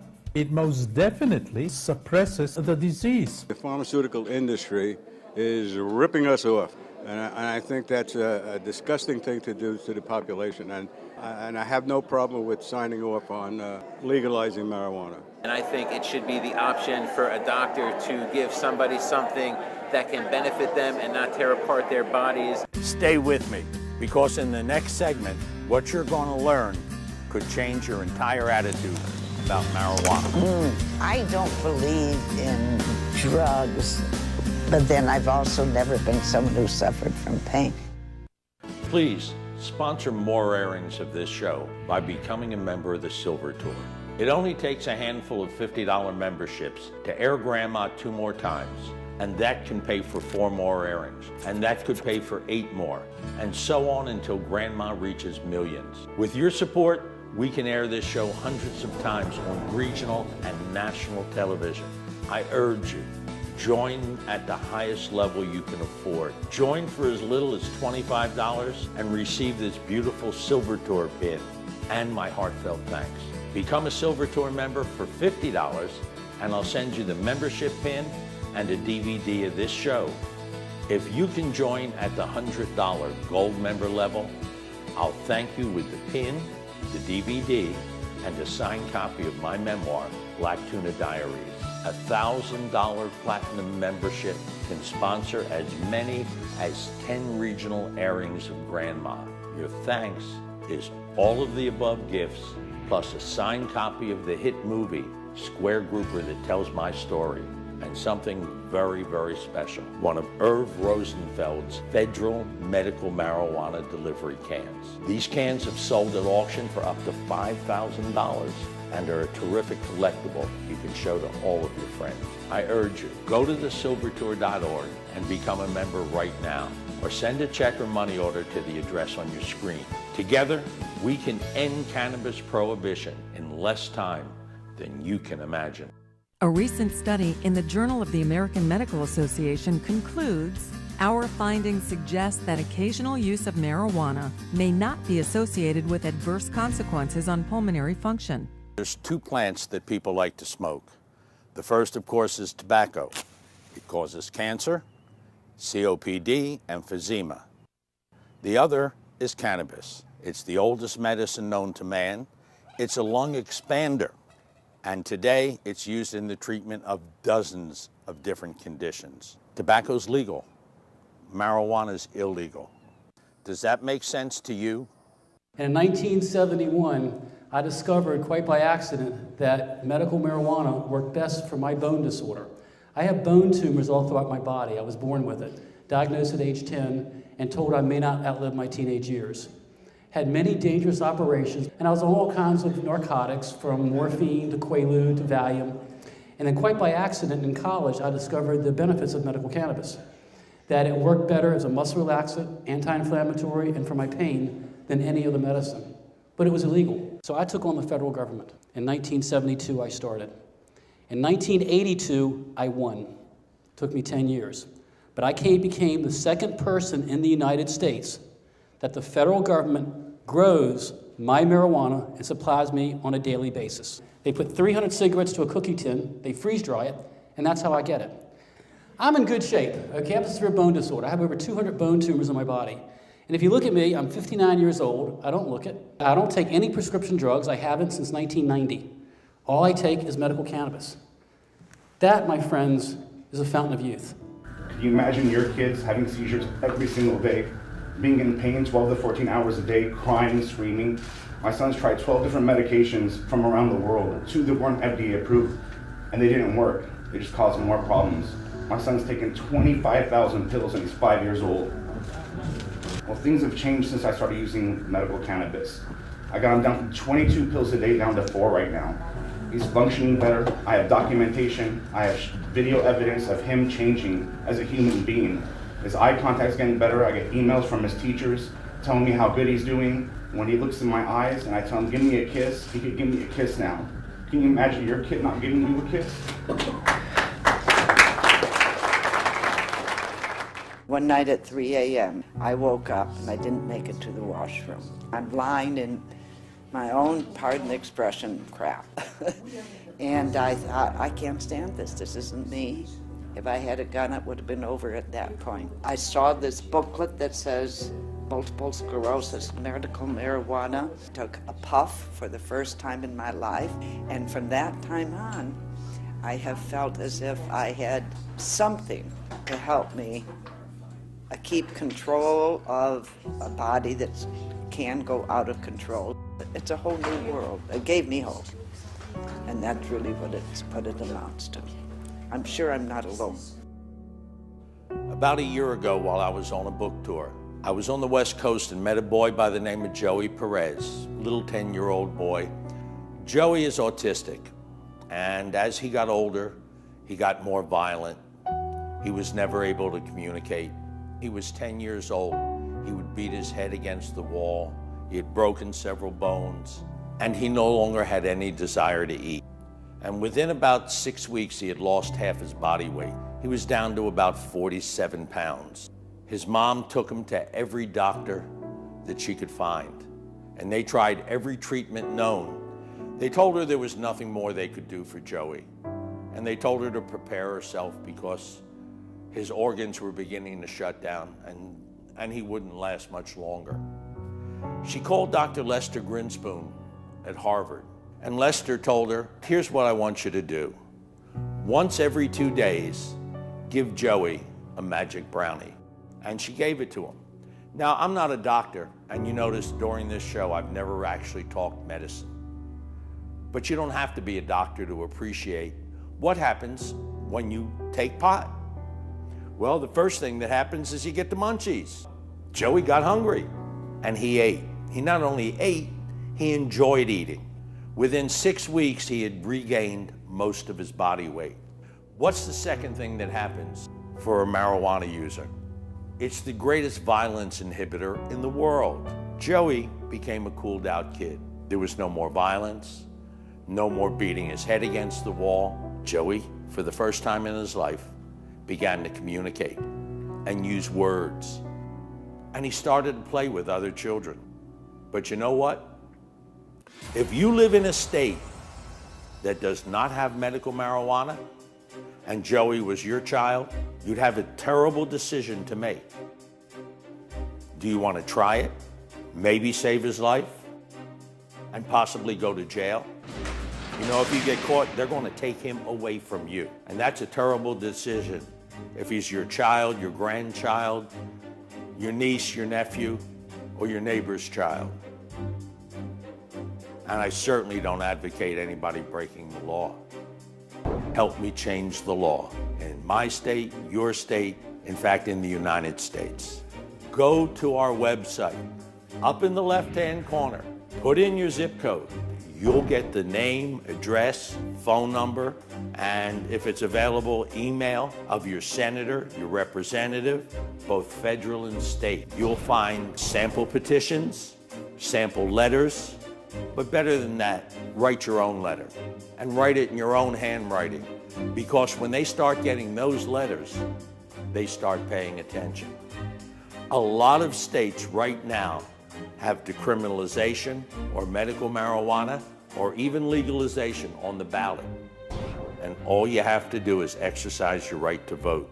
I have an obligation to be much more supportive, and I am willing to go talk to the people we vote for to express my opinion. I know that there's a subject whether or not to have marijuana legalized, especially for medical reasons, and I have some really close friends and family who have had cancer, and I know it's been really important to ease their pain and to help with them, so I'm really a big supporter of it. I would look forward to trying to try it, but I don't know where in heaven's name I would get a hold of any to try. From 1850 to 1942, marijuana was easily obtained at the pharmacy and listed in the United States Pharmacopoeia. Please sponsor more airings of this show by becoming a member of the Silver Tour. It only takes a handful of $50 memberships to air Grandma 2 more times, and that can pay for 4 more airings, and that could pay for 8 more, and so on until Grandma reaches millions. With your support, we can air this show hundreds of times on regional and national television. I urge you, join at the highest level you can afford. Join for as little as $25 and receive this beautiful Silver Tour pin and my heartfelt thanks. Become a Silver Tour member for $50 and I'll send you the membership pin and a DVD of this show. If you can join at the $100 gold member level, I'll thank you with the pin, the DVD, and a signed copy of my memoir, Black Tuna Diaries. A $1,000 platinum membership can sponsor as many as 10 regional airings of Grandma. Your thanks is all of the above gifts, plus a signed copy of the hit movie, Square Grouper That Tells My Story, and something very, very special. One of Irv Rosenfeld's federal medical marijuana delivery cans. These cans have sold at auction for up to $5,000 and are a terrific collectible you can show to all of your friends. I urge you, go to thesilvertour.org and become a member right now, or send a check or money order to the address on your screen. Together, we can end cannabis prohibition in less time than you can imagine. So you've been going around to different senior communities and talking directly to people. I would guess that many of them are aging beatniks or hippies and are familiar with pot. But are they familiar with the medical purposes for it? No. Outside of the 18 now legal states in Washington, D.C., people know little or nothing about medical marijuana. They don't know that it was made illegal, not because it was bad, but to stop hemp. It's a plant. I think that's the one thing we want to say over and over. This is a plant. This is America, a free country. We are locking up people for growing a plant. A lot of other countries, I think 30-some different countries in the world grow industrial hemp. But we're the primary market for almost every country in the world. The United States, we're the market. And so what an opportunity we're giving away, we're throwing away by not being a part of this industry. And industrial hemp is one more commodity that can help me make some money on my farm. Hemp has over 25,000 uses, including home insulation and superior strength car panels. Prohibition creates crime and violence in our society that need not exist except for the fact that we have chosen, get this, we've chosen a policy of prohibition rather than a policy of regulation and control. And right now we're wasting all these resources and we're putting people whose only decision is to use an illegal drug, we're putting those people in jail today. And that's just insane. And cannabis is a natural plant in its natural form that grows from the ground, that has never caused anyone a harm. Yet, that's the biggest reason why it's continued to be illegal. In Israel, Dr. Raphael McCoolum has devoted his life to unlocking the medical miracles just waiting to be discovered in the cannabis plant. THC is actually very valuable in a lot of diseases. It is used in rheumatoid arthritis and many other inflammatory diseases. So it can be used and it should be used. I'd like to try it. I would really like to. I have many medical problems. I don't like the fact that you have to smoke it. If I could take it in a pill or some other way, chocolate candy. Foods made with hemp and cannabis are in high demand everywhere they're legally available. If Americans ate more hemp, it would help correct the imbalance of essential fatty acids in their diet. I think we'd see a reduction of inflammatory diseases. I think this would be a benefit at lowering heart attack risk, cancer risks. I think it can also do a lot for mental emotional health because the omega-3s are really necessary for proper brain function. I saw my grandparents use it, I saw my great-grandparents use it, and it's amazing. My great-grandmother lived to be 110. She used to use the marijuana in her tea, in her food. I'll spoon out a little bit of the canna butter, about that much is a dose's worth for the night. CBDs seem to help my seizures. I'm not using it to get any psychological effects off of it. I'm just eating the butter raw with bread. I used to be on approximately 14 different prescriptions. I would still have up to 12 seizures a day. No more. I never want to see compromised the capacity of people to use herbal marijuana, whether it's because the drug that they've come up with is much more expensive, or it doesn't do as well, or whatever the reason. People should always have herbal marijuana available to them without any constraints from the law. I started taking marijuana because I could not sleep, days without sleep. I use cannabis for chronic back pain. You know, this is a needed medicine, and we didn't ask for these disorders. We didn't wake up one day and say, gosh, if I could just get AIDS, then I could use marijuana to take away the nausea from the AZT and the other drugs I have to take. And nobody asks for disorders, but they just happen. When they do, all patients really care about is getting the best medicine possible. A lot of research on the website at thesilvertour.org. I've known, obviously, about marijuana for years. I didn't know that it will impede the growth of a tumor. I had no idea because they don't tell you that. Alcohol and cigarettes are the biggest gateway drugs we have. In 2009, from chronic liver disease, 15,000 people died in the U.S. from alcohol, 1 year. Anyone even want to try to guess how many people die from cigarettes every year? It's 1 out of how many? 1 out of 5 deaths in this country is attributed to cigarettes. That's like 443,000 people a year, and not one single person has ever died from marijuana. I would take out half of the drugs in my prescription book if I could write for medical marijuana. People who are going through chemo and people who have all types of other problems where they get a tremendous amount of relief from marijuana, and to deny those people freedom of pain, that's what's criminal.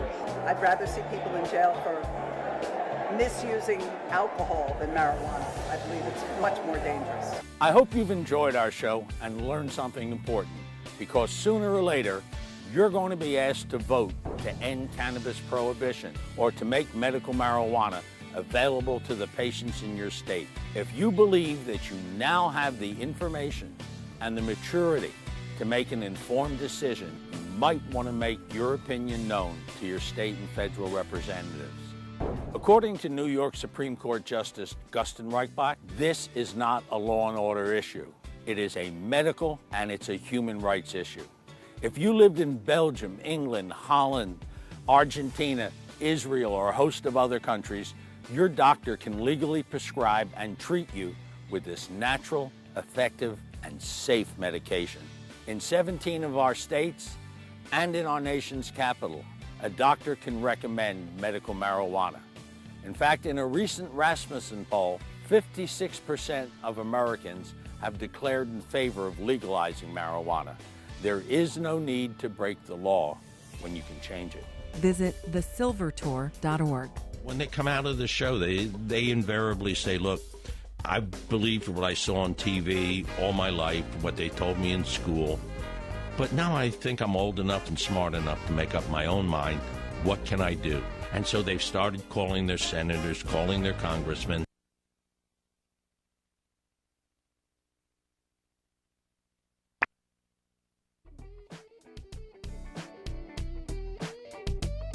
We're still here in Ypsilanti.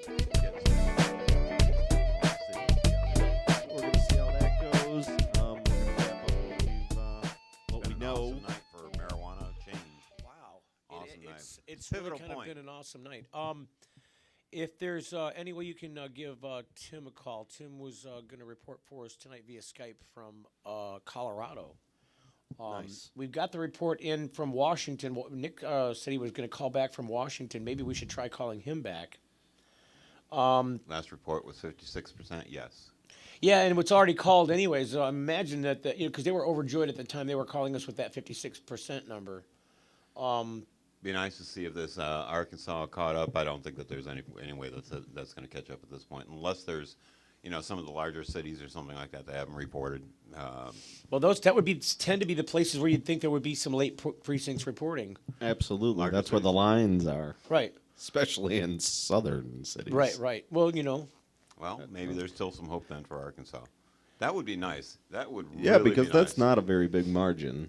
Now, Montana. Earlier, I was saying that every state that had marijuana on the ballot at all voted for Obama, but I was wrong about that. Montana did go for Romney. They also voted to support what their legislature did to the medical marijuana patients in that state. Yeah, but see, again, I'm just wondering. Now, I don't want to sound like a Rick Jones or one of these guys who wants to say, "Oh, they were tricked or they were confused," but many times people will put ballot language up that is the flip flop of what they're. It's kind of the same thing as when you see like an infomercial for something that's not been FDA tested or something, and it says at the end. Atypical results atypical. People only see use at your own risk. I'm just saying that people are easily fooled into believing that the results were typical when they just didn't understand that atypical meant the opposite of typical, because there's a great number of people that don't get that. They heard typical and that's what they meant. That's what they thought you meant by saying it in that way. And like I said earlier, a lot of times people walk into the ballot, they see the word marijuana and vote yes. Or marijuana and vote no too. Right. Yeah, there's those also. I think also I don't know. It's easy to confuse people given certain data. You know what I mean? It's if you just do some simple strategic looking up of data about the makeup of a population and what their background is, it's easy to trick them, to craft language that's designed to aid their perception of this issue. And I'm just saying that the Montana issue, let's face it, Gersh, you and I are two pretty intelligent people. If you and I had to ask each other, wait a minute, what is that language again? Is that the flip-flop or is that the flop-flip? Which is that? Yeah. If they're doing that to you and I, what's the guys that are just walking in, just regular, everyday, maybe normal people? If we consider ourselves maybe a little bit smarter than everybody, and I don't know that we are, but you're also a part of the movement. It's that's what I'm saying. We should be. We probably are smarter movement. Because we're just immersed in this. But everyday Jane and Joe walking in, lunchbox Jane or Joe, this issue is probably going to be even easier to confuse them on. I choose, if I'm confused about an issue or don't know about an issue, especially where judges are concerned, I'll choose not to vote for any judge. I just won't cast a judge vote. But I'll be damned if I'm going to be tricked into name recognition therapy. You know what I mean? Oh, I recognize that guy. Oh, well, yeah, that's because he's the guy that's been, thugging on everybody. For years. Right. That's why you know him. That's the reason he keeps getting elected, too. Are these other people who have no challengers? Everybody on the like ticket. Jessica Cooper in Oakland County. Right. Everybody who's on the ticket is, well, that's not the example I'm about to give, but everybody who's on the ticket is of one party, and they're all, I've already held the office that they're in, they're all incumbents, and there's no challengers. What is wrong with this recipe? What's not going on in America in this location that's happening everywhere else? There's something very odd about people not wanting to challenge an existing, either they're so happy with the person being there. I've never seen that position in American politics. Everybody's so happy with that guy, they're just not going to bother to put up a challenger. Wouldn't that be great if the presidential election came along and the new president was the old president because nobody challenged him? Wouldn't that be weird? We would get Joe Biden. There's a natural tendency for the good That's old who we're going to network get after to this form. 4 years. Well, that's what, it could be because that's what happened with Reagan. Reagan and then Bush, Yeah. right? Because we had Well, two. Bush only got one. Well, yeah, but read my lips. That was what he said at the convention, the political convention. That's what got him in trouble. That's Absolutely. what ultimately bought his. You mean like Jeeps moving to China, something like that? Demise. Jeeps the moving Jeeps to moving to China. I mean, what do you think lost Ohio from? You can't say things like that. Well, how about you also can't say things like "let Detroit go broke" and not expect that that's going to have some resonance. That Detroit might vote against you. Or how about all the people that are connected to Detroit? People in Yeah. Wisconsin. It was a big, Wisconsin's a big one of these swing states. You want Wisconsin Absolutely. because the people of Wisconsin, there's a lot of auto parts manufacturers that supply the big three over there. And they've taken a beating with their unions and state workers. I mean, they've already been, taken a lashing over on that side. Yeah. So now they're willing to support the other side. I'll bet you all these union issues. I'm surprised the union issue, if I'm corrected about it in here, failed in Michigan. It did fail, but once again, the reason why a lot of that fails is once people hear Constitution, they're changing the Constitution, just like with the ballot initiatives. It's in wording. When you hear Constitution, you don't think state. You're thinking of the Constitution. Well, and I think that's where people go, Well, it's ooh, again about what's your level informed, of political education. informedness. That's yeah. right. Because we're talking about what's the political expression they call these people? Low information voters. Yes. That's what they call them, low information voters. They just don't have enough information to make a logical conclusion about how they feel about this subject. They're low information voters, and they're going to go vote based on that low information. So if you can hit them just with a little dent about something, you got that whole. Wasn't Generally that the what- entire Congress with Obamacare? I mean, nobody read the thing before they voted on it. Not one single person that voted on it read it first. Well, how could you? It wasn't. It didn't Several look like. thousand pages, Yeah, well, I didn't it mean- look something like the tax code? I mean. Yeah, that was. It was also something that's strange about Obamacare, and I'm a fan, by the way, of Obamacare. I'm a Yeah. proponent, but one of the strange and weird things want a about it is that Congress it's interwoven into the IRS, especially because of the Supreme Court decision, and it's interwoven into the not only healthcare industry but also Medicare and Social Security. So all this, it's a big, Government marriage. It's this symbiotic worm living off another symbiotic worm and another beast, and it's another parasite. They're all like entwined together. There's this, Right. it's stronger as a result of the conglomerate. Oh my! I'd never visualized the IRS getting entangled into Obamacare, but I suppose you It got a clearly point. is as a result of the That's Supreme sad. Court decision, because the only way they can enforce the self-provision, the requirement, the individual mandate, is to call it a tax. That's the only way that the Right. Supreme Court could rule it as liable. So if it is indeed a tax, then it's got to be assessed as a tax. You have Through to pay the it as a tax IRS. through the IRS, the guys who are assigned to collect the tax. Wonderful. So, wow. Can we give Tim Martin a call? I'll He's- say he's this. working on it. You know, as sure as you're talking about it, that healthcare bill law in its current form will change into something better. Wow. Hopefully. Yeah, it'll be modified. Yeah, absolutely. It's I mean, it's like the budget bill, Hello? Lots of things get modified. Hello? Hello, Tim? Yeah. Hey, it's Steve Greene. Hey, what's up, G3?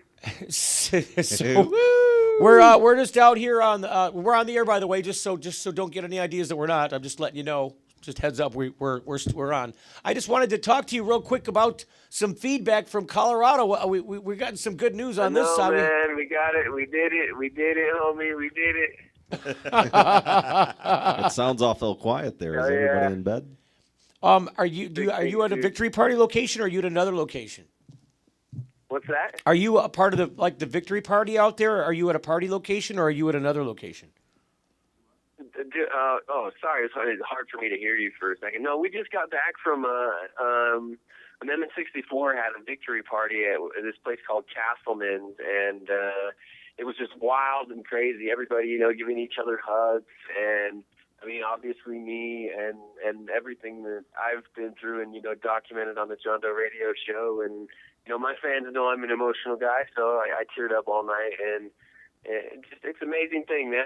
As being a felon, I feel vindicated in a way. I don't feel like I have to, answer to a certain, whatever here now. So, I mean, it's huge here. And everybody here in Colorado that I talk to yet really feels like They're free. that going to do something. Even the news reporters were like, do you think this is going to go to the Supreme Court? And it's a really interesting continuation, you know? I mean, we started something that I think that is going to go. Washington started something too tonight, you know, that's going to echo through the history. I think we stopped prohibition tonight. I think this is the beginning of the end of prohibition. We agree. Dude, you just echoed the exact sentiments of what we've been saying in this room for the past half hour. That this is the pivotal turning point in the end of prohibition. This is the beginning of the end. In Tim, that feeling is called freedom. I believe it, man. I believe it.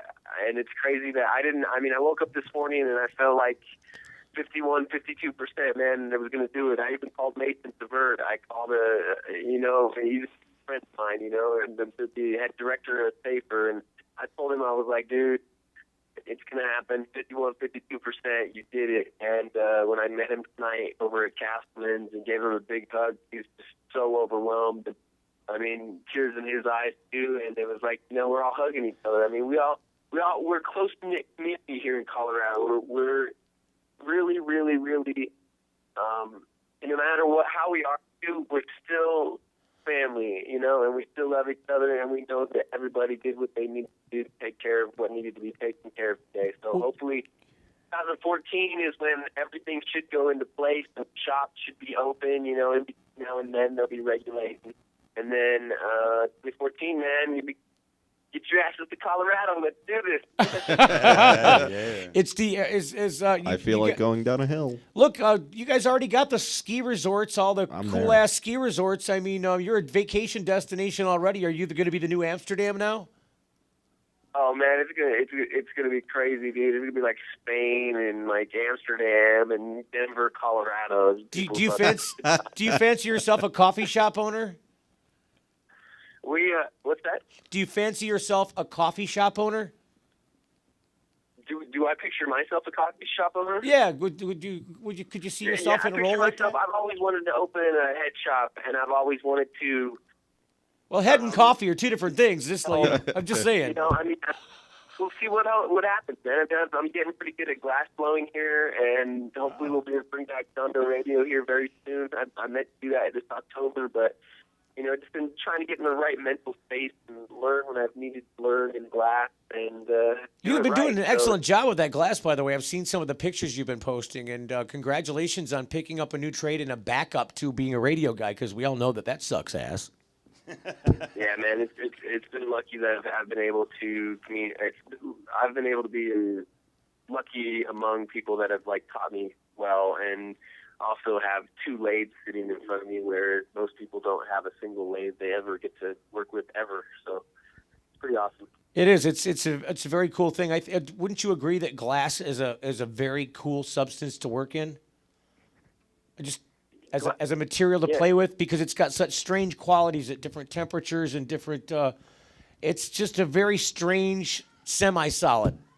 It's really weird glass. Yeah, no, it is, and the more and more you learn about it, I mean, it's like you see it flow, you start to see it flow, and you know, bubble and move how you want it to move, and it's crazy. It's alchemy, and it honestly, we joke at each other all the time. We joke with each other all the time, and it's like, you know, you did that, or you know, it's like the magic elves came in and did this last night, because it really, some of the shit that you do, hopefully I didn't cuss. That's okay. We're not on the FCC's time right now, so I'm not too worried about the S word.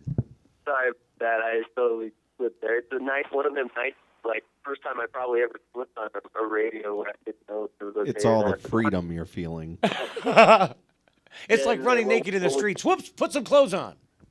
Just kidding. We can go naked. No, we can't. You're right. So yeah, man. It's going to be crazy. It's going to be crazy here in the next, couple months, year in Colorado, how this goes through, man. 30 days to sign it into law. And if we can get it signed into law and... hey, I'm waiting for medical topless beaches. That's what I'm waiting for. Just kidding. What's that? I was making a crack. I said I'm waiting for medical topless beaches. That's my next angle. I'm just kidding. Well, there you go. You're gonna have to go. You're gonna have to talk to Callie about that and get him right on the Prop 19 fixes there, right. buddy.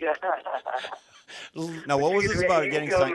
You can come and ski and ride down the hill with a doobie if you want to. I don't know if I recommend that for everybody, but Now, what was this about getting it signed into law? Was that something? Is that a step that needs to take place in Colorado? What can I say that one more time? You said something about getting it signed into law.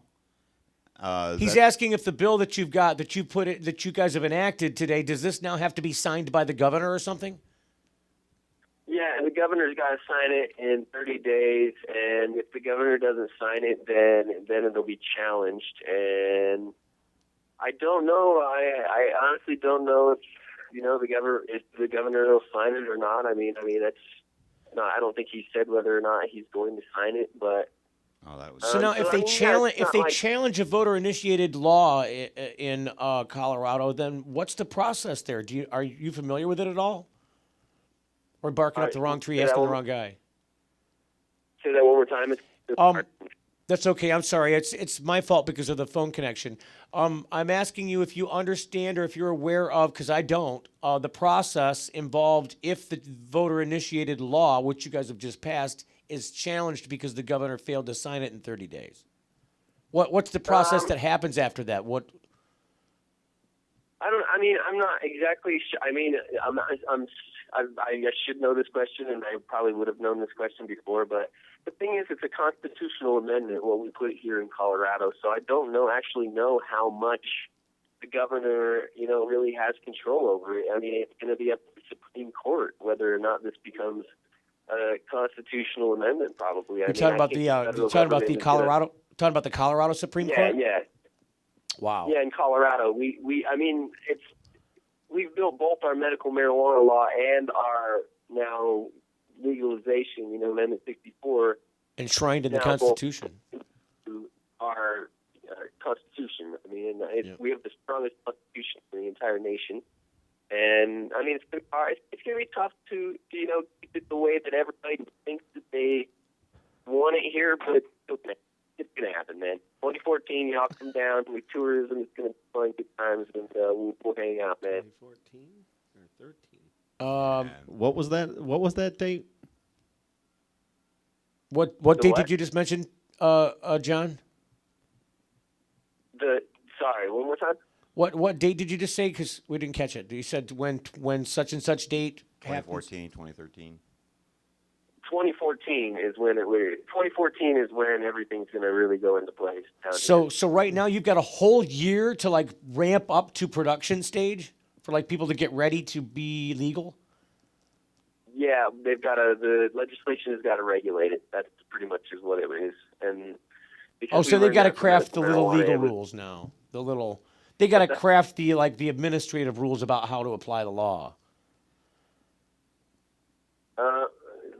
Man, it's so hard to understand you guys. I'm sorry. I'm really sorry, man. I was saying they now have to craft the administrative rules that are designed to implement the law. Yeah. So in other words, they're definitely the way that the law was written. I mean, there's definitely the way it's laid out how it's supposed to be implemented. So yeah, in 2014, I mean, if that's what you're asking, I hope that there's things that the legislation has to do. And also, it not only opened up marijuana, we also now have industrial hemp here in Colorado. So congratulations! No more imports from Canada. Hey, if you start a hemp farm, can I bail for a while? Because I need to go in the backyard and start planting some hemp seeds, man. I got a bunch of friends with some hemp seeds, so figure this out and. Hemp for victory, man. I feel like a new man tonight, though. So I appreciate you guys for giving us a call. Enjoy. No, for sure. No, thank you for giving us some feedback from your area. Did you get a sense of the feeling of the crowd? Was there a sense of relief? I mean, or how would you describe the way the crowd reacted to the announcement? Were you there when the announcement happened? Has there been a what? Were you there when the announcement happened? Yeah, I was not at Castleman's when the announcement happened. I was actually waiting, to get over there. Right, that's okay. I was just trying to see if maybe I was at home, man. And, I can't imagine how it would have been there, but I know myself at home, man. I collapsed, man. I collapsed in just in joy of it. Vindication, man. I mean, I feel vindicated, and it was most awesome feeling ever. Going through what I've gone through, and what Chris Barkowitz and some of our other friends have gone through that have actually ended up in prison, and they're, had horrible things done to them, or even being incarcerated. Man, this is for them. This is for you. This is why we're doing this. Is for everybody. Throughout history. Since we started this in Colorado, we were the first ones to make an arrest. Well, and they gave you a hard time. They threatened you with much of this, didn't they? I mean, they really gave you the high and heavy fist. What's that? I said they threatened you with much of this same thing, didn't they? Didn't the police come after you with a high and heavy fist? At some point. Yeah, I can't hear you guys. I'm sorry. That's all right, dude. I'm sorry. Well, maybe we should just cut you loose and thank you for coming on board and giving us a report back. Man, I'm really happy for you guys. I'm all for what you guys got going on, and I'm jealous of you in addition to that. All right, well, everybody make their way down to Colorado some point in time here soon, and call me again soon. We'll plan it. We'll plan another time that we can sit down and talk and be a little, me have better prepared and be able to hear each other a little bit better. So I appreciate you guys. Hey, thanks a lot, man. Yeah, get her done there. Get her done. It's John Doe from the John Doe Radio Show. Thank you so much for calling in. Look, I think going forward, there's just going to be so much to deal with now. I mean, he just told us that a whole year and a year and a couple of months before they implement this legalization thing makes me wonder how they're going to act. How are the police going to act in that year and some months? I mean, don't they have They're going to have to adjust. I mean, yeah, but it's written in the Constitution. I bet you a lot of them are just going to give up on it, not bother. I hope in their so. Constitution. I certainly would hope so, because it would be really difficult to bring a case in front of a jury based on the idea that the people just spoke, and even though the governor didn't sign it and the thing's being challenged or whatever, can't you hear the people?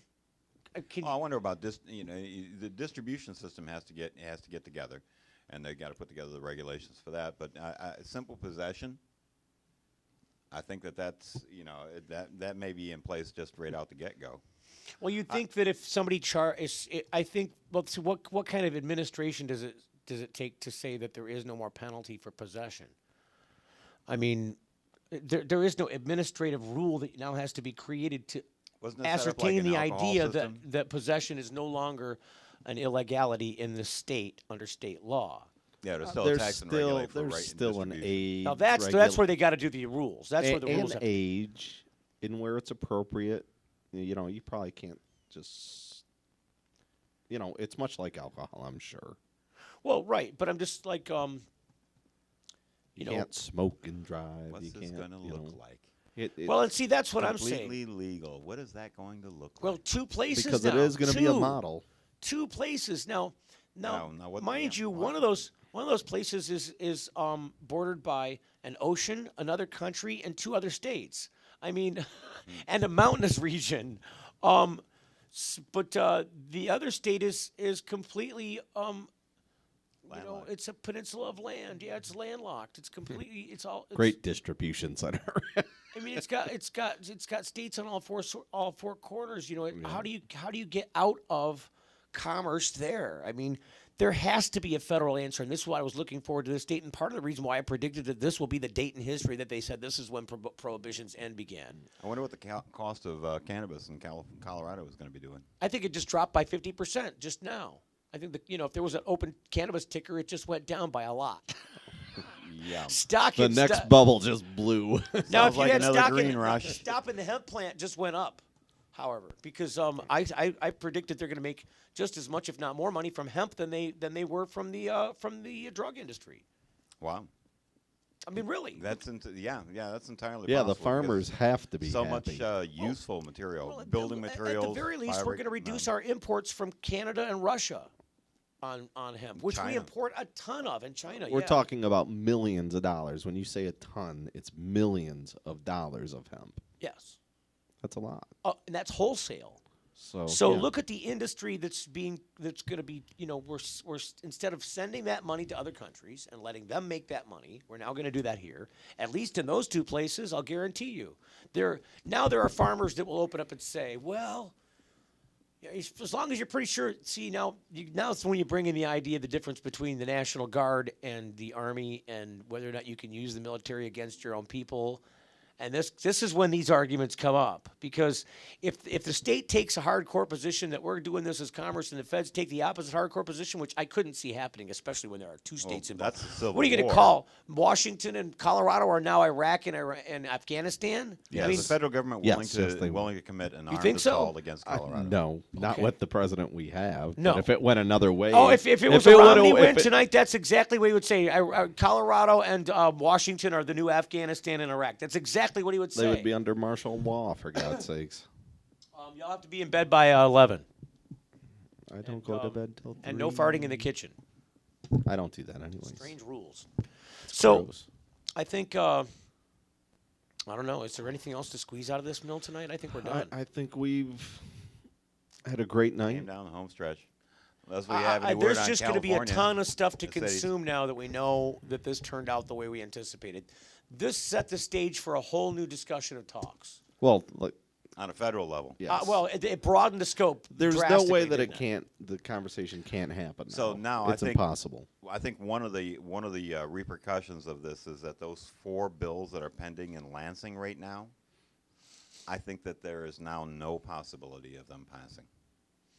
I would hope that would be the case, and I would hope also that the Supreme Court, now that they're still looming on decisions here, are they still hanging on a couple of decisions? Figure it out. I think they might go back and recomb through anything that they've already put forth on paper, because, and here's the other thing I think, a lot of people disagree with me, and I don't know if there's something legal that I don't understand or not, but it would seem to me that the Supreme Court, before they leave office, assuming that somebody's getting voted out, you'd have to allow for that when in your, planning for the release of an opinion that has such a drastic effect. And They want to release that opinion before they leave office. You'd have to. How could you not? How could you leave office and never have released an opinion on a decision you've heard? Right. You're now released of your judicial duties. You can discuss it and do all kinds of stuff. How could you not have released that? And so I think in the lame duck session, you're going to hear from our Supreme Court about these. In addition to the Walsh bills not passing. Correct.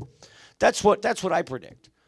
Yeah. I think going to think have reverberations for a long time. And this is going to expand overseas also. As things change here, the United States is actually the driving force of the war against marijuana, has been all along. What's the country way down? It's on South America's tip. It's not Chile. There's another. Is it what? Uruguay. Argentina. It's Uruguay. Uruguay has. Paraguay. It's Uruguay. Okay. Has passed this.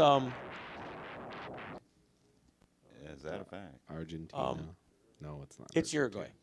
Uruguay has decided to, and I don't know if they've passed it or not, but it seemed like all the, I don't even know if it was an elected vote. I think it was the president of the country said, yeah. We're gonna do this as a commercial industry here, and we're gonna be the exclusive seller of marijuana, commercially. And so you've already got other countries doing this, and not to mention the other ones that are doing it and saying they're not.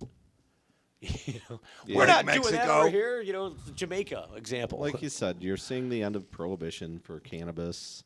You're also going to see major changes in the Supreme Court. There's possibly going to be 3 new judges on a federal level that need to be appointed. So you have a great opportunity to bring this country back into a reasonable situation. I think you just watched the beginning of the pendulum swinging back, is what I'm saying. On every level. And I think once it swings back, I think it may stop. I don't think there's a pendulum that's going to keep swinging. This is not something you can go back and forth on. You started one place. You're not going to see alcohol become prohibited. Yeah, there's supposed to be the reverse pendulum swing in between. So elections. So 2014, possibly a softening of some of these things that have taken place, but maybe not. If we get a change in the federal level, there's going to be a surge of states that take corrective actions on their current policies. Yeah.